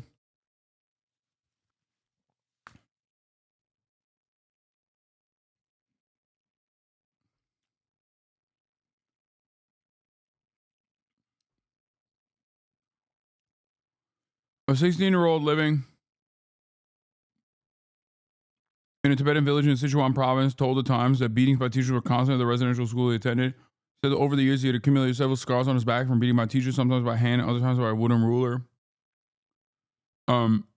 Chinese government does not say how many Tibetan children are in boarding schools. The Tibetan Action Institute, an international group that has campaigned to close the schools, estimates that among children aged 6 to 18, the figure is at least 800,000, or 3 in every 4 Tibetan children. The group arrived at its estimate, which is published in a report in 2021 based on local government statistics. Ladon Tatong, a co-founder and director of the group, likened the Chinese schools to the colonial residential schools in Canada, Australia, and the United States. Now that you read an article of lies, at least watch the video I sent to you to get a balanced view. Okay, bro. Like, calm down. Just because it's an American foreign adversary engaging in these actions doesn't mean that it's entirely untrue. This is the nuance necessary for people to understand.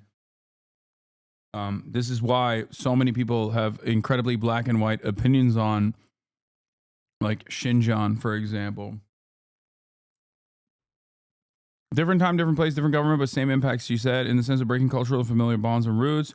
Statistics collected by the Times from local government documents across Tibetan areas shows similar numbers in boarding schools, with some areas notably higher than others. In Golog, a Tibetan area of the Qinghai province, 95% of middle school students were in such schools, according to a study published in 2017 in China's main journal on education for ethnic groups. A report from the local legislature in 2023 said that 45 of the 49 elementary schools in Golog were residential.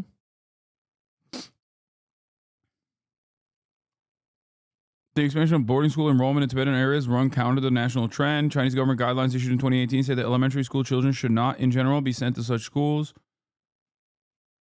But children from ethnic minorities in border regions seem to be treated as an exception. In the far western region of Xinjiang, children of Muslim Uyghur ethnic groups have also been sent to residential schools in large numbers. Chinese officials say such schools help children in the Tibetan region avoid long commutes, but official websites also promote instructions from Mr. Xi on minority education, arguing that youth in ethnic minority regions were at risk of having erroneous ideas about religion, history, and ethnic relations.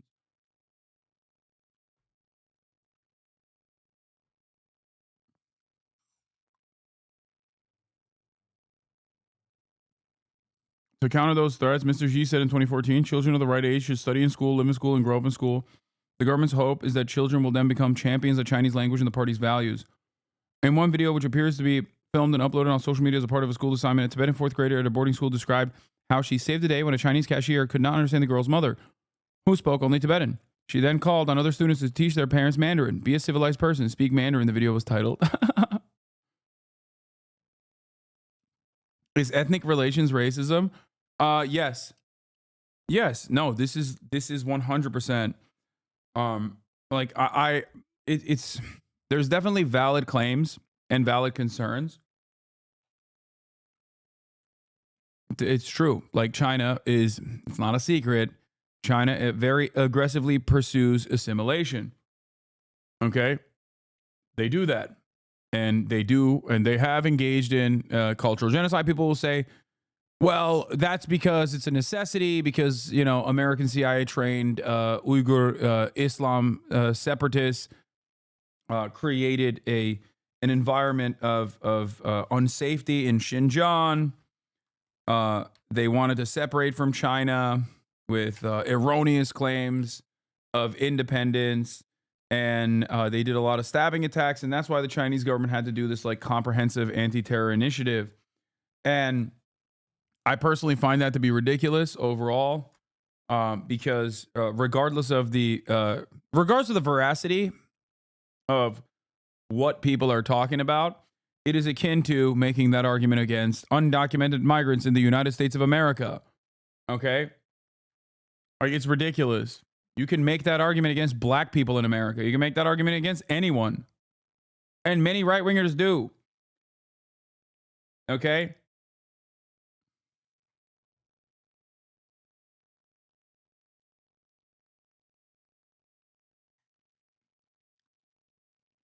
Americans make the argument all the time.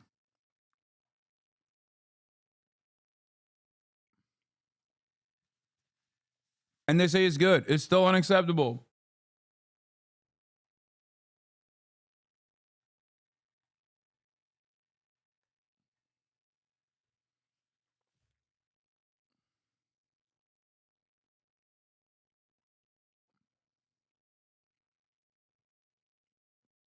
But yeah.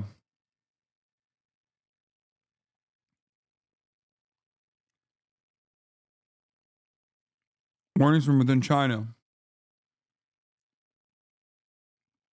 China's drive to assimilate Tibetans echoes history elsewhere in the world where indigenous people were being seen by their foreign. How shameless of the New York Times.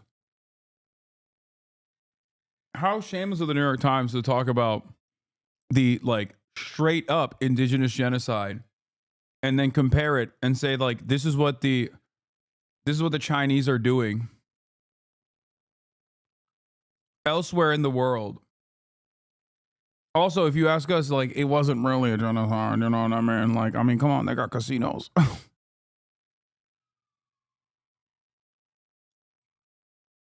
Yeah, the only thing that's comparable is the boarding school aspect of it, because residential schools, in the aftermath of an actual genocide,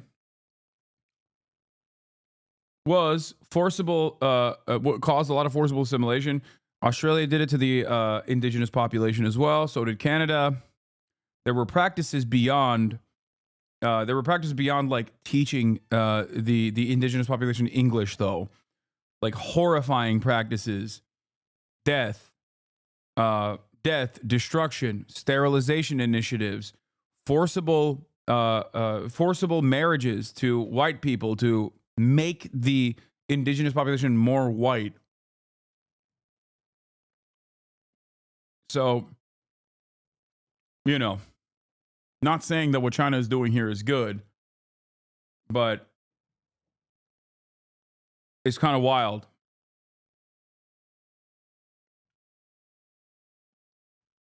Removed from family, not allowed to speak their language, not allowed to practice their cultures, all their cultures were uncivilized.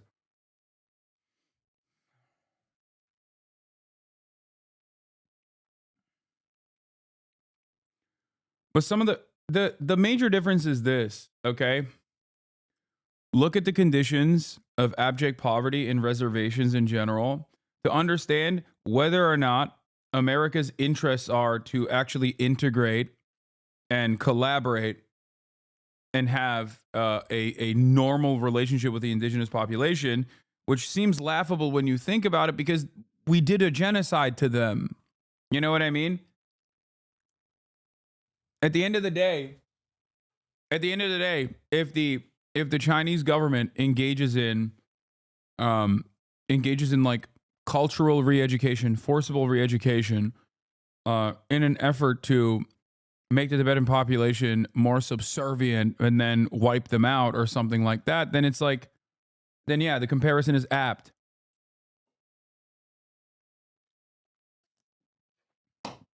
They're taking Tibetan brides. They're taking Tibetan brides and forcibly marrying them into like Chinese families or whatever. And consistently keeping Tibet underserved and consistently keeping Tibet poor. Just casting them aside, using Tibet as, testing grounds for highly radioactive weapons, destroying their water supply. forcing them into concentration camps in the slave labor sweatshops. That's another great example. Those sorts of things are remnants of what, some those sorts of actions taken by the government will show you what the priority is. Is the priority to instill some sort of assimilation that is as ethical as possible, which I don't think it is, for the record. Just pointing that out. I don't think what China's doing here is I think what China's doing here is absolutely assimilation, like, for sure. How can they develop that region? Well, you'll see. I mean, a massive dam in the region seems like a good start.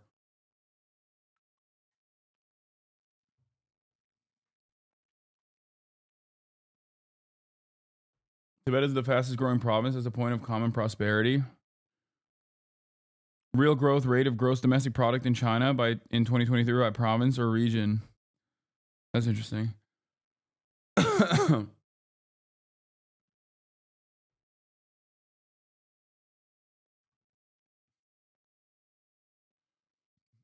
China's building so much infrastructure in Tibet. Tibetan students get preferential treatments when applying for universities. That'd be really funny if people started talking about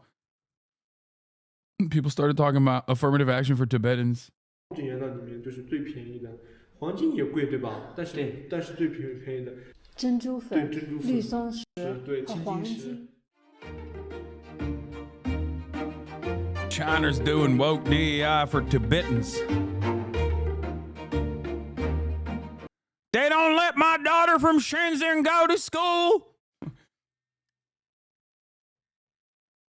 I want to send my daughter Li Hao from Shenzhen to the best possible school. She studied real hard. She applied the Confucianist principles, the values appropriately of meritocracy.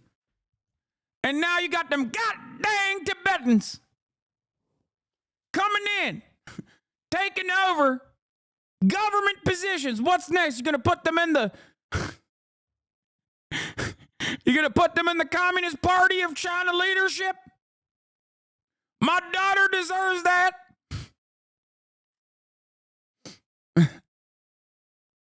These top government jobs are going to Tibetans.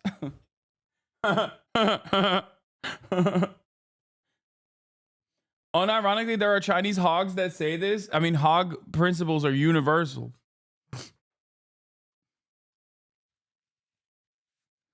God dang Tibetans taking our goddamn jobs. Anti-DEI hog Han Chinese is an incredible character. Yeah.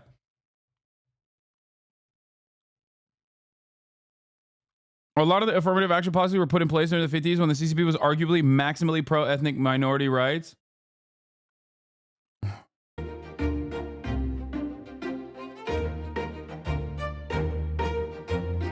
I'm triggered. They got the goddamn affirmative action in China. Hey, yo. You better stop it now. You better stop it. I'm having a conniption. Thinking about the goddamn DEI.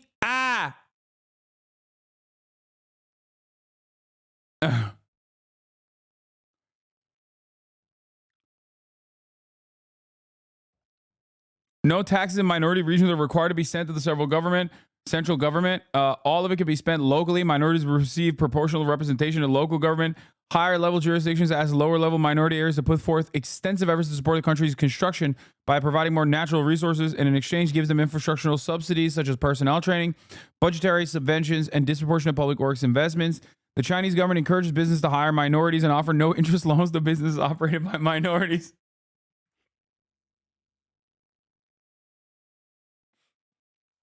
This actually happens. Most Han Chinese think the CCP is beholden to ethnic minorities. You should see what liberal Chinese say about the Uyghurs. They say the government didn't go far enough. They also believe the government lied about the number of casualties in the Urumqi riots. Oh my God. Oh my God. Listen. Now I love Chairman Mao. Peace be upon his name. Lord rest his soul. Okay? That's our founding father right there. As every red-blooded Han Chinese man. Having said that, however, these woke policies, wokeism, what those American dogs call the mind virus, has clearly taken over Xi Jinping.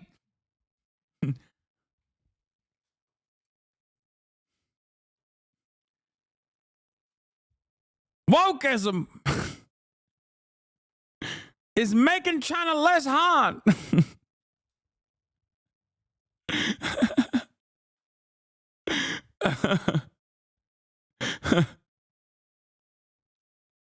Make China Han again. I don't want to see no goddamn Tibetan serving me my delicious dumplings, which are a Chinese invention.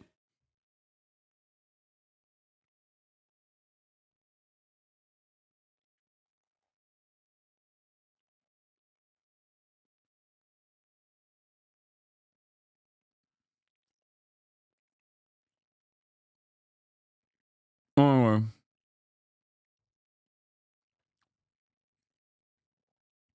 This is very non-stream. This is such a minority in China. Okay, but it's funny.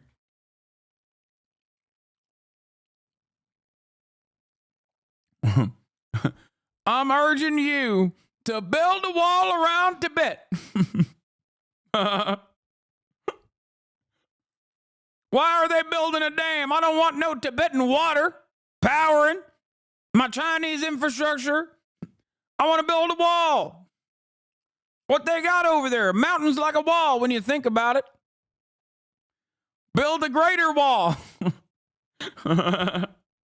A great wall. An even greater one that we have so far in China.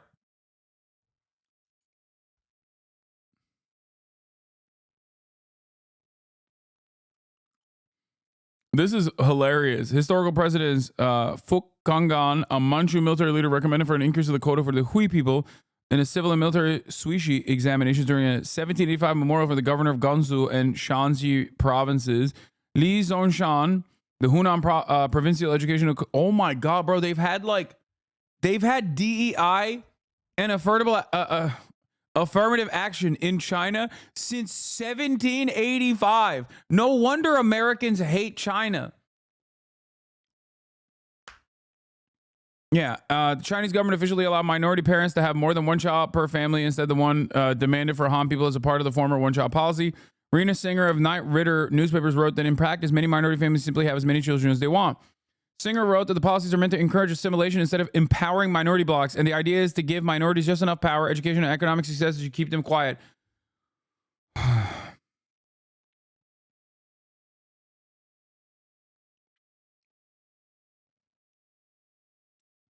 This is a somber reminder of the same exact thing that the Western media did during the COVID zero policies that were implemented in China, where they constantly ripped into China while constantly ripping into Donald Trump for having, a perma-COVID policy, but then making fun of China for having COVID zero policies.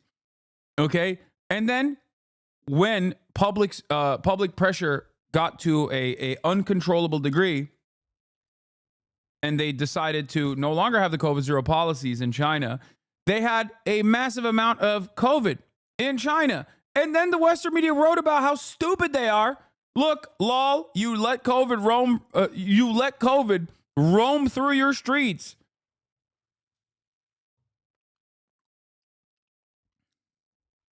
It's the same shit. It's like the state is actually not oppressing the minorities in an effort to just give them enough economic opportunity and some semblance of self-governance so they don't rise up against their Chinese masters.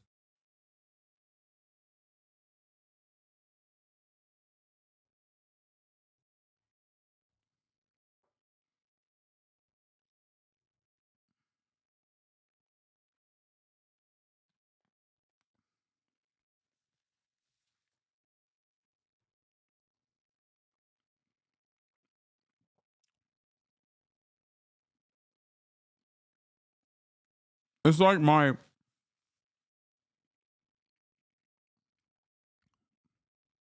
It's like my haters. No matter what I do, they'll find a way to make it seem bad. The affirmative action of the Chinese government has been called into question as of late, especially from ethnic groups of Han Chinese.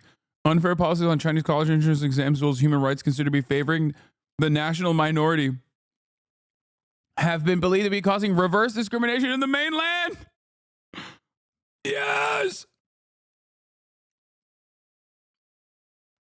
Oh my God. Han chauvinism has been becoming more popular in mainland China since the 2000s, the cause of which has been attributed to the discontent towards Chinese affirmative action. Another talking point is that some ethnic minorities can carry some weapons for cultural purposes. The Han hogs get scared of that too. Oh my God, I want to dive deep and investigate the Chinese Han hogs that have like reactionary opinions. That's so amazing. Oh my God. How dare they get their crazy weapons? The goddamn Uyghur Muslims, they got their weapons, and I can't use anything but a butter knife and chopsticks. There are some minorities in China that are allowed firearms for hunting. Number of Manchu speakers at one point after World War II was just down to 8 total. After a few decades, it was restored to tens of thousands.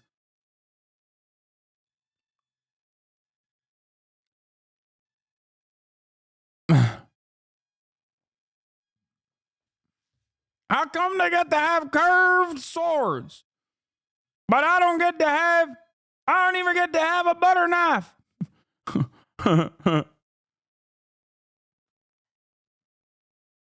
That's amazing. Yeah. Now that TikTok's getting banned, I'm actually going to move straight to the source and go to Bilibili.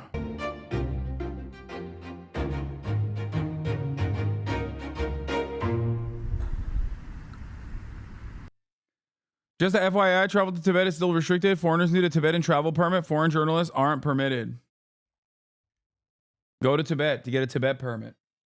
I mean, you still also need a visa to go to China. Actually, I don't know. They started doing visa-free travel from South Korea now. So South Koreans have been going crazy. They've been traveling to China like nutty mode because it's close. It's also like relatively close. So many people have been flying into China.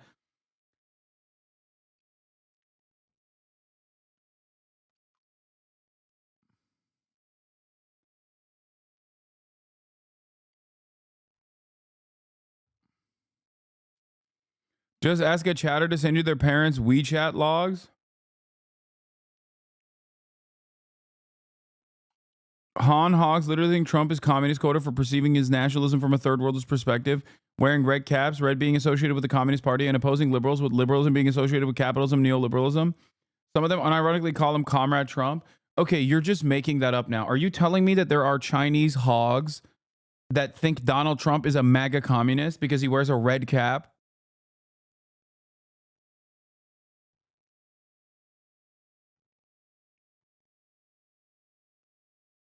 I'm done. No, that's too much. That's too much internet. That's too much ridiculousness. They need to stop that. That is, oh my God. I'm at a Chinese hog. And yet Trump is his phone background. God, I am fascinated with the ways in which people become hogs, dude. In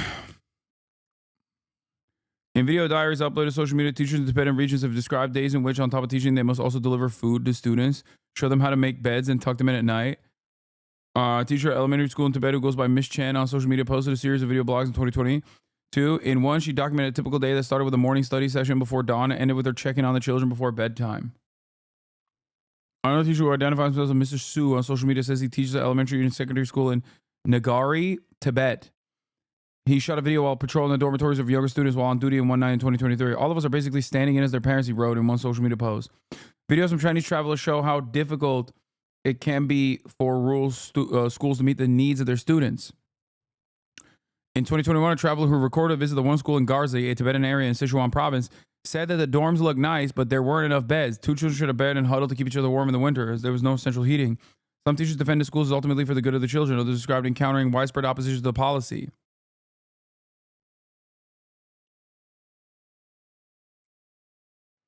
In China, being left-wing is being socialist and socially conservative, while being right-wing is pro-market and socially progressive.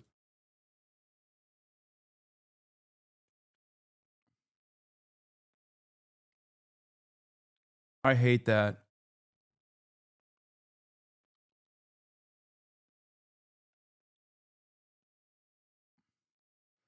I'm sure that there is still a distinction, though, in academia, or maybe a lot of the academics are pro-market.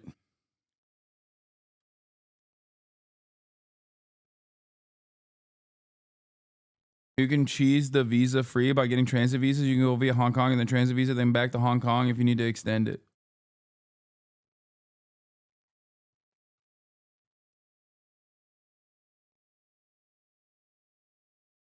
British man who is a Chinese citizen married to a Chinese woman who is a hog, hates woke, hates Dems, loves China, and has a ton of videos where he rips on America. Yeah, I know.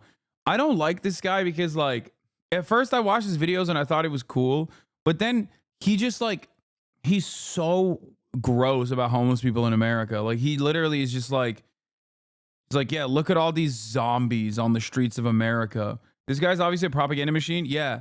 Like, as a person who is not immediately like, I hate the Chinese Communist Party, their government is poison, it's a parasitic force, it must be eradicated. I'm not like the average American in that regard. I think that, you know, China does a lot of really solid policies that I wish we implemented here in the United States of America, and also a lot of regular big government shit that is completely unacceptable. Having said that, you know, this is the exact type of guy who I should love. You know what I mean? Because he's like so pro-China, showing all the good sides of China, when there is an endless faucet of misinformation and hatred being presented in mainstream outlets. And yet, because he's just so aggressively talking about homeless people as though like they're filth that must be destroyed, it frustrates me. It frustrates me. It makes me, you know, it makes me question his videos. Don't hate. He's living your white monkey dream. If you want a real good look at China, this guy is way better than Bald and Bankrupt. Can't recommend enough. Been watching on stream for weeks. Xinjiang province. Xinjiang. Nestled in the far west of China, this territory has become a focal point of international scrutiny and debate over the country's treatment of the Uyghur Muslims, an indigenous ethnic minority with a rich cultural heritage. Since foreign journalists are banned from reporting out of this region, it's difficult to get a view of what everyday life looks like in Xinjiang. But I'm not a journalist. I'm just a guy that makes silly videos. That also means I'm not qualified to uncover the conspiracy of persecution against an entire ethnic group by the world's largest superpower. But what I can do is show what life looks like in Xinjiang. In this 4-part series, I'll be traveling across Xinjiang with zero plan by any means necessary. Join me as I test the boundaries of personal freedom in the most controversial region of the very powerful, mysterious, and possibly misunderstood country of China. There are police coming, and I'm sure they're probably coming to see me.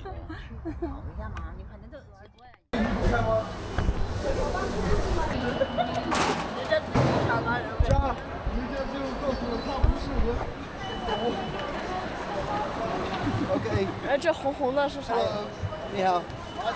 Thank you. So many bags. Right. We had a few beers last night, and I have a train in 15 minutes. And that means I've got about 10 minutes to figure out this massive fucking Chinese train station. Platform 3. Where is platform 3? Where is platform 3? Excuse me, sir. Yeah. Okay, thank you. Thank you. It's crazy seeing a British lad put on the colonizer drip in China.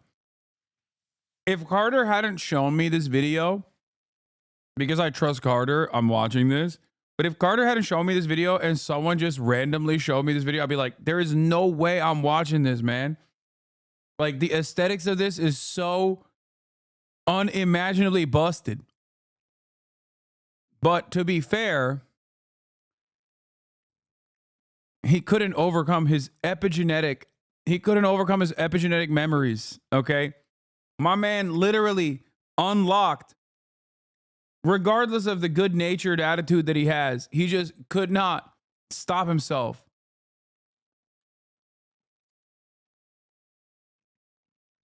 From looking like a colonizer.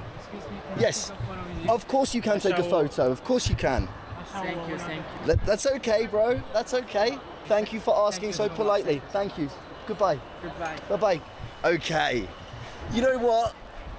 We can be late. When someone asks really nicely for a photo with the token white guy, we like that. Oh, I've overpacked massively.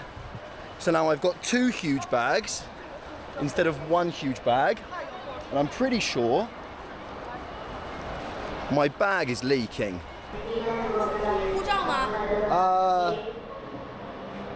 Caller. 护照吗? Passport? Carriage 13, seat 051. Today we're having a big adventure. Ni hao. Ni hao. Passport, yes, passport. Thank you, 谢谢.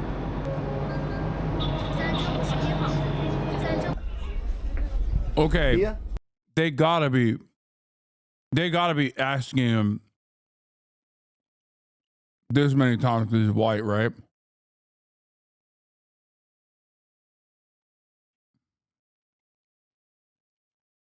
Dog, he got asked for his passport, what, like 4 times? He just kept getting randomly profiled. Is that normal how they operate in China, where they're just like every single person that's just like traveling by train gets asked their passport multiple times?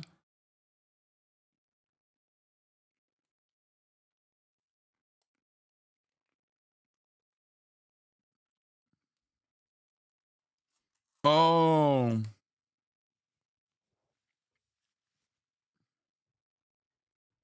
No, he's a white guy with a camera going to Xinjiang. That's why.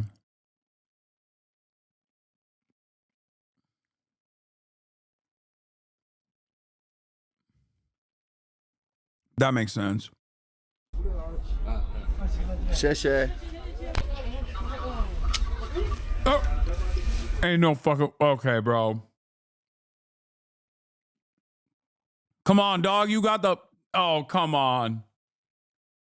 Oh, come on, bro.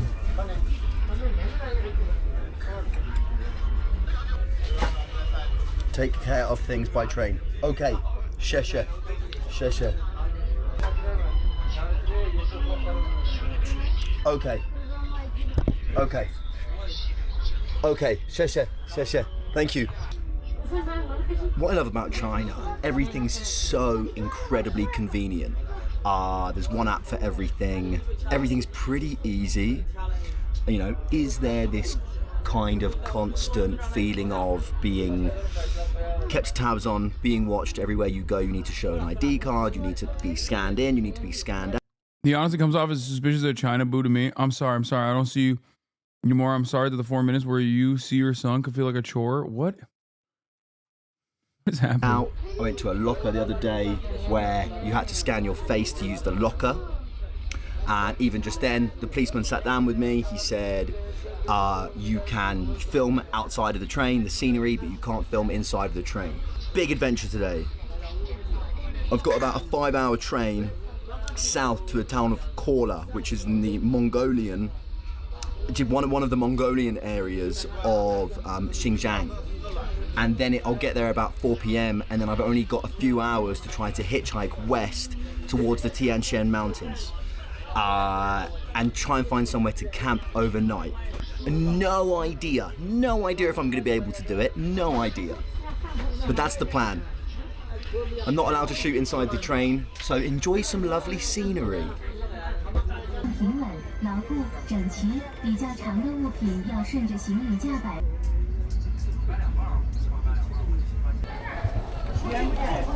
Bye bye. Bye bye. 谢谢，谢谢，谢。Bruh. 谢谢。See you. Bye. I have one and I have some here. 谢谢. Yeah. Goodbye.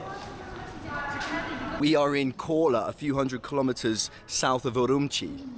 I just got off a 5-hour train and there was a Uyghur family sat next to me, and the little boy came up to me, offered me some eggs, so confidently offered me some eggs, innocently. And I gave him some sausage that I bought. No! And we just hung out. We couldn't speak a word. Dog, you give a Muslim kid fucking pork?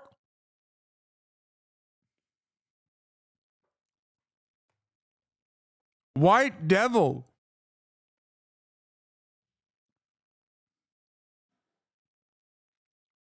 Immediately enter Xinjiang, does haram. No wonder the mom didn't want to shake your colonizer hand, man. Astaghfirullah.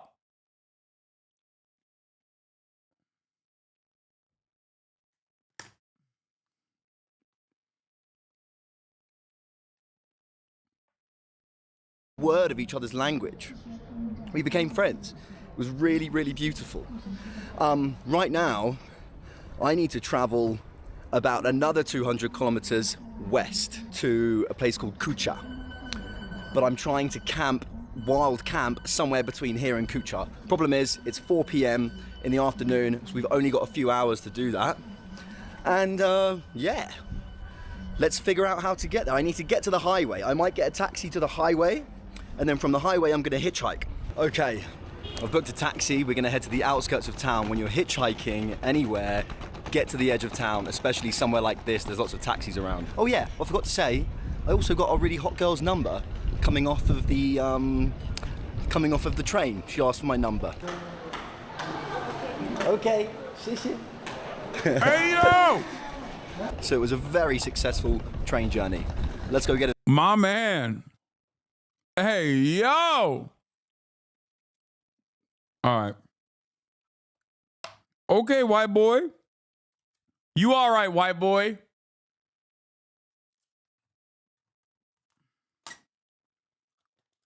Last guy that did that ran an unsuccessful vice presidential campaign. You know what I'm saying? Shit. Tim Waltz POV, baby. In a taxi.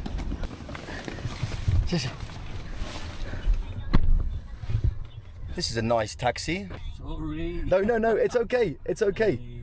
I like your car. Oh, thank you. Very nice car. Thank you. मैं पर कोई संबंध क्या सोरांगला असते? सोरांगला. Okay. Hi. Hi, my friend said if is it okay for him to drive you there? No, because I don't have the money to go to Kucha. I'm just hitchhiking. So I just wanted to be. I understood. Yeah. I'm just gonna. Just hitchhiking, right? Yeah, exactly. I'm just hitchhiking. So I appreciate the offer, but I just basically need to be dropped off on the highway. Dude, this guy. Okay, I'm sorry. This stream has me screaming on a nice little winter Sunday. This guy has all of the fixins of a spy. If I am a guy that's driving this dude around, I'm like, this is a spy. I must report this to the immediate authorities because otherwise I'm going to get in trouble. I don't think he is, by the way. I'm saying he's a nice guy. Okay. He seems like a very nice guy. I like him a lot. I like the vibes a lot. I'm simply stating that if I was a local cab driver, I would probably, after this car ride, immediately inform the local authorities in order not to get into trouble. I think it may be a problem. Okay. I mean, okay. I just let me ask my friend if he can drive you there. No. Free of charge. No. Agree to disagree. He sounds like a prick to me. No, that's just because he's British. Like, that's literally, yo, I'm not lying. That's straight up why half of the chat is like immediately anti this guy. Like, you have forgotten that British people can be nice as well and kind individuals as well. That's crazy. No. I don't want to. I thank you so much. But that's okay. It's okay. Damn, he got the aviators on. Okay, bro, come on. He's getting more and more cop coded. I can go now. Right then. World's nicest. Good luck. Thank you so much. World's nicest taxi driver. I was like, hey, could you drop? I did use Translate. Could you drop me somewhere, kind of safe on the highway? And he phoned his English friend, and I communicated with him, and he drove me like an extra 10 kilometers to take me to a petrol station. What a legend. Thank you. Okay, right. We are going to Kucha. It's 5 o'clock, which means we don't have much time. I've got very high hopes for this mission. Very high hopes. Anytime I've tried to hitchhike anywhere, you start pretty nervous. This is one of the craziest things I've ever encountered in my entire life, where this dude is not only in China, but he's also going to Xinjiang. And not only is he going to Xinjiang, where he's not like just driving to a hotel or something that he previously figured out, he is literally hitchhiking. It is so insane. The level of the lack of self-preservation here is unimaginable, and I would say a quintessentially white factor. And I'm really excited for it. I'm really happy. I'm happy that white people exist for this reason, so that we can watch content such as this. Okay? Because I don't think anyone who's even a little bit, like anyone that's got like in their immediate lineage, like at a certain point, like, I don't know, a Mexican relative or something is not doing that. Okay? You get like 1/8 brown in you, you are going to be like, of course I'm not going to hitchhike in a foreign country where I don't speak the language in an area where I'm not even allowed to like kind of be in and film.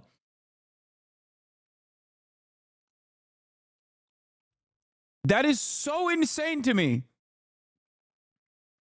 That is so insane. What he is doing right now is so insane. And you know what? Honestly, amazing. I'm so glad that he's doing this because it's great content and it's eye-opening, but there is absolutely no way that I could just like cast aside self-preservation like this and just assume that I will be all right. Can I do it? Can I not do it? It always works. We're at a petrol station. Yeah, white audacity and genuine curiosity is a deadly combo. Hopes. I've got high hopes.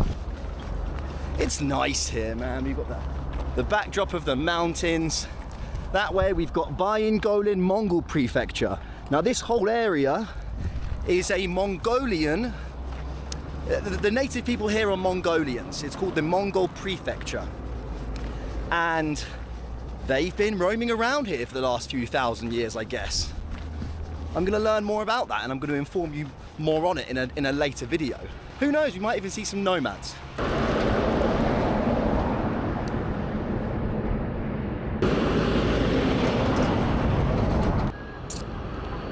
No way! Okay?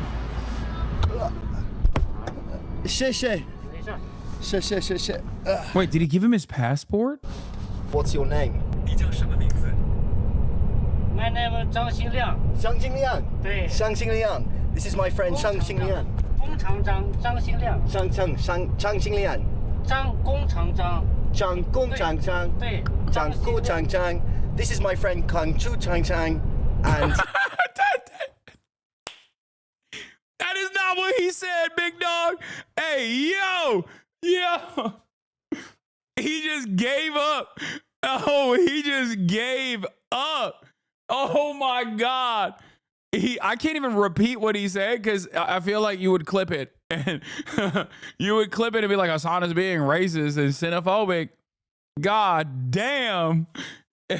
He just started noising it. He missed that QTE so hard. Oh my Lord. No, it's a little card with pre-written sentences explaining why he's there and what he's doing. Oh, okay. That's cool. He is giving me a lift. 我的下一站。你的下一站在哪里？阿克苏。阿克苏。我的下一站在阿克苏。Akashu. Akashu. Ah, he's heading all the way to Akashu Prefecture. Kashgar. Kashgar. Where I think Kashgar is. Akashu Prefecture. So he's going past Kucha, which is great because that's kind of where. I just came back from 2 weeks in Yunnan, China, the equivalent of Utah, except the only city where there has 9 million people. When traveling by train, high-speed rail, which I did a lot, yes, every Chinese citizen had to pass through 4 checkpoints just to get on the train, and you were required to show ID passport each time. This is the most entertaining drive this truck driver had in a while with this ridiculous white boy. Yeah, I mean, this is awesome. It's like having a pet go on your travels with you. You know what I mean? You got a pet white boy. Where I want to go, and he's going to Akashu. Hitchhiking isn't as nearly as dangerous as people think. No, dude, you didn't understand. I'm not worried about a random serial killer picking him up. I'm worried about no one picking him up and him having to brave the elements in the middle of an area where he doesn't speak the local language. I'm not saying he's going to get killed by someone who picks him up. I'm saying it's far worse if no one picks him up. What are you going to do? Walk 400 miles in the desert? Like, what are you doing? That is a far worse fate for him than being picked up, okay, by a dude with like weird vibes or whatever. He's a white boy in China. Someone's going to pick him up. White privilege take? What? White privilege take? What are you saying? Yes, dude, I'm not insane to assume that every single person that picks up hitchhikers is a serial killer. That must mean my white privilege.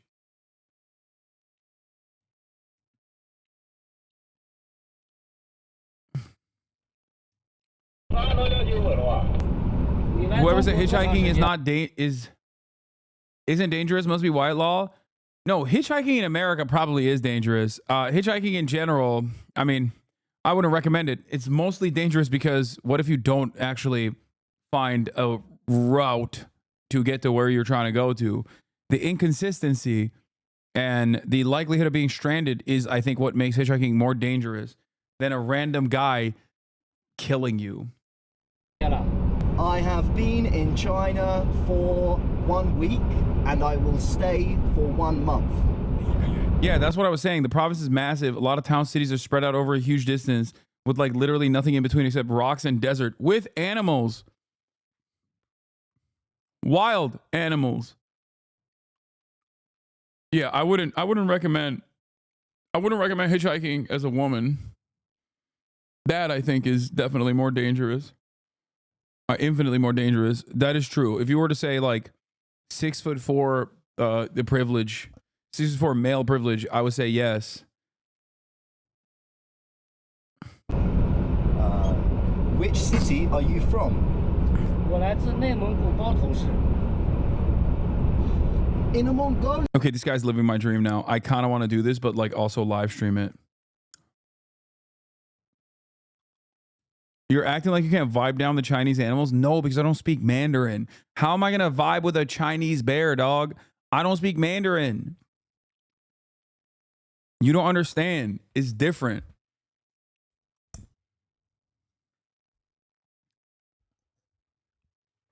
I'm gonna walk up. I'm gonna walk up to the.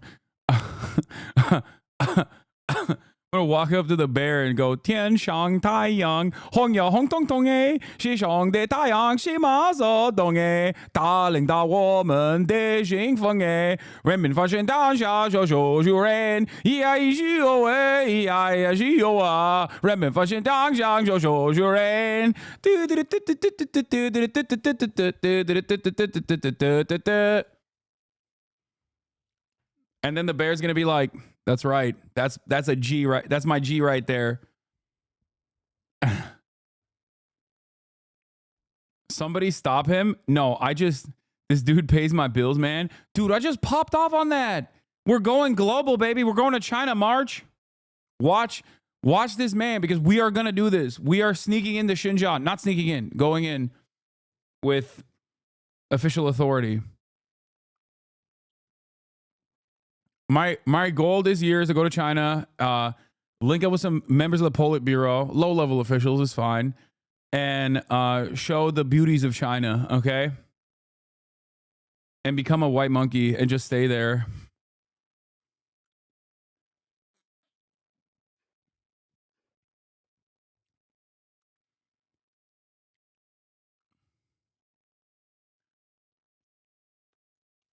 Vibing a bear isn't about speech. I fear you have an incorrect notion about this now. I used to believe you could do it. It's about vibes, not speech. No, speech plays a role in it too. Wow. Okay. That's so cool. He's from Inner Mongolia. So China has lots of different states. One of them, close to Mongolia, is called Inner Mongolia. And he's traveled all the way from Baotou. Dude, I ball up. In the mornings, I ball up with Pinoy Gang. There's a Swagapino League. I ball with them. They go crazy. Always playing zone defense, full court basketball. And then a couple hours later, I ball with Mongolians. They're also dope. They ball so hard. These Mongolians ball so freaking hard. It's crazy. It's not even a joke. Like there's a dude that plays basketball with gloves on. I don't know why. I've never asked him. I feel like it's rude. But he just balls with gloves on. There's another dude who never takes his sunglasses off. And they're actually low-key nice with it. Like, shockingly. Inner Mongolia. How many days have you been driving? There's fan cams of you on Xiaohongshu. You're lying. Stop. 内蒙古来这儿10天。 20 days. 20. Oh, he's been traveling 20 days from Inner Mongolia. Do you have a family? 有，我2个小孩儿。 How old are they? Just came and saw you bashing Britons. Britain is the best country in the world even today. If you don't think that, respectfully, F you. I can get in a Discord call and prove it in 2 minutes. I'll be happy to. As I had to wait 10 for your useless follower delay. England. Wait till you hear what I have to say about mushy peas and jellied eels. Bloody hell.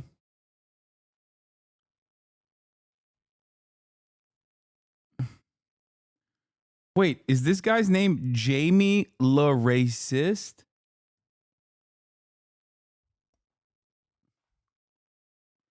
Are you taking a piece? Okay, this guy's not actually British, I think. This is why you get haters. Yeah, haters like dudes whose names are Jamie Le Racist.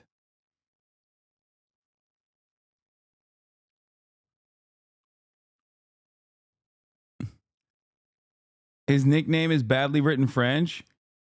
Oh, he means in French, he's saying, I love racist.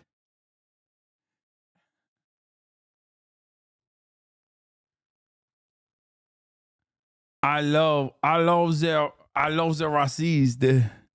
I love the racism.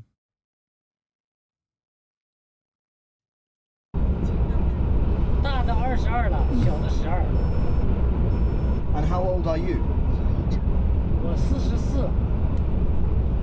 44. My name is Mike.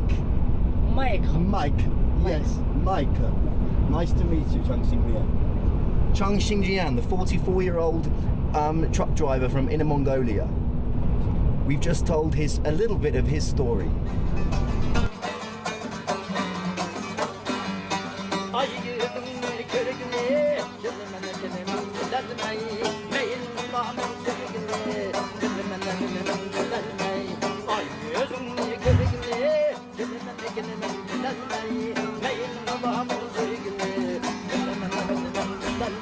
Chang Xinglian just said he's going to rest for 20 minutes and he's got out the car, so we're going to go with him.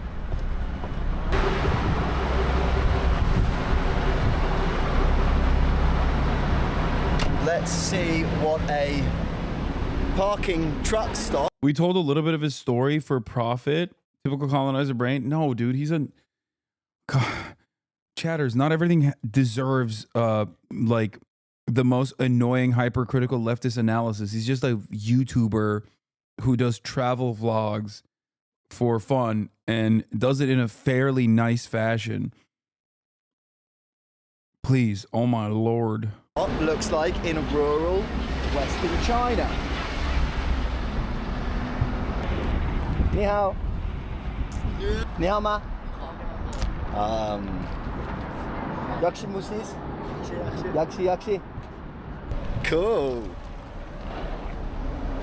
Watermelon, melons, we've got the... Okay, this might be the first time that these dudes are interacting with a white boy.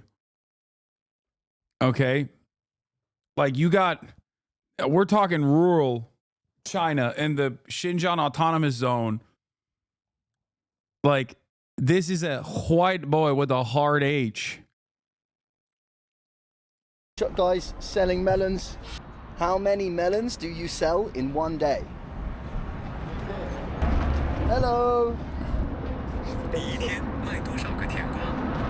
50? 50 melons. These boys sell 50 melons in one day. That's pretty cool. I've got to make sure that the truck with all of my stuff in doesn't drive away. Which year is this? I see hundreds of Western tourists filming in Xinjiang on YouTube. Dude, what are you talking about? Going to Xinjiang and filming in a densely populated city area is entirely different than being 200 miles outside of a densely populated city area at a random gas station. Like, this is from 5 months ago, but I suspect that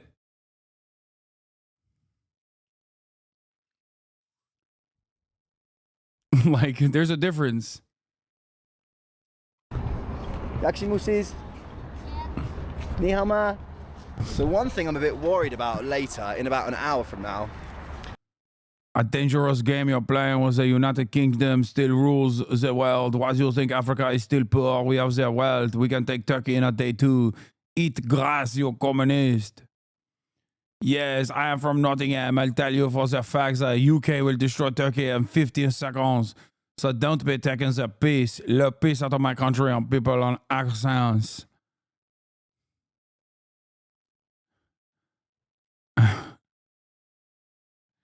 This is my favorite type of Euro style racism.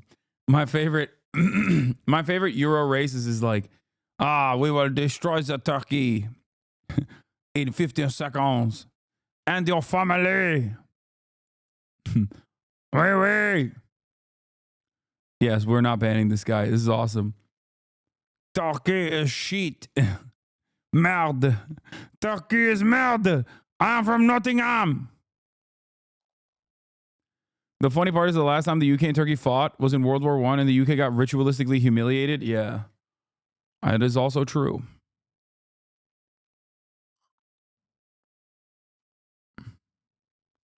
Is finding somewhere to camp for the night. Because it's basically just vast nothingness in all directions. And I want to be hidden, a little bit hidden. Hello. Jackson Moses. Ah. 哦，谢谢。没事没事。谢谢谢谢。我们都一起的。 Okay, 谢谢. These truck drivers have. Aw, I had to ban your pet. They snuck in the N-word.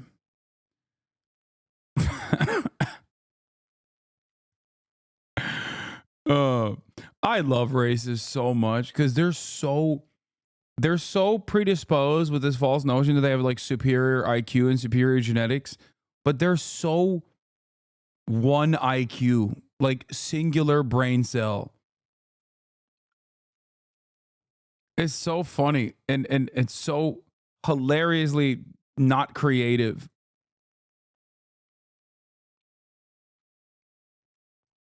Giving me a ice lolly. 谢谢谢谢。谢谢谢谢。我们都一块的。 What? 哇，我晚上要睡觉。 What? Oh my god. Oh my god. I'm on Xiaoshongshu. Just showed up. How was your day? Incredible and only getting better. My thirst traps have made its way to the Chinese internet. We've penetrated the great Chinese firewall, baby. With my goddamn thirst traps. I don't understand your haters. Why would you hate watch an 8-hour stream? Crumb of attention, a feeling of recognition. Undermining your... Oh, no. He got permabanned from the website. He got smoked.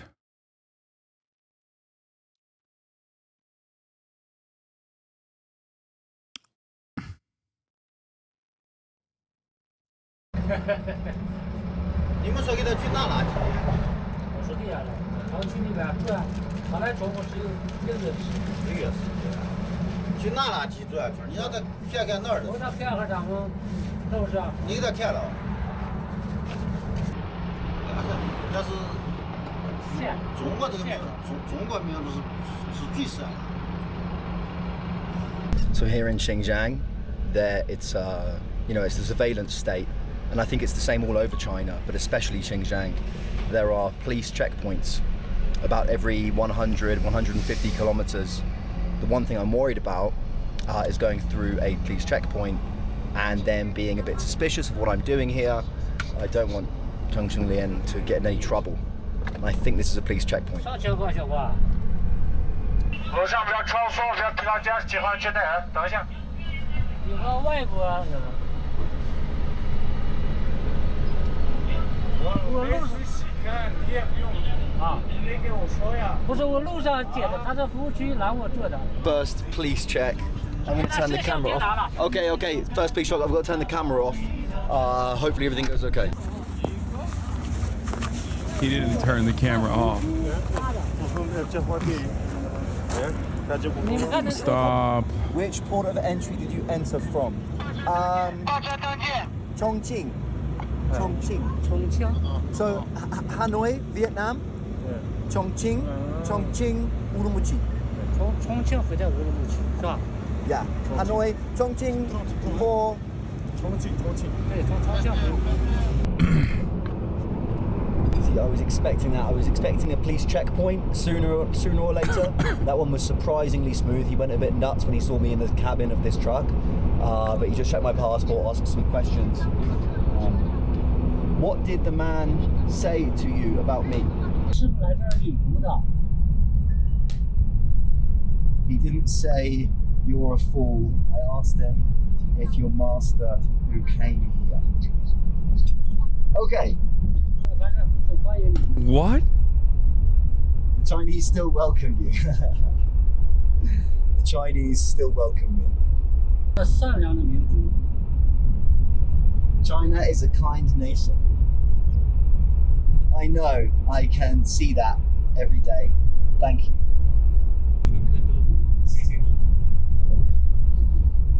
So So yeah, it seems like, you know, they weren't like keeping. He was asking if the white fella was his boss. That's so funny. That Han racism ACAB is universal. He didn't go nuts. There's the typical Chinese tone. The language is a bit like German in that way. Everything sounds a bit aggressive. Tabs on, but you just have to register. You have to register everywhere. You register at a hotel. You register. I had to register at a train station, and you have to register at the checkpoints just so they can kind of, you know, make sure they know roughly where you are at all times. Now, for someone that wants to camp and hitchhike, it's not good news. But hey, when in China, do as the Chinese do. God, I was so thirsty. Look at that. We've looked this before.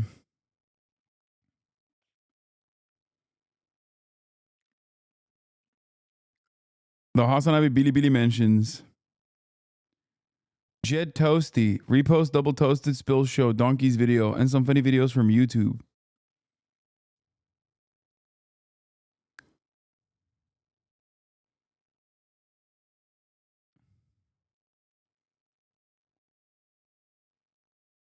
The registering thing is because people have got lost or died on foreign soil and it's not good for international relations. California law enforcement to conduct training on involuntary celibate extremism later this week. Oh my God.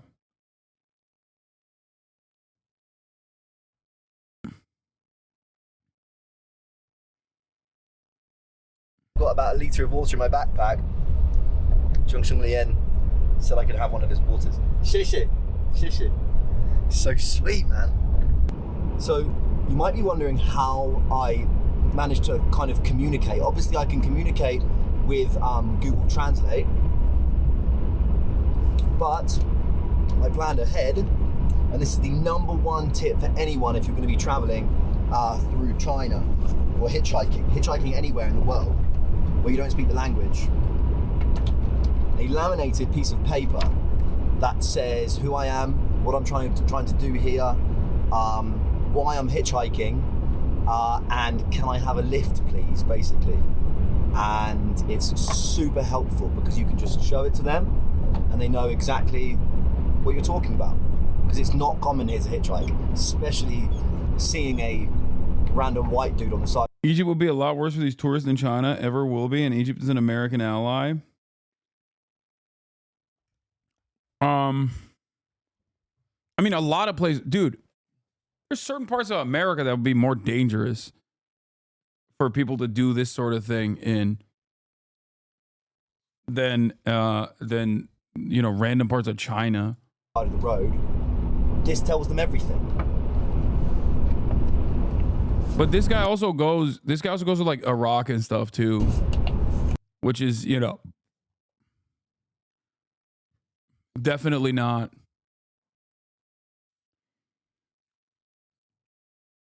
American tourists aren't known to be good people, law.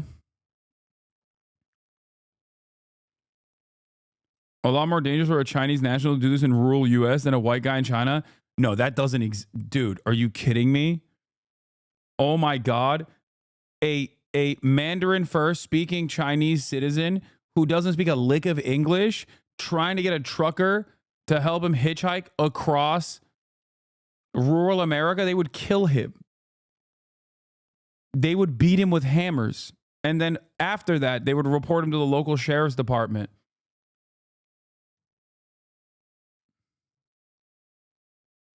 They'd end up like that robot. Yeah. Don't go to Philly.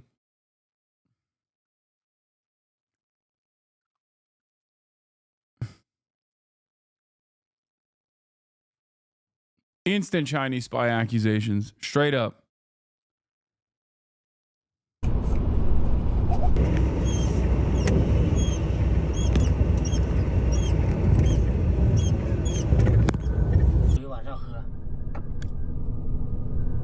Come on, dude. You haven't spent much time in rural America. Shit's actually not that bad. Metro, maybe, but mostly also safe. I'm a firm and committed believer that the cities in the United States of America are pound for pound safer than many rural parts of this nation. And there's plenty of evidence to also back up that statement. But not only that, but we're also talking about someone, not myself, not a white guy who's white passing enough, who could just like, who could, you know, hang with the local population. We're talking about a Chinese citizen who doesn't speak a lick of English, like the reverse of this guy.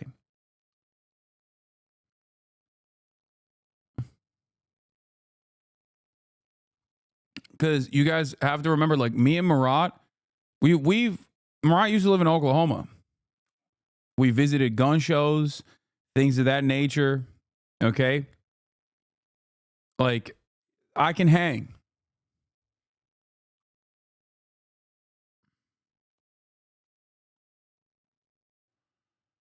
Oh, no.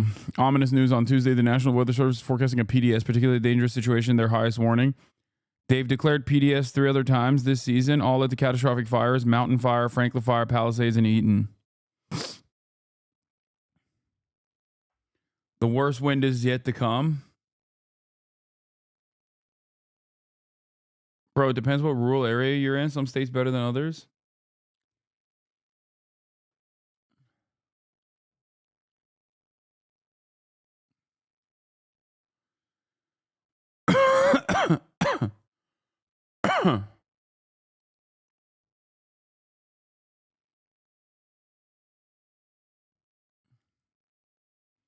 Oklahoma has a higher murder rate than New York City. I live in Tulsa, and this was a talking point used by the Democratic candidate for governor and was laughed off. Yeah, I remember. We watched it. Yeah. Yeah, people straight up, like the entire room erupted in laughter when the Democratic candidate for governor brought that up. And the Republican said, okay, sure. Does anyone even believe this? And everyone started laughing.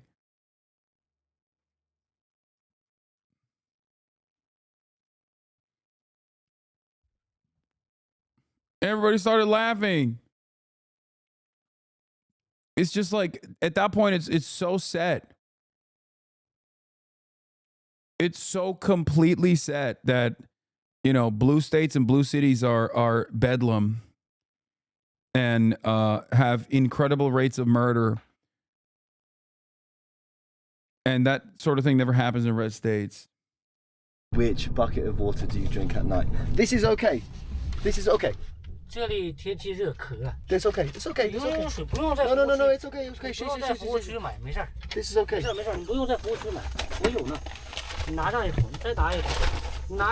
Okay. Thank you. Right. I've just pulled into a service station where I think I'm going to sleep the night. I think we're going to eat something. And then I'm going to find somewhere to sleep. Chung Shen Lien has given me 2 bottles of water because he's just the nicest chap ever. And I think I'm good to go. Me and the boys at the service station. We're going to eat some food and then I'm going to find somewhere to sleep. And then I don't know what these boys are doing. I don't know if they're staying here. I don't know if they're continuing on. I don't know if they're sleeping here tonight. I don't know. But I think this is going to be a mini adventure. We're getting. Which one are we going to, chaps?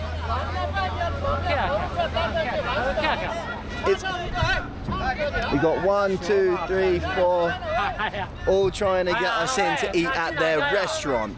I'm glad this doesn't just happen to foreigners.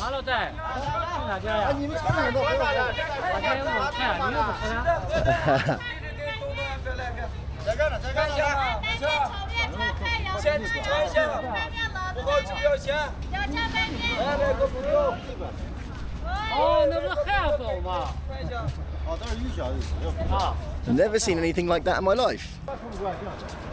The best thing that could all signs of ethnic autonomous regions have to be written in both Mandarin and the local language by law. Possibly happen to me in China is making friends with a group of Chinese people. Oh, dude, Uyghur noodles are freaking amazing.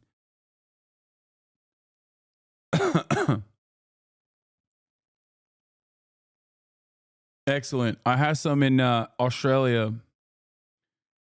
It's so good. People who can just do everything for me. They can order the food. You know, can I communicate with them? No. But I'll take that. It means you haven't got to make small talk for hours and hours and hours. Right, what have we got? He's in. Looks like we've got He's in the eggs. autonomous. He's in We've the autonomous got not Xinjiang many Uyghur people region here. now. Hello, ni hao. Yaxi musi, yaxi musi. Yaxi. Let me give you some money for the food. How can I recommend videos for you to react to? You have to subscribe. Biang noodles. Yeah. You have to subscribe for $6 or for free with a Twitch Prime in order to get link permissions. That's how it works. There is no top of the hour ad breaks anymore. I stopped running them. But there are still many benefits that you get aside from the good feeling that you have in your heart.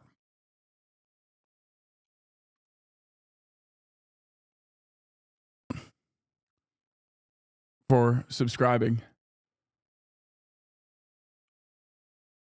It is the singular source of revenue for all of the operations that I do. Did you understand Uyghur language? Some words.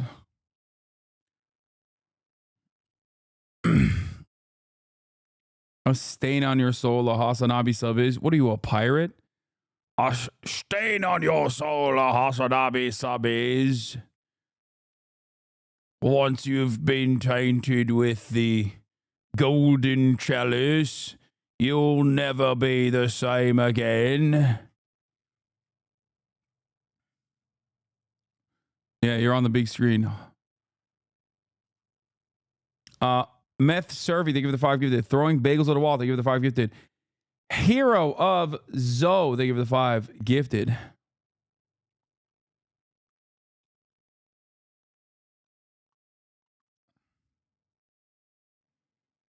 Never subbing.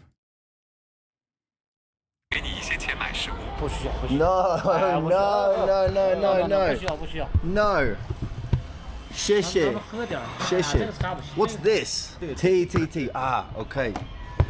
The boys are buying me dinner, which is incredible. The boys. The people of China so far have been absolutely amazing, and I love them, and I love China, and I'm gonna stay here.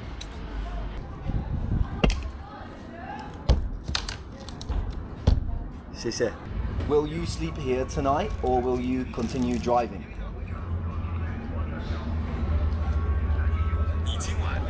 Dude, what the dream, dude. Blasting cigs in the middle of China with the trucker boys, dude. Just chain smoking cigs. Oof. Ah, you're staying here. Okay. I have whiskey. You want as well? I stashed a little bottle of whiskey in my bag this morning. We've got noodles. We've got, I think this is pork. Like this? Ah, thank you. 谢谢. Wow, look at this food. Pork, whiskey, hot on, brother. This is beef. So the way they eat in China, you get the noodles and just slurp it up.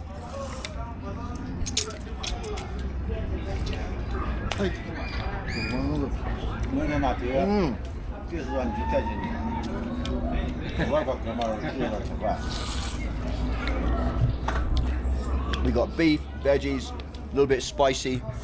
It's good, man.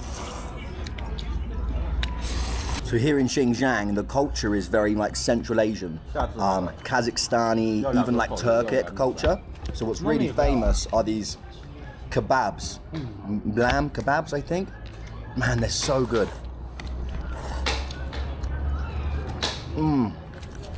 Oh, man, I'm so lucky right now. Our peoples have populated the planet. all the way from the steppes to Anatolia, to the heart of Europe. Albanians. Anyone could have picked me up. Anyone could have picked me up. And North Africa. I was there Africa. at the right place at the right time. These boys picked me up. This, how mad is this? It's 10 p.m. right now. And look how light it is.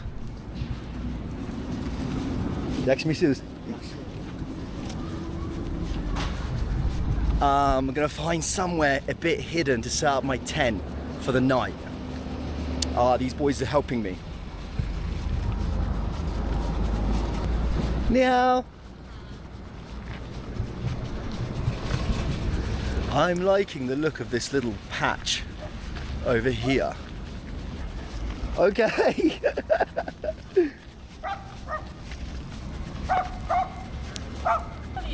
Perfect. Perfect. Maybe inside here. Maybe here. Here? That's crazy. Here is okay.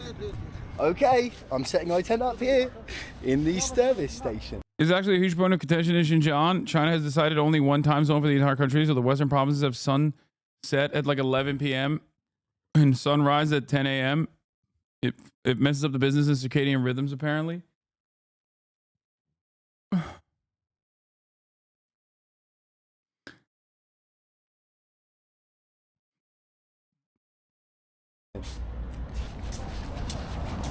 How about here? Look.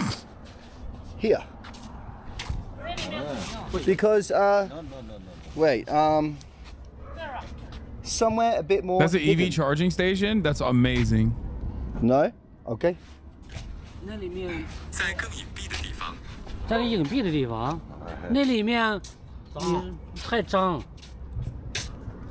你那里面脏，不如这边干净。 Okay. Okay. I said maybe I should like put my tent in the bushes a little bit. Okay. 谢谢.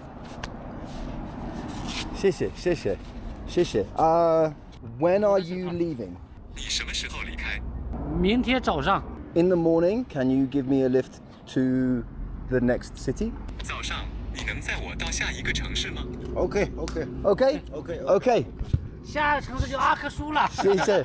Okay. Thank you so much. Okay. So I'm gonna set up a tent here in the wherever the fuck I am.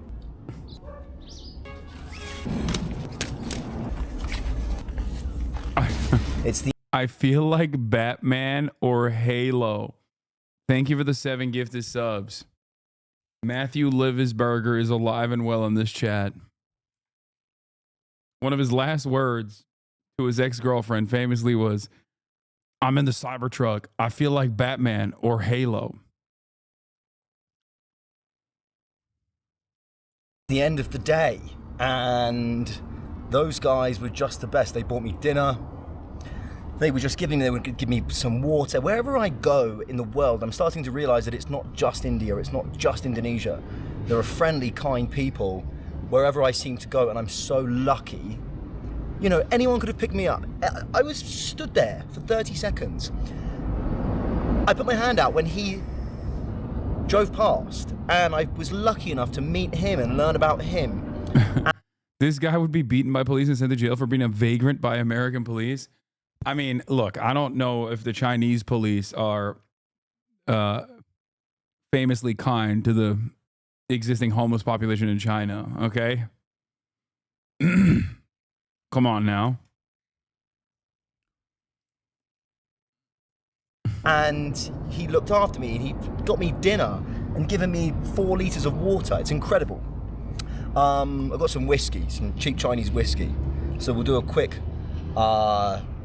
Chinese whiskey review before I say goodbye.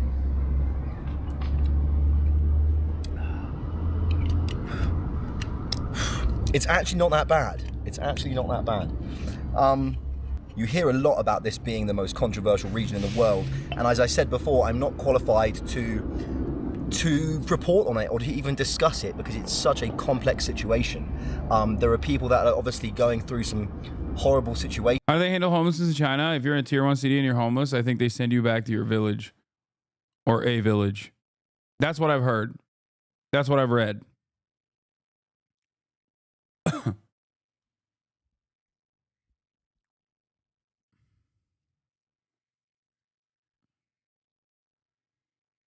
There's some Chinese chatters in here who can tell me if that's not the case or not.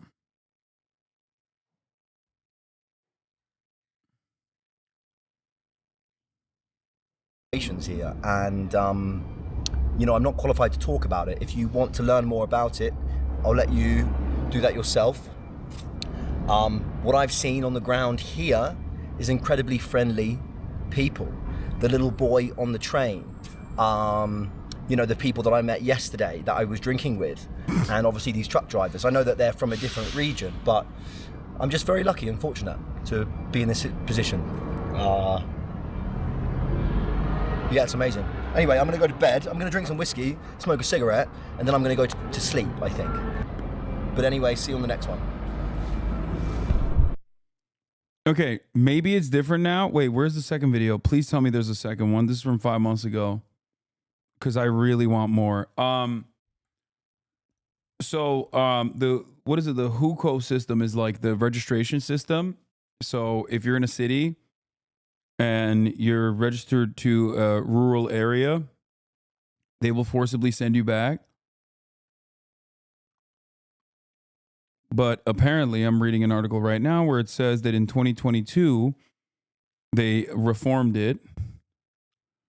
The hukou system codifies various social inequalities in China by dividing the population into two classes, rural and urban, to determine whether citizens receive public services. Meaningful reforms to the system would align with broader policy trends set by President Xi Jinping. Improvements to the system could be a natural component of Xi's push for common prosperity, a campaign purportedly aimed at cracking down on China's more egregious social inequities. However, look at the recent history of the hukou reform as well as analysis of Xi's short-term political considerations suggests that 2022 is not the year that China will pursue drastic changes to its household registration system.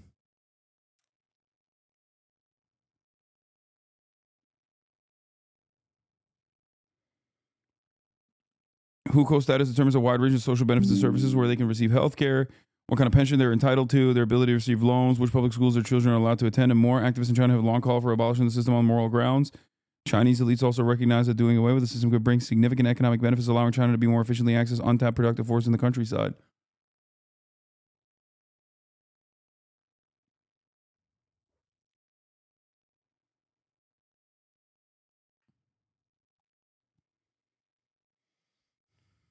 Next video in the series. I'm on a mission to find out what life is really like in the mysterious and somewhat controversial region of Xinjiang, Western China. And I'm doing so in the most authentic way possible. Why do people act like they have universal health care when they obviously don't? I don't know. I don't like the healthcare system in China is like one of, I would say, healthcare system in China is like definitely an area of major improvements, area that needs major improvements. For sure. It's still, it exists to a certain degree. Whereas in the United States of America, no such system exists at all.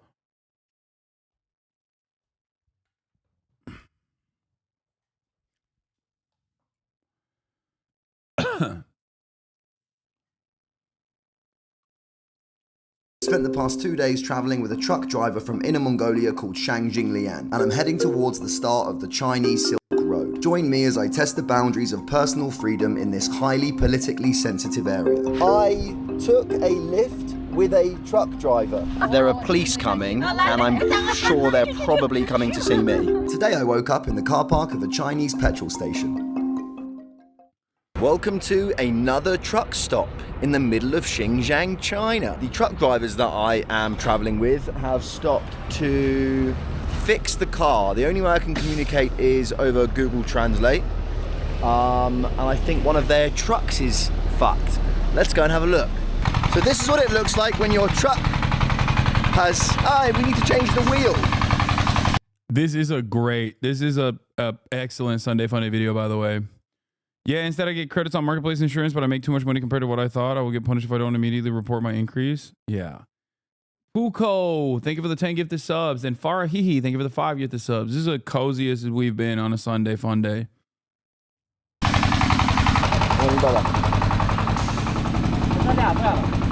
These are my new truck driver friends. I'm part of their crew now.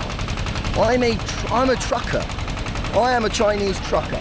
So where I am right now in Xinjiang, there's a big population of Uyghur Muslims. Now, they are native indigenous people here in Xinjiang.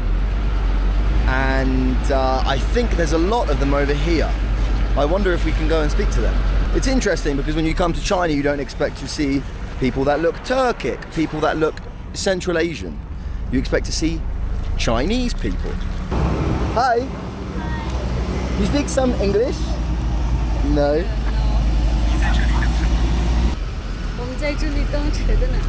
We are here waiting for the bus. Where are you going? Shachi. This way or this way? Yes. This way? Ah, okay. You are Uyghur people? Yes. Nice to meet you. So, hi. Yakshimoses.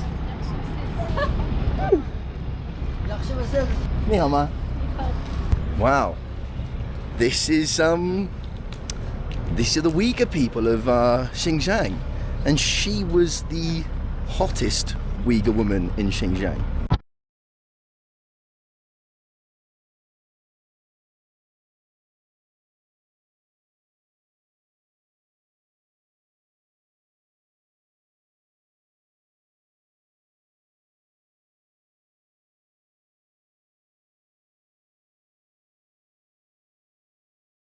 你来这边下不下？我这有10来公里就到了。Okay, 谢谢。不用谢。谢谢。Thank you so much. Thank Very you. much. 谢谢，谢谢，谢谢。Do I have everything?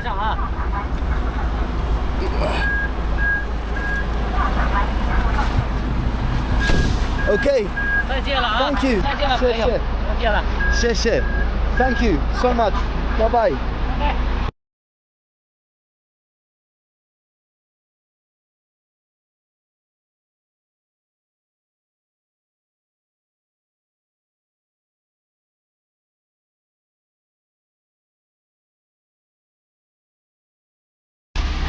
Bye, Chung Xing Lian. Love you. Okay. I'm not gonna rewind. It's a 23-minute video. Oh, I still can't say that properly. We've been dropped off in the middle of nowhere. I need to sit down and figure out where I'm going and what I'm doing.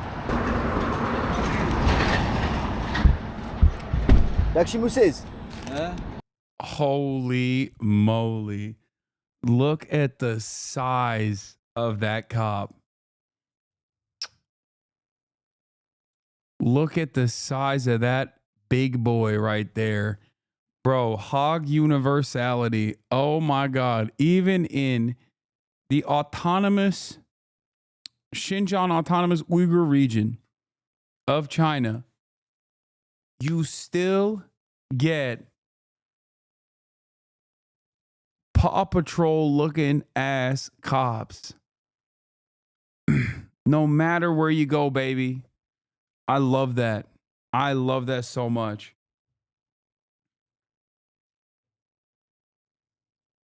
Do you speak Chinese? No. You speak English? I don't know English. No English? Ah.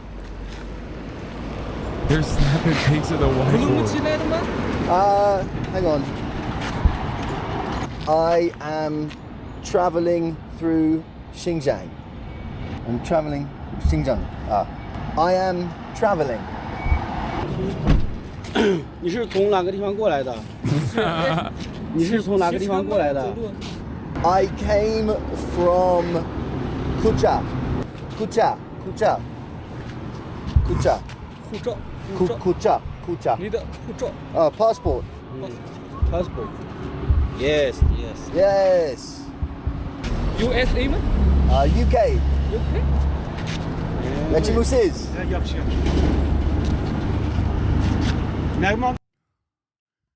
They're tactically ascertaining whether the white boy might engage in a kinetic situation or not, dude. That's amazing. That's amazing. My man is so excited. He's flicking him up.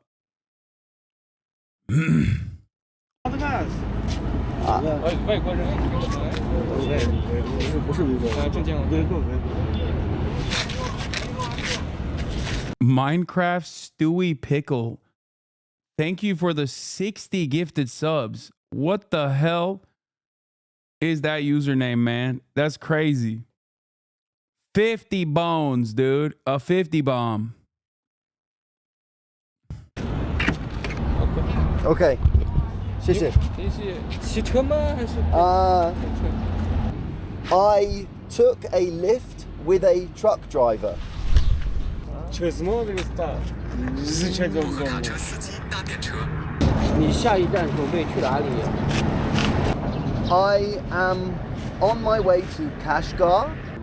我们这个地方没有公交车。Okay. 谢谢。I also have about 400 RMB. Okay, we interrupt this broadcast because I'm going to be on with Alex Michelson of Fox 11,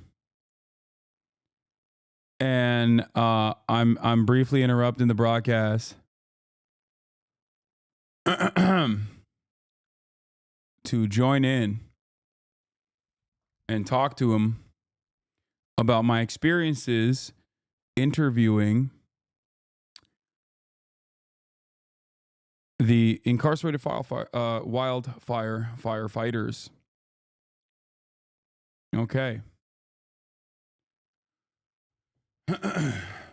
27 miles away from the fire line in Montebello, there were tears, prayers, and fellowship. The location? The Montebello Plymouth Congregational Church. As soon as I heard that Altadina's buildings had all burned down, there was no question that if they wanted to worship with us, it would be a joint service. Someone's going to reach out and invite us to come, and they did. What we saw was an amazing example of generosity. Church faithful, side by side.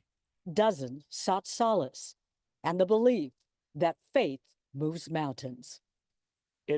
It means a lot to me. I almost didn't come because I didn't I'm know if I using could the Shure handle it. mic. I already checked it. That's the first thing I checked. Hey, Actually. Hasan, how you doing, man? This is KTTV TLC. Can you hear me? Yeah, I can hear you. You're live, by the way, on my end as well, just so you know. 19 homes from our congregation. Okay, just I'll let them know. Down. This married couple took a final picture as they fled their neighborhood turned inferno on Tuesday. So I took this last picture. I do not have food on my face. Do I? What I need for, I don't know, for memory. At Sunday services, they found strength. To know that they put on this extravagant welcome for us is just heartwarming. The church is not a building. The church is the people, and the church can worship anywhere. So beautifully stated. And I should point out, too, that the church is not the only thing that will be missing soon. The pastor you just heard from, he has to resign soon because he has severe case of Parkinson's. And so in the next couple of months, he'll be stepping down. So that congregation is feeling loss from every side. I'm Laura Diaz reporting live from Montebello, where a lot of people showed up. Hi, I'm good. I can barely hear you, by the way. Sending it back to the studio. Over the TV. Laura, hearing the programming, right? Over the programming, yeah. They talk about this from a religious perspective of making this make sense. Let me ask you, is it possible for you not to stream when you're talking to us? Things that they No. can't explain Well, themselves. I told Alex ahead of time that I was streaming already. Well, you know, I Stand think by, it's please. obviously one of the tenets of the Christian faith that sometimes terrible things can happen in life. I mean, I don't but have to be the on, to be belief honest, that chat. there will be another chance, that the broken hearts will be mended because of the faith in God. And so we saw a lot of that exhibited today. A couple of people told me, as brokenhearted as they were about the thought that they lost their home, that they had received so many text messages, so many calls, people reaching out saying, you can stay here, I'll bring you clothes. And all of that love and generosity that is shown gives people the strength to go on, because they know that very soon the sun will come up again and that better days are ahead. It is a promise that is given to us by God. And Laura, did you have the opportunity to listen in on some of the sermon? Yes, I got to hear a little bit of it, and we heard from several people speaking. Mute the There was a programming? No, visiting why? Minister here as well, and she was quite I can if I want eloquent in to, her but why would I words mute too. it? Who cares? But you know, We're mostly waiting. I think it was people being together, the fact that they were able to pray together and hold each other and be together in their faith, that gives them the strength and the courage to go on. And we all know that tough times impact all of us in many ways, whether it can be sickness or, like this, a sudden loss of a home or a spouse. But somehow you get through it, and being together is really at the core of what compels people to go forward. It's always a little better with support from everyone. Thank you, Laura. And that sense of community is just so important. The energy. And speaking of community, you know, we're seeing people from all over the world coming to our aid, including our neighbors to the south. Firefighters from Mexico arriving at LAX yesterday to help in the firefight. California Governor Gavin Newsom sharing this video. He was there to greet them in person. They're joining the 14,000 plus personnel already battling the Palisades fire from around the country. And we learned that they have to be trained a bit, so they're going to Beaumont first to be trained, and then they will join other people on the fire lines, other fire professionals. Well, today, Governor Newsom ordered another 1,000 members of the National Guard to Southern California. Fox 11's Mario Ramirez reports on their efforts. Tens of thousands of residents remain under mandatory evacuation orders in this area, and now you can see here behind me, the California National Guard has moved in to help with wildfire efforts in the area. This is called a NOT V. It's made to withstand explosives, right now being used as a show of force to deter criminal activity. We're talking about 400 Guard members that have now been deployed to assist law enforcement with traffic control and securing these fire zones. It comes as 20 people have been arrested for looting in evacuated areas between Wednesday night and Thursday morning. Governor Newsom approved the deployment, saying the state's using every resource to protect these communities, also warning that looting will not be tolerated. Not anxiety, it's just that now, if we take a look across the street here from Woodbury and Santa Rosa, it needs to be cleared. You cleared. can see the amount of debris still covering the streets. We've seen downed power lines and trees all over the neighborhood that have yet to be taken care of.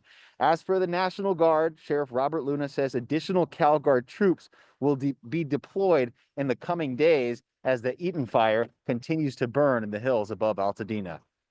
In Altadena, I'm Mario Ramirez. Back to you. Thank you, Mario. The weather, the key part of this story in the days ahead. Our chief meteorologist, Adam Kruger, and a worrying forecast. That's right. We've got the red flag warnings posted now through Wednesday. We mentioned earlier, though, how it will be especially dangerous or particularly dangerous by Tuesday morning into Wednesday morning. More on that in a moment. But I want to share some little bit of good news with you. And we've seen this from the aerials, or if you've just been outdoors today, you can see there's certainly less of a hazy appearance to the sky as the fires are settling down a little bit. We actually have mostly good air quality across the area. A couple sensors right here measuring moderate air quality, but that's as bad as we see it right now. It doesn't mean we're in the clear for the rest of the next couple of days or a week or I'm whatever. not getting paid for this chatter. And we've seen that the smoke can kind of like come and go. But for the moment, we have actually pretty good air quality across a lot of the area.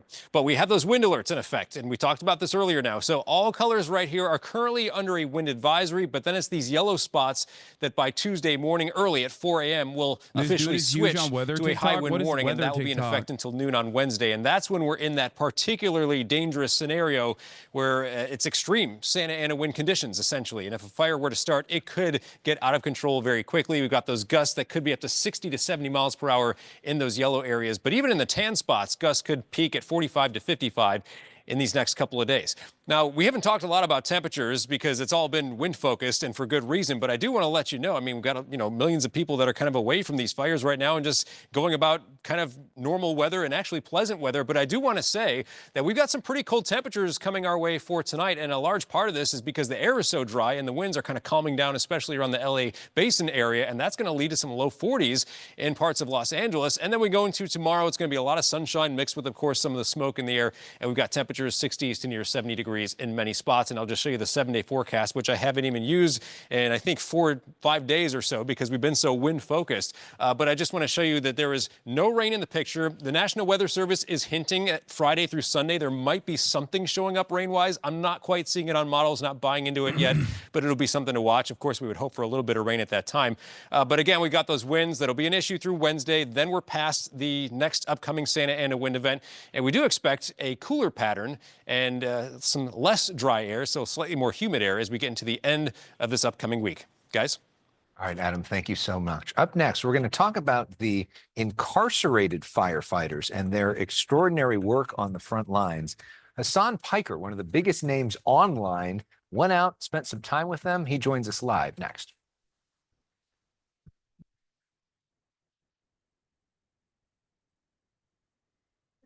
Your virtual assistant. Stand by. We're at a break and then it's you. All right, perfect. What I would give to be able to make art on this scale. You will one day, but it's equally important for you to be thinking about. What's up, Hi, Alex? Can you Hasan. hear me? I can hear you. You can hear me. Yes, perfect. Hello to your crowd, right? Yeah. You got You're 30,000 streaming right people now? watching you right now. They can see you. Very nice. Hi, everybody. Nice to see you. We got a big crowd watching on TV coming out of the football game, too. Well, we'll start off by just sort of talking about what you saw out there, and then what are the key lessons that we can learn from it going forward. Absolutely. So we're going to be live on the Fox 11 in probably a minute or two. And we appreciate you reaching out, and thanks for the work you do. I mean, it's important, and I think it's good to highlight this. Yeah, no, thank you. You guys have been doing tremendous coverage as well. I've been tuning in just to figure out what's going on in my backyard. So. And are you okay? You're okay? Everybody's safe? Yeah, we had a brief scare with the Runyon Canyon fires where my best friend, who also streams on Twitch, that was like directly on top of them. So they had to evacuate by foot because there was so much chaos and traffic. So I had to go pick them up in my car. And they stayed with me overnight, but then they released the evacuation order, so they're back. Yeah, firefighters did an amazing job on that one. They basically put that thing out in like an hour. That's awesome. All right, well, we will see you on TV real shortly. Thanks again, Hasan. All right, yeah, thank you for having me.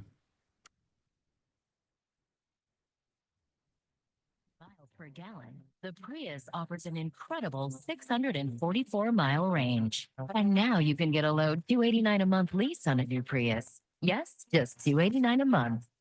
We make it easy. Toyota, let's go places. Ashley's Stellar Sleep Celebration is going on now. Snooze now and pay later with 0% interest for 60 months in-store only. And receive a $300 gift with purchase. Hurry to your local Ashley store or ashley.com for better sleep and savings today. Can't skip these ads, chat. If you've been hurt in an accident and you need TV results, call Sweet James. Here are just some of the recent wins for our injured clients. Call the firm that wins big. Call Sweet James. Once Fox Local, it's where free live news, Good Day LA, local breaking news, and more Ethical are on reacts. your phone. If you've been watching our coverage, you've seen some of the firefighters that are out on the front lines are actually inmate crews, incarcerated firefighters. Hasan Piker is one of the top streamers on Twitch. He's actually streaming live on Twitch right now. Hello to his streaming audience. He is also a progressive pundit, and he's spent time, went out, and met some of these incarcerated firefighters, streamed live with them, and learned a lot from talking to them. Hasan, good to see you. Welcome. It's good to be back, Alex. Thank you for having me. Talk to us about what you learned meeting these firefighters. So approximately at any given moment when there's wildfires happening in wildfire season in California, there's around 30% of the people fighting those wildfires are incarcerated firefighters. The California the California State and Cal Fire have a collaborative program with the Forest Service where they basically train some of the incarcerated at what they call camps, conservation camps, where they learn how to clear brush and reach areas that bulldozers can't get to by foot. It's a lot of trekking. They're going and putting their lives on the line basically to ensure that Californians are safe during wildfire season. I met a now friend, Scott Budnick, who is a Hollywood producer. He produced Hangover, Project X, and Old School, and many other projects. He actually started this thing called the Anti-Recidivism Coalition. And I found out that he was actually working with the governor and also simultaneously expanding these programs. And I got to meet some of the youth offenders. This is a camp pilot program that they just started in 2023, where they, for the first time ever, are bringing in youth offenders, young offenders that have been incarcerated under the age of 25 or committed crimes under the age of 25 that are now part of this training program as well. And I mean, it was an incredible experience overall.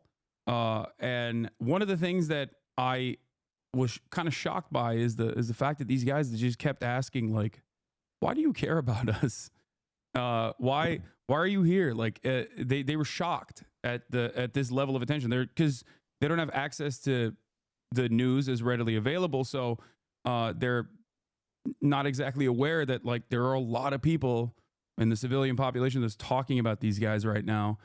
And one of the things that struck me was the fact that they understand that these are very dangerous conditions that they're putting themselves into, but they really are appreciative of the fact that they get a semblance of dignity and a way to help with these communities that they're a part of. So it was truly a tremendous experience overall and very eye-opening. And we talk about people going behind bars. Most people that go behind bars are eventually released. And so you want there to be a rehabilitation process so that they come out potentially even stronger than when they came in. And I know for you, you were really struck by the sense of hope that these guys felt. Yeah. So it's not a secret that the county jail structure and the prison structure in the state is pretty bad overall. Like the conditions are pretty bad overall. There's a lot of violence. There are major problems. And from what I understand, aside from the fact that being able to volunteer for these programs allow these inmates to shave off some of their very long sentences, it also gives them an opportunity to train and potentially an opportunity for gainful employment after they're out, after they're released.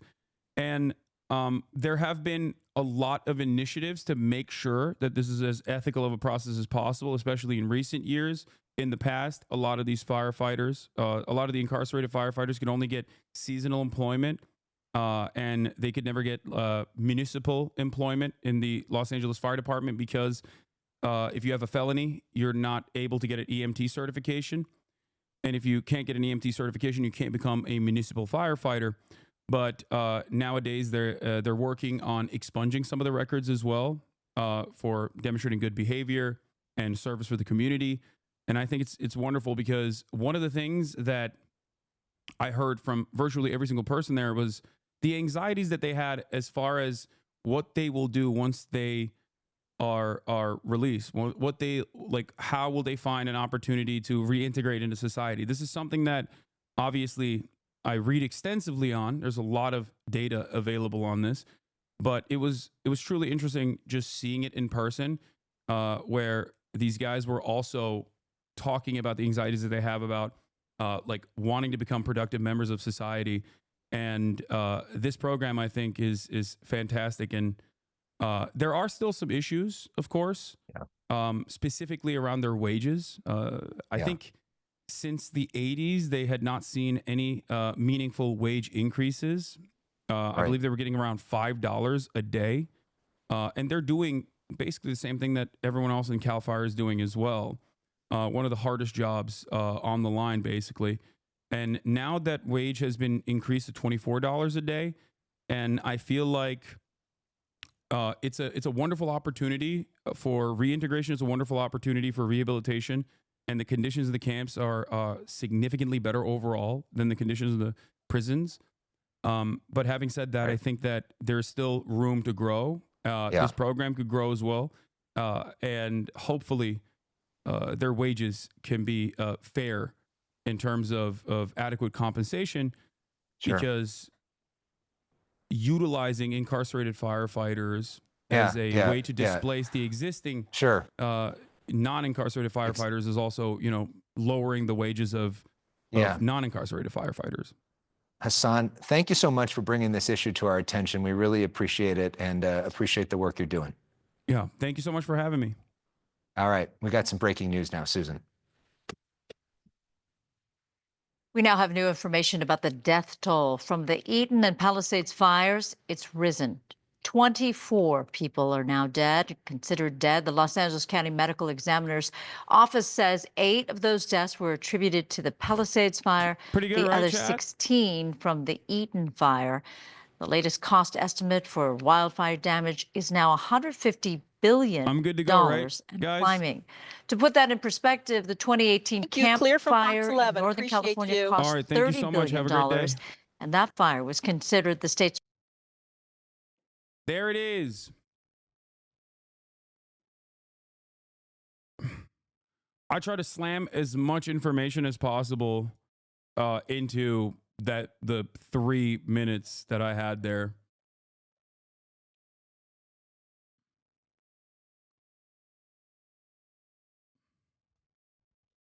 No, Alex is the man. He would never cut me off. It's not like that.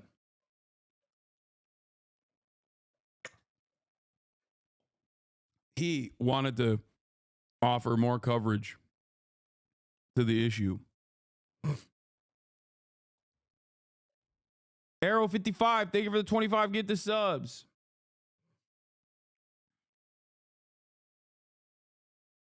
Was there anything you didn't get a chance to squeeze in?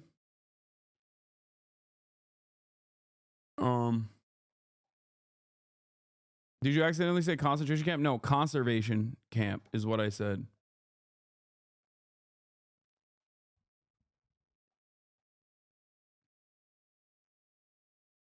ChatGPT couldn't have done it better. Thank you. My conservative dad is watching Hasan Piker. Let's go.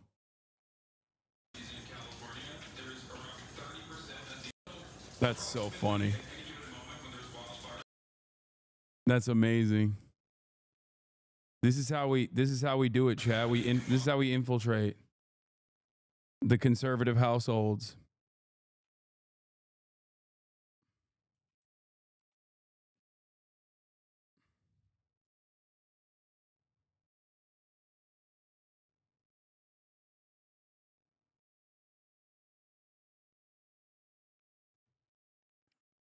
Chuck dies. Thank you for the 50 big ones. 50 bones.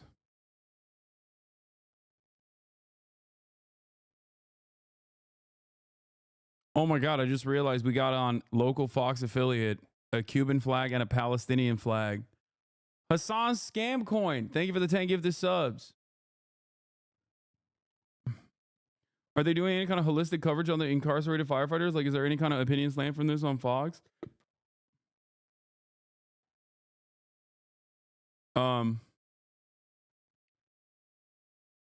My dad couldn't see you because he told me to set parental control so we couldn't watch Fox earlier. I didn't say Fox 11.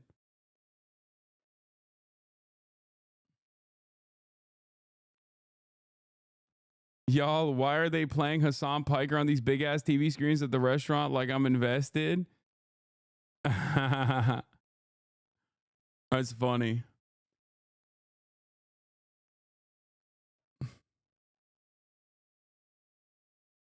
Get all your videos off TikTok before we lose it? What do you mean? All of my videos on TikTok are videos that come from the stream. There's like very little original content on TikTok. Hasan's stepson, thank you for the 5 gifted. And Iffy, thank you for the 20 gifted subs. Why did they show this image law? Why does chat always have to play like this? Like, why do y'all got to play like this?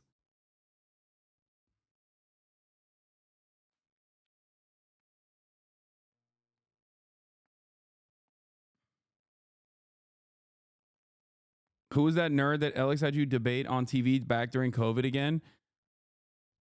Oh, it was Michael Knowles.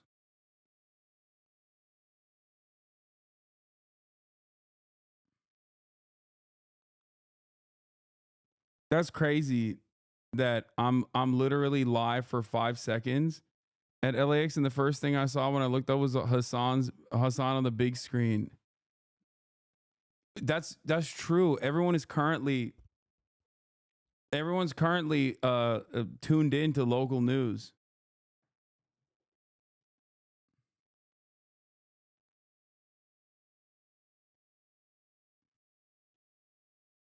Tim Pool's hairline. Thank you for the 5 gifted. You forgot to turn off the filter on Zoom? No! Dude, I look hot bald, by the way. You know the band Muna? The lead singer shared a clip from your stream yesterday on their story. I didn't see that.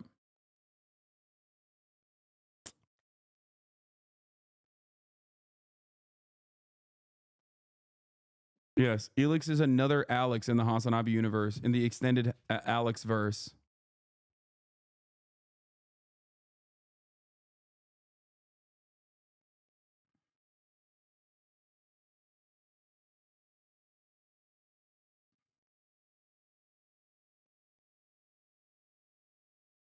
What is this red flag warning? I was peacefully catching up to my local news to be in the know, and OMG, who is this? Red flag warning.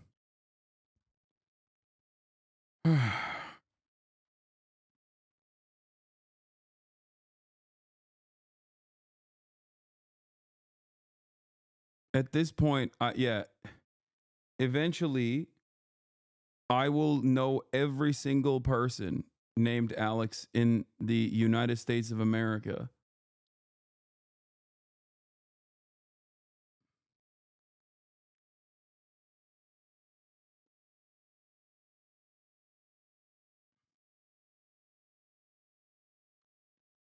Did you prepare talking points? I keep asking because as a regular public speaker, I like to see people just dome off so confidently. No, I did not have any talking points prepared ahead of time. Brother, you saw me. I do have the gift of yap, which is why I have the gift of yap, which can be dangerous at times because I get overconfident and don't prepare at all.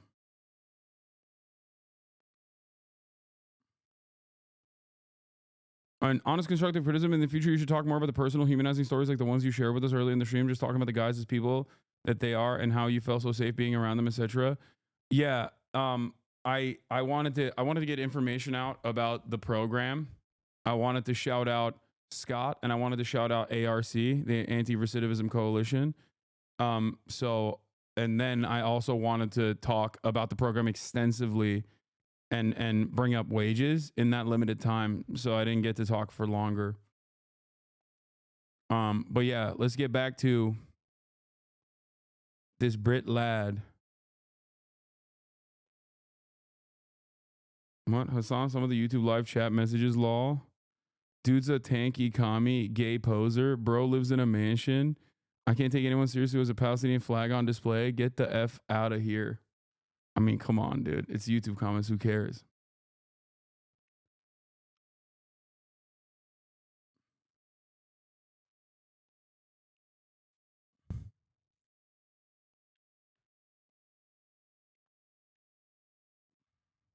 Why were you looking at the side if you have no talking points?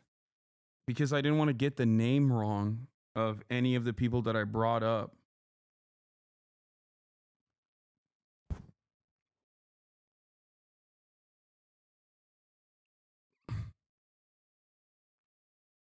She rival to our Marvel. All right, let's keep going. 这是中国的烤面包，尝一下。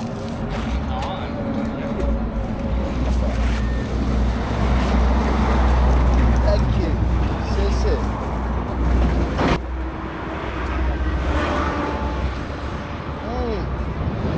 Really good. Really very good. course, the tubby cop brings him food, bro. Come on. Thank you so much. 看一下 1 hour away. Okay. Akasu? 阿苏 Aksu. Okay. 谢谢. Thank you so much. Goodbye. 拜拜 Bye bye. 这几句话能听懂。 Okay, so I'd been out of that truck for about not even 5 minutes. Police rocked up, questioned me, and they were basically like, "What are you doing? You know, where are you going?" And I said, "I'm trying to go to Kashgar," and they were just concerned about me. One of them actually went and bought me some bread. He translated, he said, "This is Chinese toast, try it." So they were very, very nice policemen. I think it's more just a matter of my safety and my concern. They just concerned about me. And they want me to be safe. And they were very, very lovely. So they told me, "Look, we've booked you a taxi," which I paid 40 yuan for. And they just, I guess I'm going wherever they're sending me. Akasu, I said, "Can I camp somewhere?" They said, "Yeah, but be careful." So there. That's what a run-in with the Chinese police looks like as a white foreigner in the middle of Western China. One thing I've noticed about here in China, like, everyone smokes. I know that people are going to be like, "Oh, you smoke too much." Everyone smokes, right? But it's kind of this, like, really nice way of, like, offering a little bit of respect or friendliness. I'm with this female taxi driver right now. She just offers me a cigarette. How nice is that? But I am going to quit. I am going to quit very soon. Cap. What's your name? Yang Xiaoyu. Yang Xiaoyu. You are very cool. Thank you. You're welcome. Great riz, bro. Great riz. Keep it up. At this point, I'm convinced that I'm just... Great riz, bro. Keep it up, big dog. Wait, hold on. Let me fix my volume. Because I feel like, because I just did that Zoom sesh, my microphone yep, it did. My microphone automatically lowered to, all right, there another it is. one of this woman's errands, because she stops every 5 minutes to go and do something. Should we go and see what she's doing?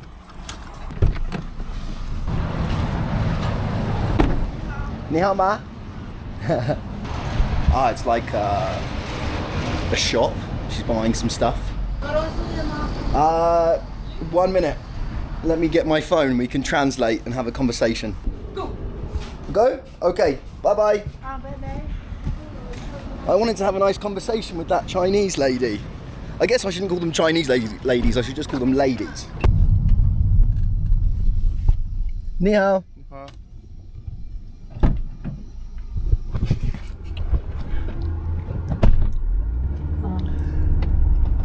I'm confused with what's happening. And I think we've just picked up a hitchhiker.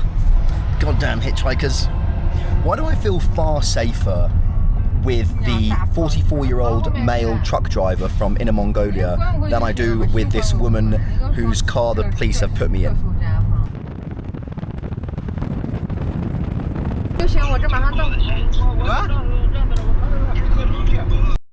Dude, this is yet another instance of China being so Ameribu coded. I feel like, remember what I told you about China having like a lot of cars? And although they do have obviously, they obviously have public transit, but there are a lot of places in China that are, you know, very car friendly in terms of the infrastructure. Okay, 谢谢.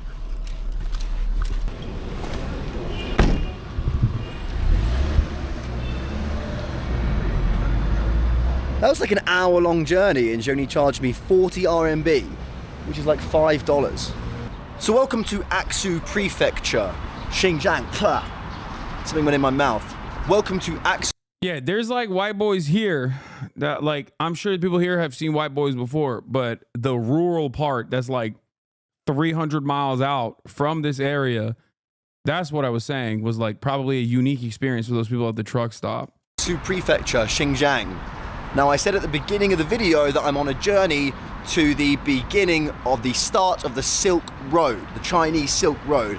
Now, we're actually already on the Silk Road going the opposite way. 2,500 years ago, the Chinese Silk Road was just a dusty camel trail where goods were exported from Europe to China, spices, tobacco, all that good shit. 2,500 years later, that exact same trail has been built on, and it's filled with giant megacities such as Aksu. Ni hao. Now I need to find a toilet because I'm quite literally about to shit my pants. Oh no. When in doubt, when crossing a road, cross the road with an ancient Chinese man, ni hao ma, because everyone's going to stop for him. When you think of Western China, you don't picture giant malls and KFCs. I mean, we're quite literally in the middle of a desert. We've got a huge mountain range that side and China's biggest desert on that side. So let's check it out. Let's check out this mall. Maybe I can find a toilet. Yeah. Can I go inside? No filming. Okay. Here we are. Was that just a random guy who was like, nah, you're not allowed to film, please? Because that's crazy. Just a random dude who, assumed the role?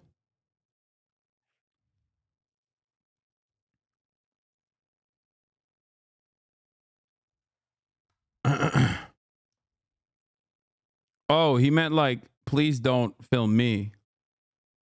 I don't belong. Look at the English food sign. Dude, come on. This happens in Japan too. It's my favorite thing to see. And in Turkey as well. Like, this is American global cultural dominance in general. A continuation of obviously British colonialism as well. But yes, anywhere you go on the planet, there is going to be, in certain instances, broken English. And it's my favorite thing to see like Japanese clothes and stuff that has silly broken English on it. Long here. That one isn't even an example of broken English. It just says best food. That guy said I'm not allowed to film here. Don't know why. Ni hao. WC? Would you go on Lex Friedman's podcast? Bro, I don't know what happened, but he didn't reply to me last time I was in Texas. I think I dodged him too much. So I don't know. Oh, he followed me again. He had unfollowed me previously. No, he literally unfollowed me. Go back right now. Okay, hold on. I'm gonna hit him up.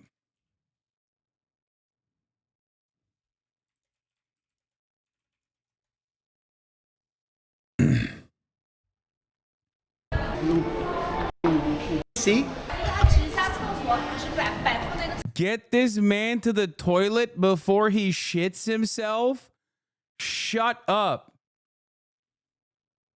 There ain't no way that this lady called his ass out.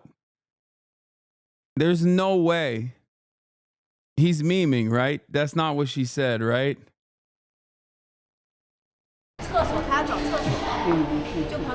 Okay, 谢谢. No? Okay. Bro, I'm sorry to do this, and I know you guys are going to get mad at me for saying this because I say it far too frequently. But so many of the Uyghur dudes look straight up Turkish, bro. Okay? Like that guy is a cab driver in Turkey, okay? If I saw that guy out in the wild, I'd be like, oh, that's a Turkish man. Like literally, I would be like, oh, that's a Turkish guy. Let me talk to him in Turkish. And to be fair, Uyghurs are Turkic, so that's, you know, where it comes from. No? Okay. I just had to scan to get toilet paper from this machine. Please. Okay, 1, please. Your English is very good. What's the connection with my mother's side? My mother's maiden name is Uyghur, like literally Cenk Uyghur. It is a Turkic last name. No, it's good. Your English is really good. Sheshe. That's the first English I've heard in about 3 days. Sheshe. Fuck.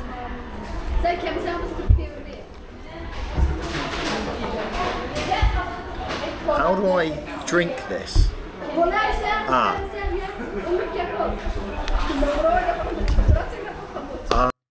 He swapped out the colonizer fit to the gumbet fit. This is a typical standard British guy in gumbet in Turkey. Or hold on, what is it? Magalov. Is that what it is?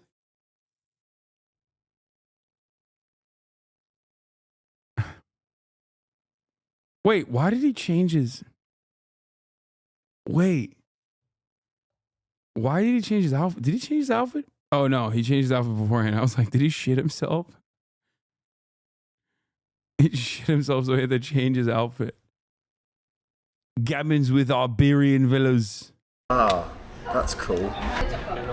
Ibiza. Shagalov, bruv. Okay, so here's the situation. I need to find somewhere to sleep. And then tomorrow I'm going to head to Kashgar. It's too far for me to go today. It's 450 kilometers. The police told me to get public transport, but I don't want to do that. Even though they said hitchhiking is dangerous. Bro's just doing self-inflicted wounds left and right. Even the cops are like, bro, come on. We have public transit. Just use it, please. He's like, no. I don't think it is, but they are the police. Anyway, I'm going to find somewhere to sleep.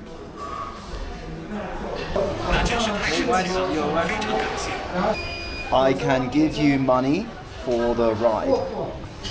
不用了，我很乐意帮助你。谢谢，谢谢，谢谢。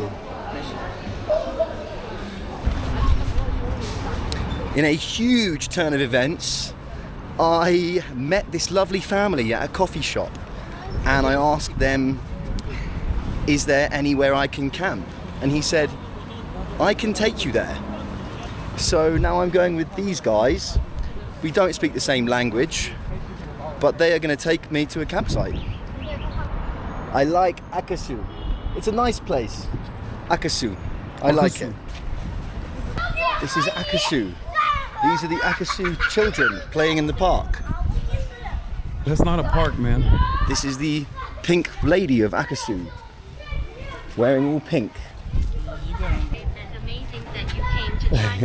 It's really brave. He said it's really brave and amazing that I came to China alone. Sheshe, thank you. I like China very much. The people are very, very friendly and nice. That's so cute. He wrote a note, it said, you are really brave to come to China alone. Billions of anti-China propaganda versus one dude vlogging. I mean, the New York Times is getting distributed to a lot more powerful people than this guy's videos. Let's be real, you know? Okay, I'll put my bag in.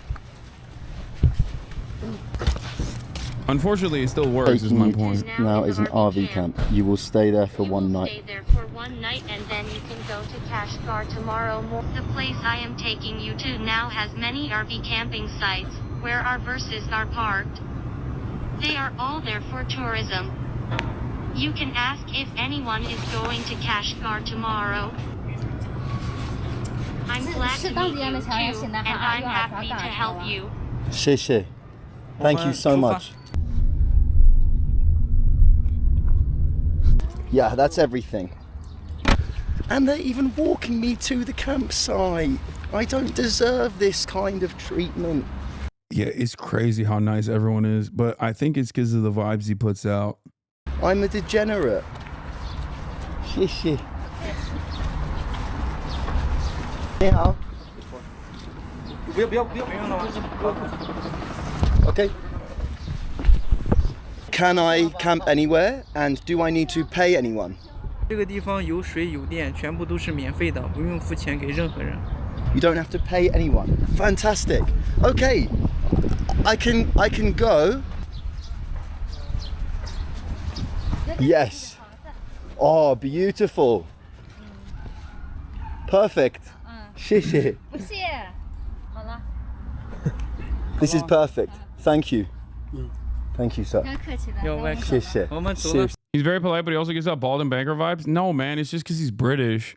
Like, look at the way, like every now and then he says like a woman is hot or whatever, but even then it's not in a creepy way, I don't think. I'm not getting any creepy red flag vibes from this guy at all.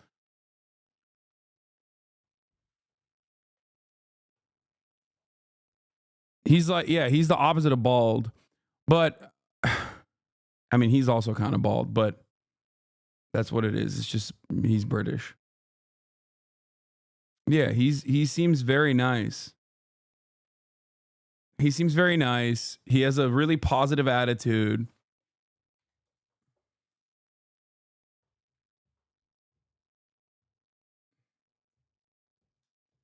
Yeah, someone in the chat said, Bald would have made a joke about going blind after drinking the Chinese whiskey, and you locked it down. That is 100% what he would have done. That's how they colonized us, bro. Don't fall for it. Yeah, the British colonized by having good vibes. You're giving way too much credit to the British, okay? That's crazy. Famously good vibe to British.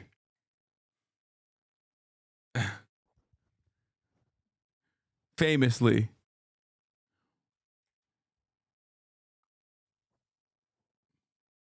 Okay. Bye-bye. Goodbye. Mwah. Thank you. Goodbye, everyone. I've been in China for... I'm not gonna lie. I think right now is the best possible time to go to China as a white boy, as a swagged out white boy that's a little quirked up. Okay. And the reason why I say that is because there's still a lot of like xenophobia in the world, in the Western world specifically. Okay. This clip should be, oh yeah, I saw this. This clip should be talked about, this clip should be used to talk about rehabilitation instead of incarceration across North America. Yeah.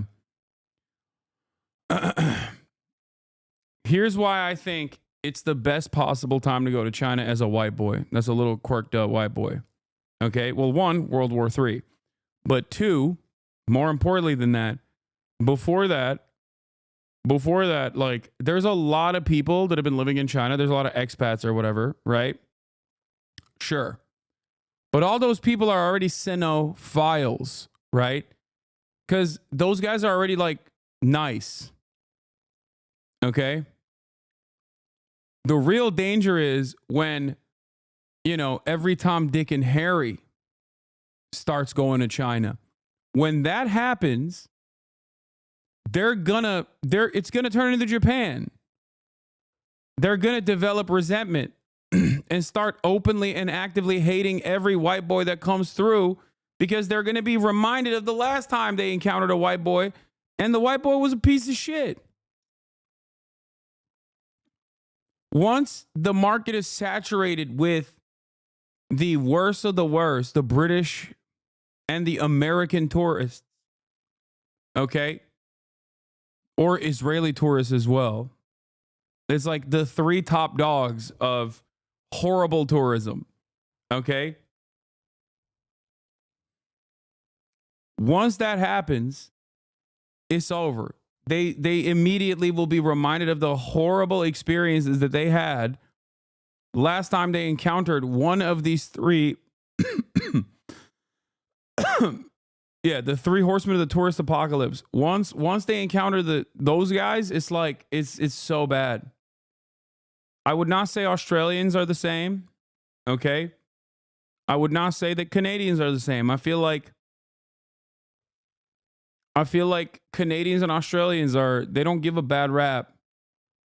But then again, I don't know. You said Aussies are really bad in Southeast Asia and have already ruined Bali. The Australians that come here are pretty chill.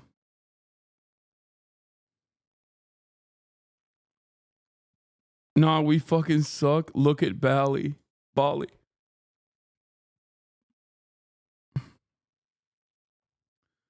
Dude, American tourists are so bad that one singular kick streamer can genuinely change policy. Like, it can change the trajectory of an entire nation state. And I'm, of course, referencing Johnny Somali. Think about how like awful and filthy and disgusting we are all around the world. Just a stain, okay? Just a stain. So bad that in the aftermath of like American tourism accelerating, they literally change their laws, bro. They change their laws. They change their local laws.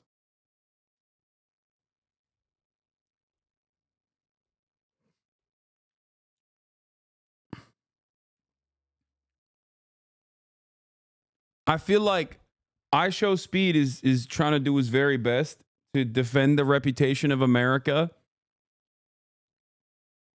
You know what I mean? Like one country at a time. But then again, he might get assassinated in Argentina because he's doing a South American tour right now. And I'm really worried for him. I'm genuinely worried for his health and his safety in Argentina. Like it's not even a joke. He is known as the #1 Cristiano Ronaldo defender.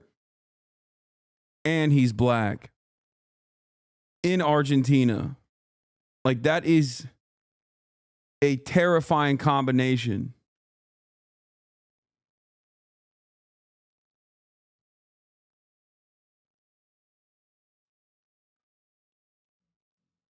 Yeah, in Malay's Argentina. By barking at babies, yes. That's funny.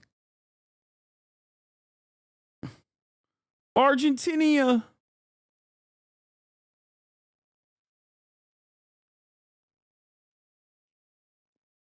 "4 days, and I am yet to meet someone that is unwilling to help me." Bullshit. It's incredible. It's absolutely incredible. You dumb And look where we fuck. are.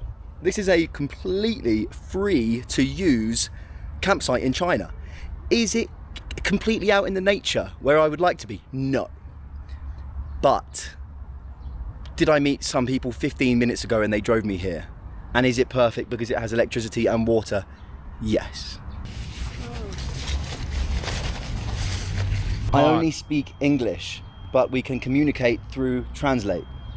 你也是搭帐篷吗？ I just have this little small tent that I travel with.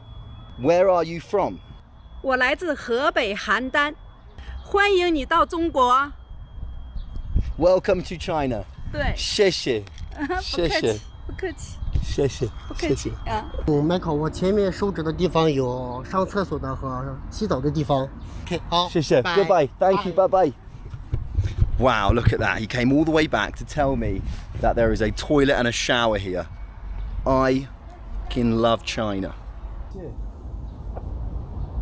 Thank you. And that lady's just given me some water.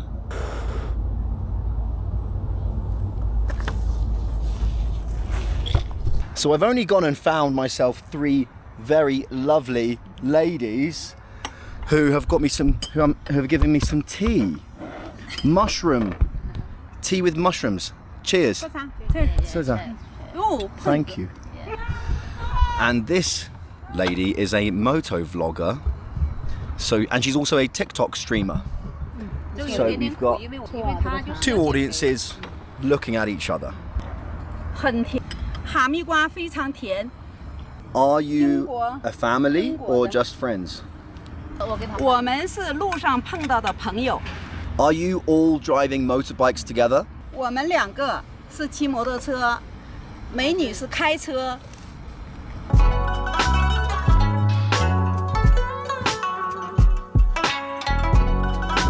In my honest opinion, growing up in China, Chinese people are what Japanese people claim to be. To be honest, Japan kindness is so fake and so shallow. Okay, whenever someone says I grew up in China, I'm not immediately a believer. But what you said about the Japanese immediately caused me to believe that you definitely grew up in China.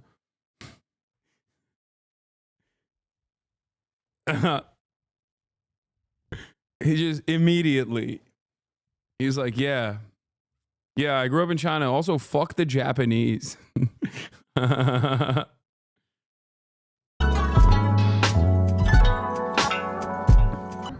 See, there's something beautiful about living in the time that we live in. I can come to the other side of the world without speaking a word. Inter-Asian racism? Dog, what do you mean? Do you know what Japan did to China? Do you know what Japan did to most of the Asian countries?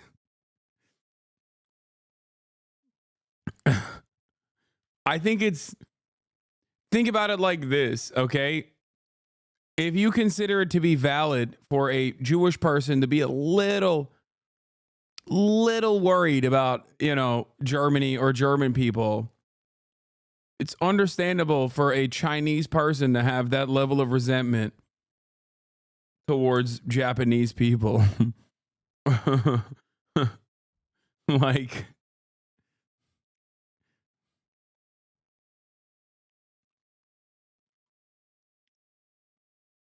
the Brits of Asia? True. Word of their language, and I can sit here like friends having a conversation about tea. It's absolutely incredible. There are police coming, and I'm sure they're probably coming to see me.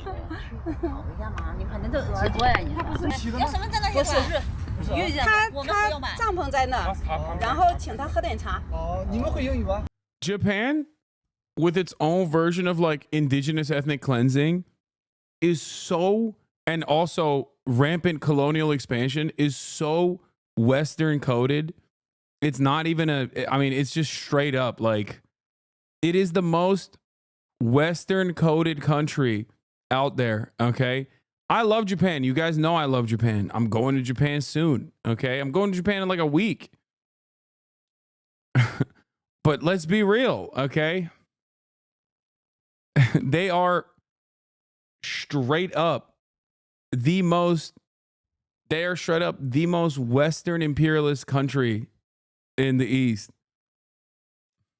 不会，翻译软件有道翻译官。有翻译软件。对，以后你们出国都用有道翻译官。一说话就翻译成中文。I thought Korea was no. Korea is a client state just like Japan is post World War II, but that's different. Like South Korea, that's different. No, I'm talking about like their own actual history. No, Korea is, they're victims for the most part. they're in a captive situation. They're permanently in a state of like being, dominated by, well, initially Japanese imperialism and then American imperialism. The reason why they are so hyper-capitalist, cyberpunk style, like a cyberpunk style dystopia, is also another reason, because they are another vestige of the colonial occupation, I would say. 说中国话翻译成英国话。你好吗？对。你好，你好。Do you want to see my passport? Passport? Passport? Okay, 1 minute. 1 minute, okay, I'm coming back. The police probably aren't going to let me film here, but they are filming my tent. They are filming me. Let's see. Where are you coming? I come from Urumqi. Urumqi.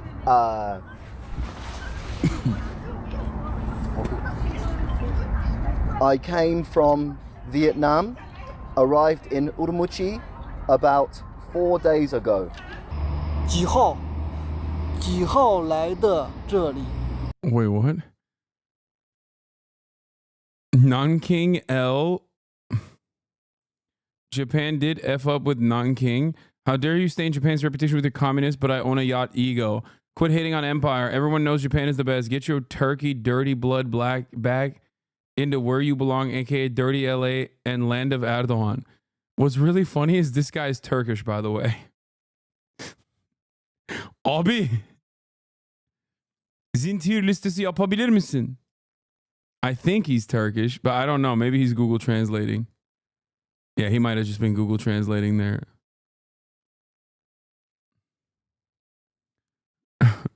LA, the land of Erdogan. I'm going to unban him. He's not being serious. He said LA, dirty LA, aka land of Erdogan. I don't think he's being serious.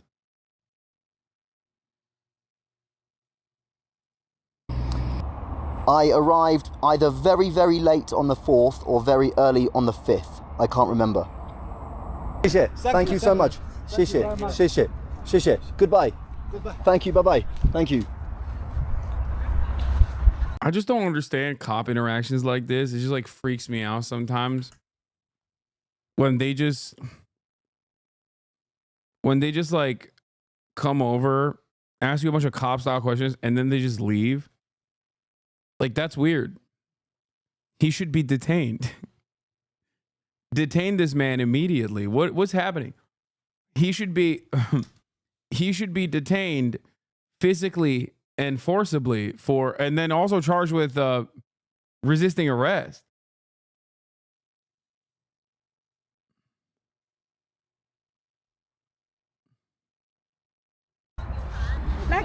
我不做了，我过去了。我把我这个喝了，要不然重新洗了给他倒。Sit down。谢谢。给你做一下嘛，喝一会儿。你坐，姐，你坐。谢谢。That was the It's because they realize that he's just being an idiot? Nah, dude. It's because they're not American cops. American cops are they're unimaginably violent, dude. I'm sorry.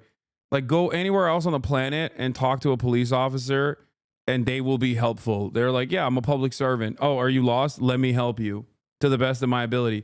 American cops are like, why are you wasting my time? This is burning into my valuable Candy Crush time. I will kill you for this crime. Like, there's no, I guess like the only other place I've heard like horror stories of cops is Russia. And I guess some parts of Western Europe are now also catching on. Brazilian cops are going to F you up, to be fair. Yeah, I can't speak on Latin American cops, but guys, there is literally no equivalent to the firepower that the average beat cop has in the United States of America, okay? So across the board, with the exception of Israel, which ironically also trains American local police departments, those are the two nations where cops are geared out. If you go to major cities in Europe, you'll see gendarme, okay, military police, and only the military cops have that same, like, not even the same level of gear, really.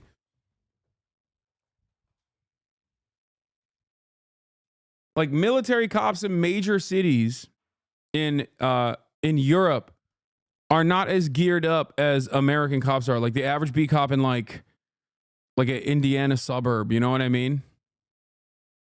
There's no real equivalent. Russian cops have IFVs in shit, and they have used it for counterterrorism. French cops, haven't you seen Lahain? Yeah, French cops are, that's why I said like Western European cops are not the best either, but time I've been stopped by the police today, and they were very lovely. Why do the police often stop the foreigners? 因为新疆是特殊，少数民族特别多。现在的治安好了，外国友人特别少，登记外国人也是保护你们外国人。他们来登记，你也不要害怕，没什么事儿，因为我是这个房车营地的负责人。外国人特别少，如果我这边不汇报，你出了什么事，就。Don't be afraid that there is nothing wrong with you when they come to register, because I'm in charge of this RV camp. There are very few foreigners. If I don't report that something happened to you, it will become an international problem. So as the person in charge here, our local... That makes sense, by the way. Like, they don't want... That's... As someone in the chat said this was earlier, like, they track and you register everywhere you go as a tourist, especially as a Western tourist, specifically because they don't, you know, they want to make sure that if something happens to you, it's not the government's fault.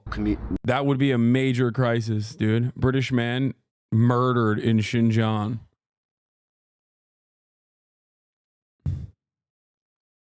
Bro, think about the way the New York Times reports on museums, okay? Think about the way the New York Times reports on museums in Beijing, okay? If they're reporting on museums like that, they're gonna make endless propaganda off of I'm sorry, but you don't understand Chinese culture at all. I mean, I don't, even though I do have Chinese relatives. You're literally spewing Chinese propaganda. Oh, maybe that's because that's why I don't understand Chinese culture, because I'm spewing Chinese propaganda because I said they're like a normal country. You got it. I mean, I do have Chinese relatives, but you're right. I should have said that the Chinese are a hive mind, and they're reporting everything that he's doing because he's a white boy with swag, and they want to capture that swag. They want to actually arrest him for the crimes of Huawei.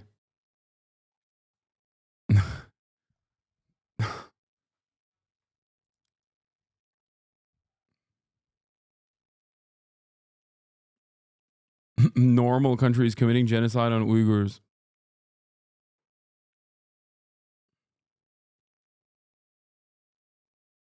I know. Where are the Han hogs, bro? You've got Community Street. The local police station patrol has to register you. There is nothing bad to protect you. That makes so much sense. Thank you for clarifying the situation. That makes so much sense. Thank you for clarifying the situation. Right, time to actually enjoy my delicious cup of tea. 等于说做公益了。哦，做公益，是我看肯定亏本的，因为你洗搞水。对，水还有。Lovely women, those neighbors that gave me the tea and the fruit. For what? For what kinds of crimes were the tourists committing? I didn't say that they don't arrest tourists.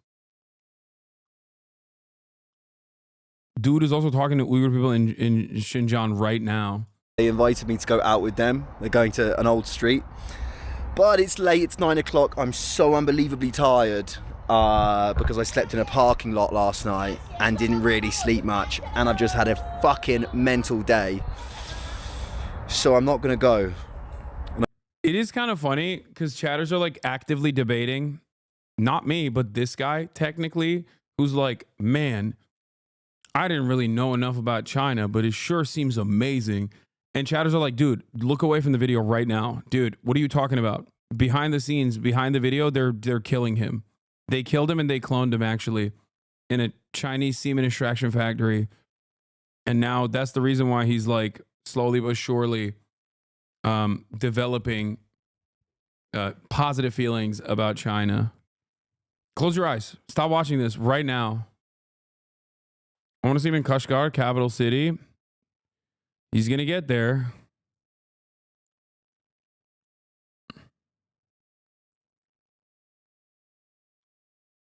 What is this? How long until the Chinese government captures me? Wait, what? The side of China that the media won't show you? Damn, there's a lot of stuff that he did. How to find a secret CIA base in Laos? Don't tell anyone. Okay, this guy's amazing. A chatter unironically recommended a China hog earlier. No, this is not. No, this is. No, this is an American hog who makes a living shitting on China. I want a Chinese hog that is like a Han supremacist hog who is critical of Xi Jinping. You misunderstood the assignment. There's plenty of people who are like, yeah, oh, I hate China. It's the worst. It's riddled with. I mean, go to mainstream media. Look at Epoch Times. Look at Falun Gong. I want to see a guy who is like a right-wing Chinese guy who thinks Xi Jinping is doing too much DEI. I don't think that guy, I mean, it's hard to find a guy like that, but that's an American thing? No, it's not. They have affirmative action. Brother, they invented affirmative action in like 1738. What are you talking about? It seems. They started affirmative action programs in like 1730 something.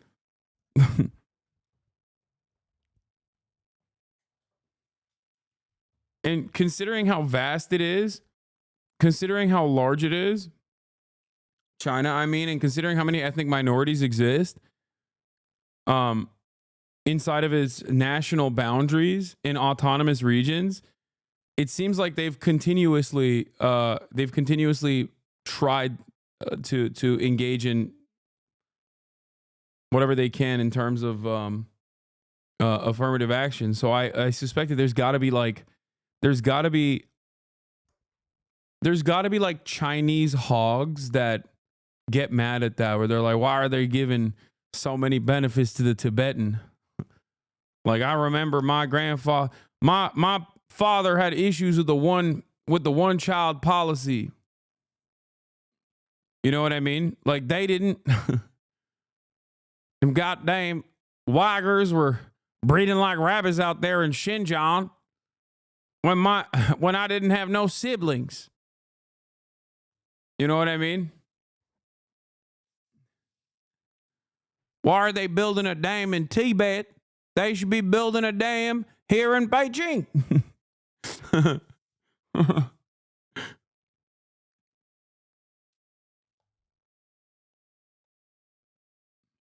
Stuff like that gets censored, so you're not going to see much of it. Yeah, that's what I'm saying.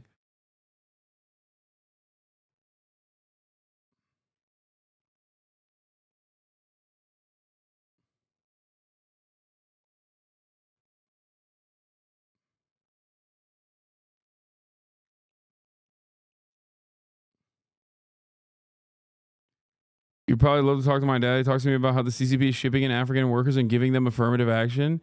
Wait, is your dad Chinese? I feel like a lot of the problem is a lot of the people that have attitudes like that are oftentimes like Chinese people living in America, where they still have like a lot of national pride in China, but they also have like weird American tendencies. Like that right there seems just like a American hog. You know what I mean?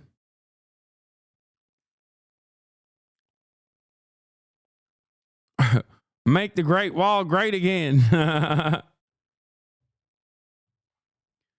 They all probably live in Taiwan and vote for the KMT. The KMT is now the the KMT no longer is the Western facing party. They are now, the KMT now is officially the not pro China, but like China Unification Party. So they're not, things have changed.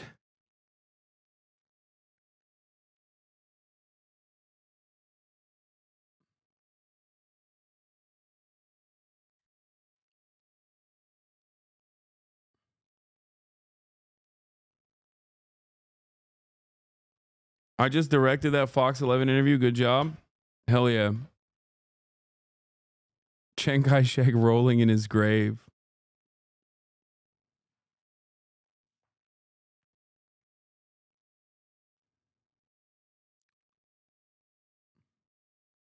That chatter said yes, their dad is Chinese, but living in America, I assume.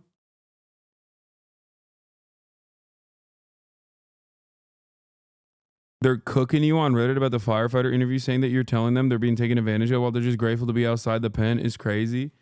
They're cooking you on Reddit is a sentence that should never be uttered. It should be followed by a deep sense of humiliation. Okay? They're cooking you on Reddit is such a pathetic string of words to put together. It's almost as bad, or depending on the situation, perhaps even worse than they're cooking you on Twitter.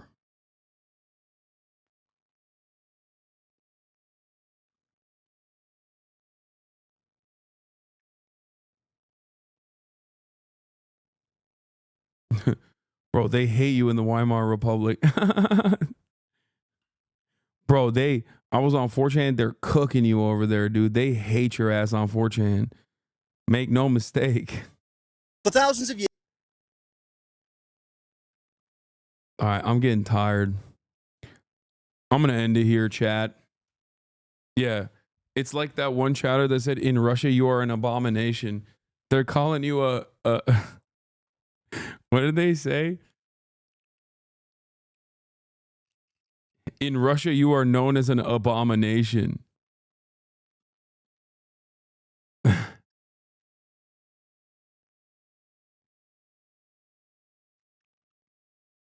right.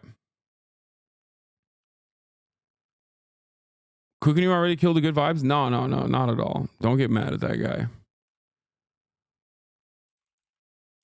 Yo, they call me a gay banderite. Exactly.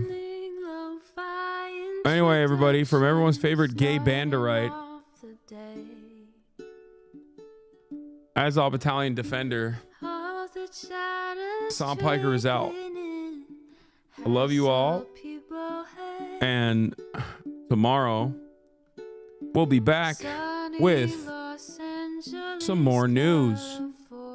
Monday News Day. I might have a fun little guest for you all as well. Christian Divine in the building.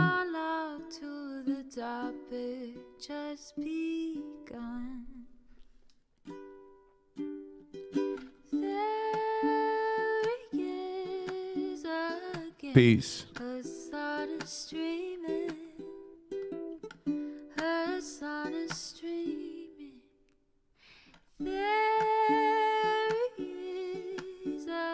again, Hasan is streaming, Hasan is streaming, reviewing the P.O. box, Uncle Uger's face. Sudden discord at your prop, great names take embrace. Tiny Bernie Sanders, LGBTQ Air Force. The whole left at your fingertips, Ane at your door. H3 crowded debate, the Young Turks online show. 3 full fucking years of this, plenty more to go. 90-day fiance, talks of champagne bourgeoisie. A Trump rally live reaction, a mass riot at DC. There he is again, Hasan is streaming, Hasan is streaming. There he is again, Hasan is streaming. Hasan is streaming. Reading live stream fair comments, Austin show chat advice, and all the ways the right-wing pipeline can suck you in online. JCS react, Lord, frame gets broken, cover blown. A full-blown mass pandemic, monster streaming at your home. Total radicalization coming out to find. The system you were taught to trust in was broken the whole time.